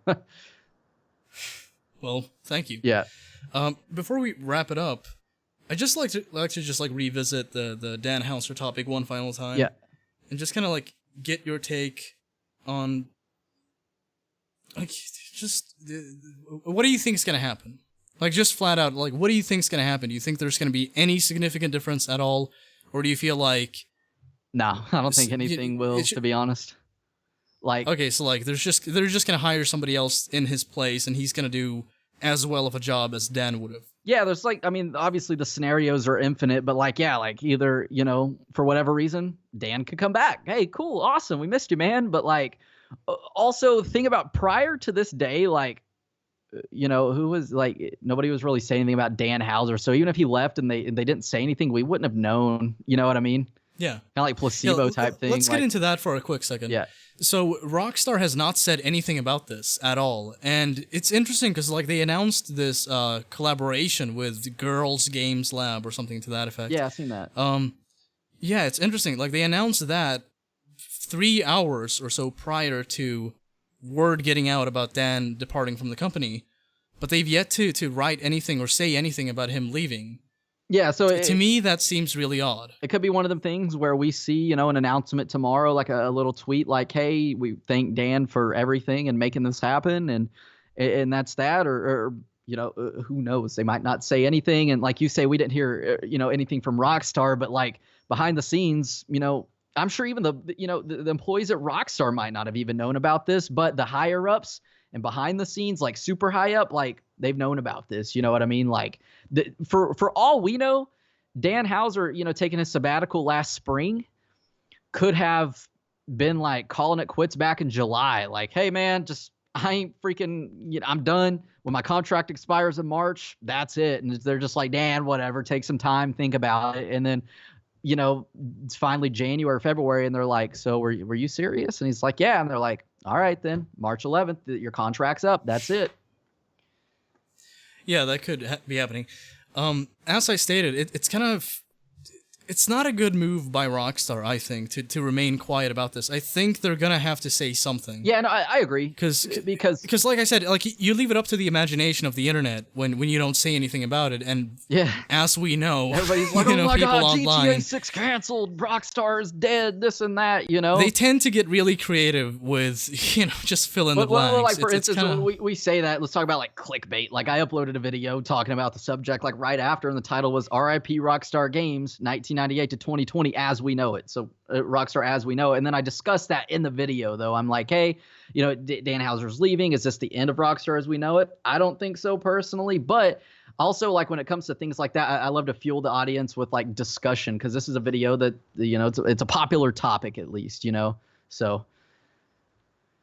evidently, yeah. Yeah. So like, yeah, it blew up, and that's crazy just seeing all the media. But really though, I personally don't think we'll see anything. It would be nice. It'd be cool if Rockstar came out and like said something, but really it would be one of them things where like the paparazzi, like we talk about, like Dan Houser's a very influential guy, like, and him and Dan and Sam Houser, very wealthy guys, very successful. But I was reading earlier, just fact checking stuff, and like obviously they've chosen to stay out of the limelight and just work behind the scenes and stay like low key on things, but it could be one of them things where TMZ sees Dan Houser walking down the street in New York City or something, and like, damn, why'd you leave? And he's like, man, I was burnt out. You never know. Or it could be one of those scenarios. But whether Rockstar says something or like Dan Houser does in an interview, that would be cool, just to kind of get some like insight, like pick his brain a little bit on why, why he chose to leave, or if he even chose or was forced Yeah, out. but until that happens, until like any of that happens, you're just gonna have people online be like,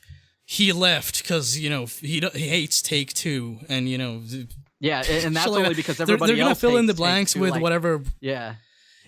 Yeah, they're gonna fill in the blanks with whatever pops in their minds, and they're just like, okay, well, here's what happened. And that's you know? where people take things and run with it without the facts and things like that. And so that's where things get like frustrating, like the whole GTA 6 Super Bowl thing. Like that was like making me pull my hair out. I'm like, no, like this isn't. And they're like, well, it's not a coincidence. Oh, like, that pissed me off so much because like I talked to Animancer about that. I was like, check it out, look at all of these people posting about it, and I went to r/GTA 6. Dude, oh my god. And I found a post where like people were talking about it, yeah, and like down on the bottom, I was like, okay, so this comment right here, it has like, you know, negative downvotes, so it's not showing up. I have to like click Probably the mine. little plus icon to show it.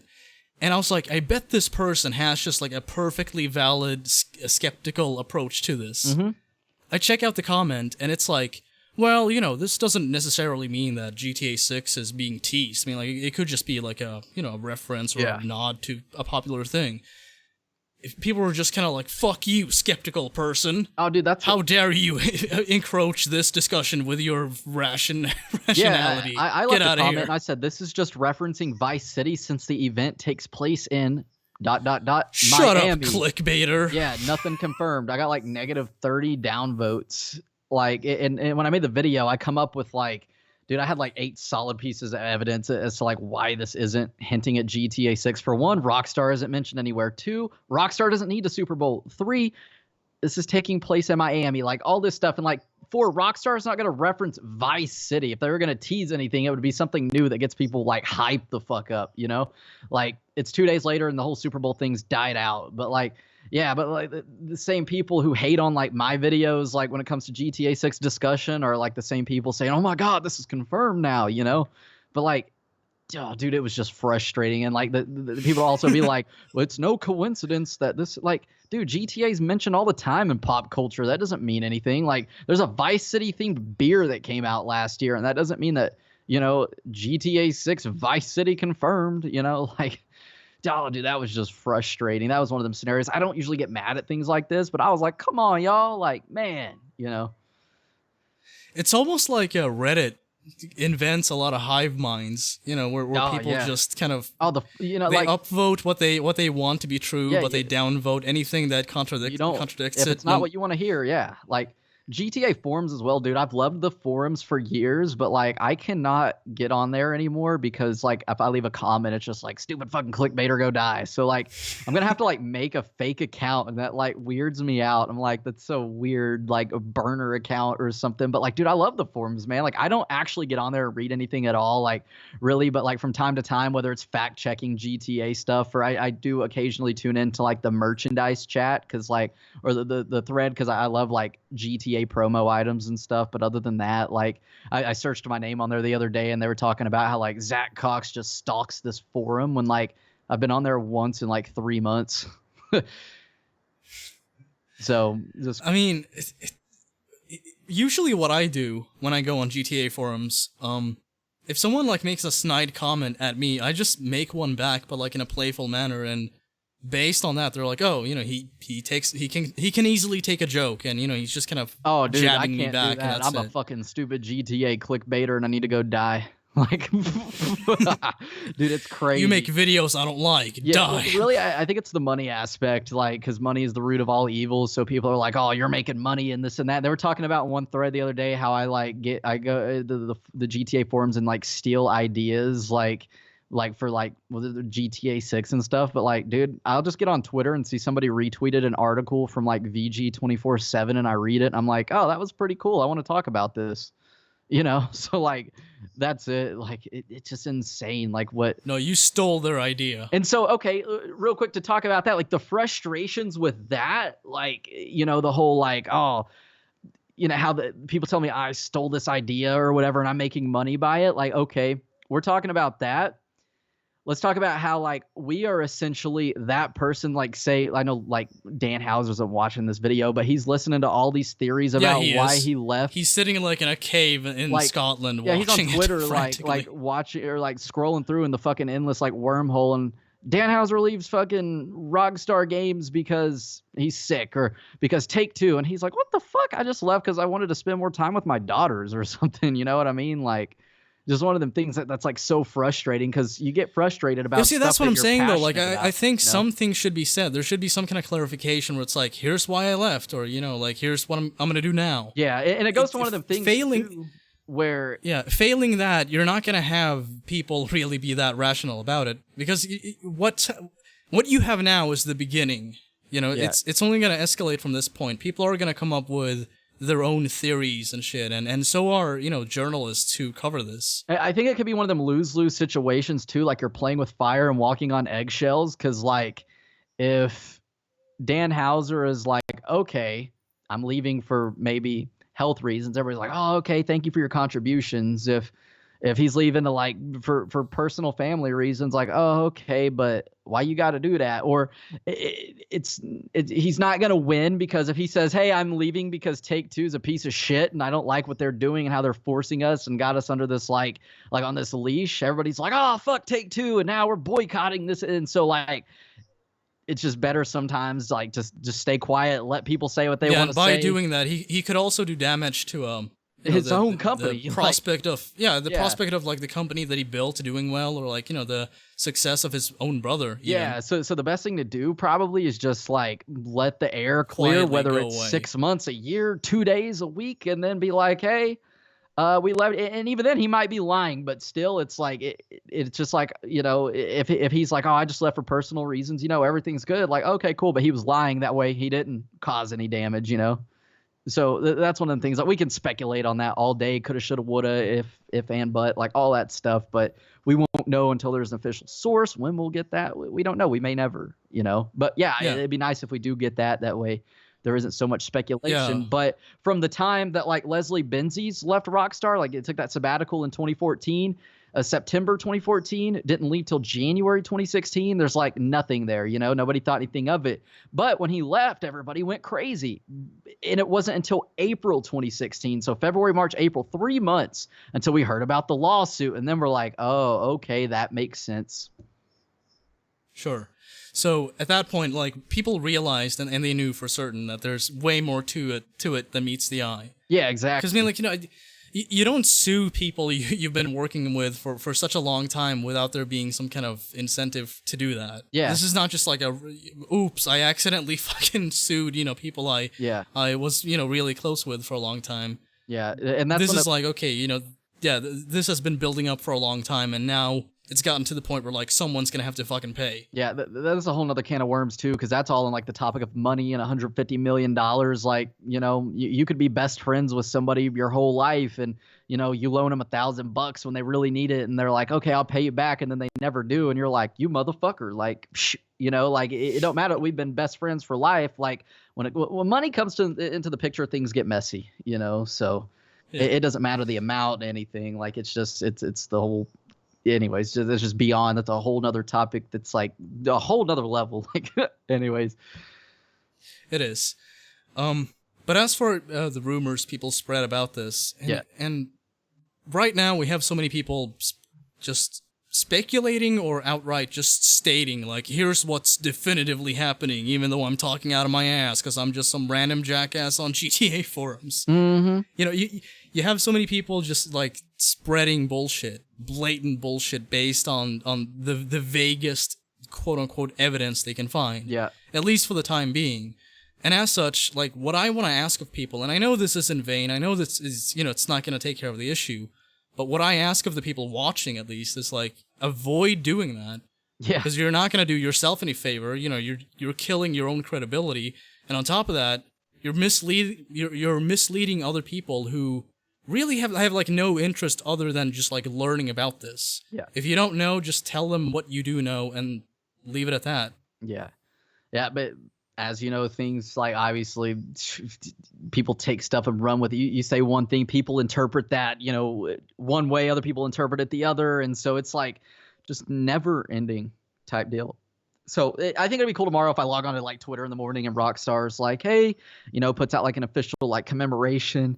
Like they put up tweet, no, they're like, here's a picture of like, fucking Sam Hauser and Strauss Zelnick like pissing on a picture of Dan Hauser. They're like, you or something. motherfucker piece of shit. We hate you, dude. The games you fucking wrote sucked.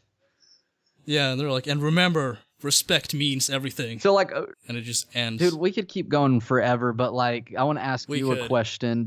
But let's like, we can like finish it here. All if right, you want, all right. but- We'll wrap it up with a question, and then I'll get to like the one super chat I got, and we'll just wrap up the stream. So then. being that Dan Hauser, one of the main games that he didn't code-write but actually wrote is Bully, and you might have touched on this before I joined, but being that he wrote Bully, responsible for that, when it comes to like Bully 2, does that, like, say it does happen, does that make you like any less excited knowing that Dan Hauser wouldn't be writing the sequel to the game that you loved that he wrote?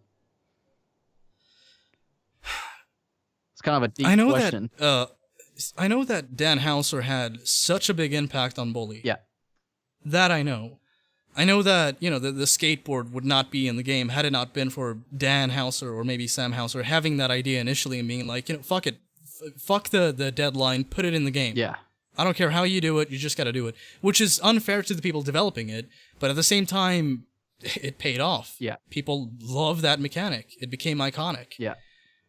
So, I think Dan Hauser is someone who was willing to sacrifice something to gain a lot of creativity in a game. And Bully is one of those games that is so unique, so fucking creative that you have to kind of have that mindset if you're gonna successfully pull that off. Yeah.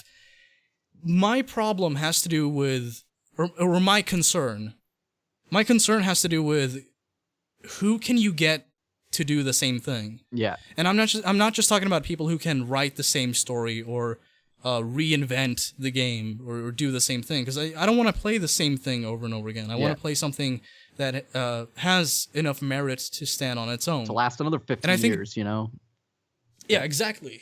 And who you get to do that without basically retreading the same ground as Dan Hauser did, I don't know. I cannot name a single person who would be ideal for that. Yeah. And so, ultimately, it comes down to what Rockstar Games does. Yeah. Who they get to take his place, who they get to write the game, if they even make a sequel at all. Yeah. Because like I said, Dan Hauser was one of the main people pushing for Bully 2. Mm-hmm. He's no longer involved. Yeah. And as such, unless he has like a final say where it's like, Bully 2 has to happen, which I highly doubt. Yeah. But failing that, I don't see really much of a monetary incentive for Rockstar to make a sequel. Yeah. And even if they do, how do you recapture the magic without mimicking the original game so much that it basically becomes the same thing over and over again? Yeah. That's my concern. Yeah. No, I agree. That's cool, man. It's cool to hear your take on that because, like you were saying earlier, asking me, how do you think that's going to affect Rockstar moving forward? It's the same concept here, I guess, but like singling out a title, but being that Dan Hauser was like the main driving force, like you said, behind that. So definitely interesting to hear that take. All right. Well, thank you for being on and talking to me for like an hour and a half. That was cool. No, it's cool, man. We went from talking about life to freaking depression and then games and Dan Hauser. No, it's cool, man. So it's cool. Like, and I hope people watching realize that like YouTubers aren't some like plotting evil videos and views and money and shit. Like, they were just people, man. Like, cool people. Well, some of them do, but generally not. Yeah, man. Like, just here for a good time, here to talk and hang out. And anyways, it's cool. So I've always like love the idea of like podcasts and stuff. So like talking like this, dude, I was so excited when you were like, dude, hop on. So I was like, cool, man. So sweet. Anyways, thanks for having me on. Thank you guys for being nice to me in the chat, man. I love you all. So anyways, yeah, man. Anyways, thanks for having me on. If you ever like to team up, do something like that, just holler. Yeah, I'll think about it. Have a good one. You too, man. Peace. See ya. All right, rock on. So I'm just gonna read this one super chat, and then we're done. I'm gonna open up my little window so I can see if I got any other donations. In case I missed any, I don't have notifications enabled, so I may have missed one or two. No, okay, I just have one. It's a 20-pound donation from Captain Caveman. I want to apologize for taking so long to read this one, but I wanted to get the Zach Hawks interview, I guess you could call it, out of the way before I did this. So, Captain Caveman says, Rockstar isn't developing GTA 6. It's an open secret that Rockstar has finished developing Blade Runner, but have licensing issues with Lad Company. I've not heard about this. I don't know if you're memeing. I feel like you are. But either way, thank you for the 20... Sorry, I'm just exhausted. I've been doing this for like 5 hours now. Thank you for the £20, and yeah, I appreciate the support. I think it's if you're being sincere, I mean, like, fuck, I'm gonna have to look into that. If you can provide some sources to back this up, or in any way corroborate it, please do so. Hit me up on Twitter, or just, shoot me a DM somewhere else, and I'll check it out. But yeah, thank you. Alright. Hopefully you enjoyed. If you did, give it a like. Why the fuck not? I mean, like, I did this for like 5 hours, so, at this point, I feel like I deserve the click of a button. But who knows? That's up for you to decide, audience. That's up to you. Anyway, yeah, take it easy. Peace.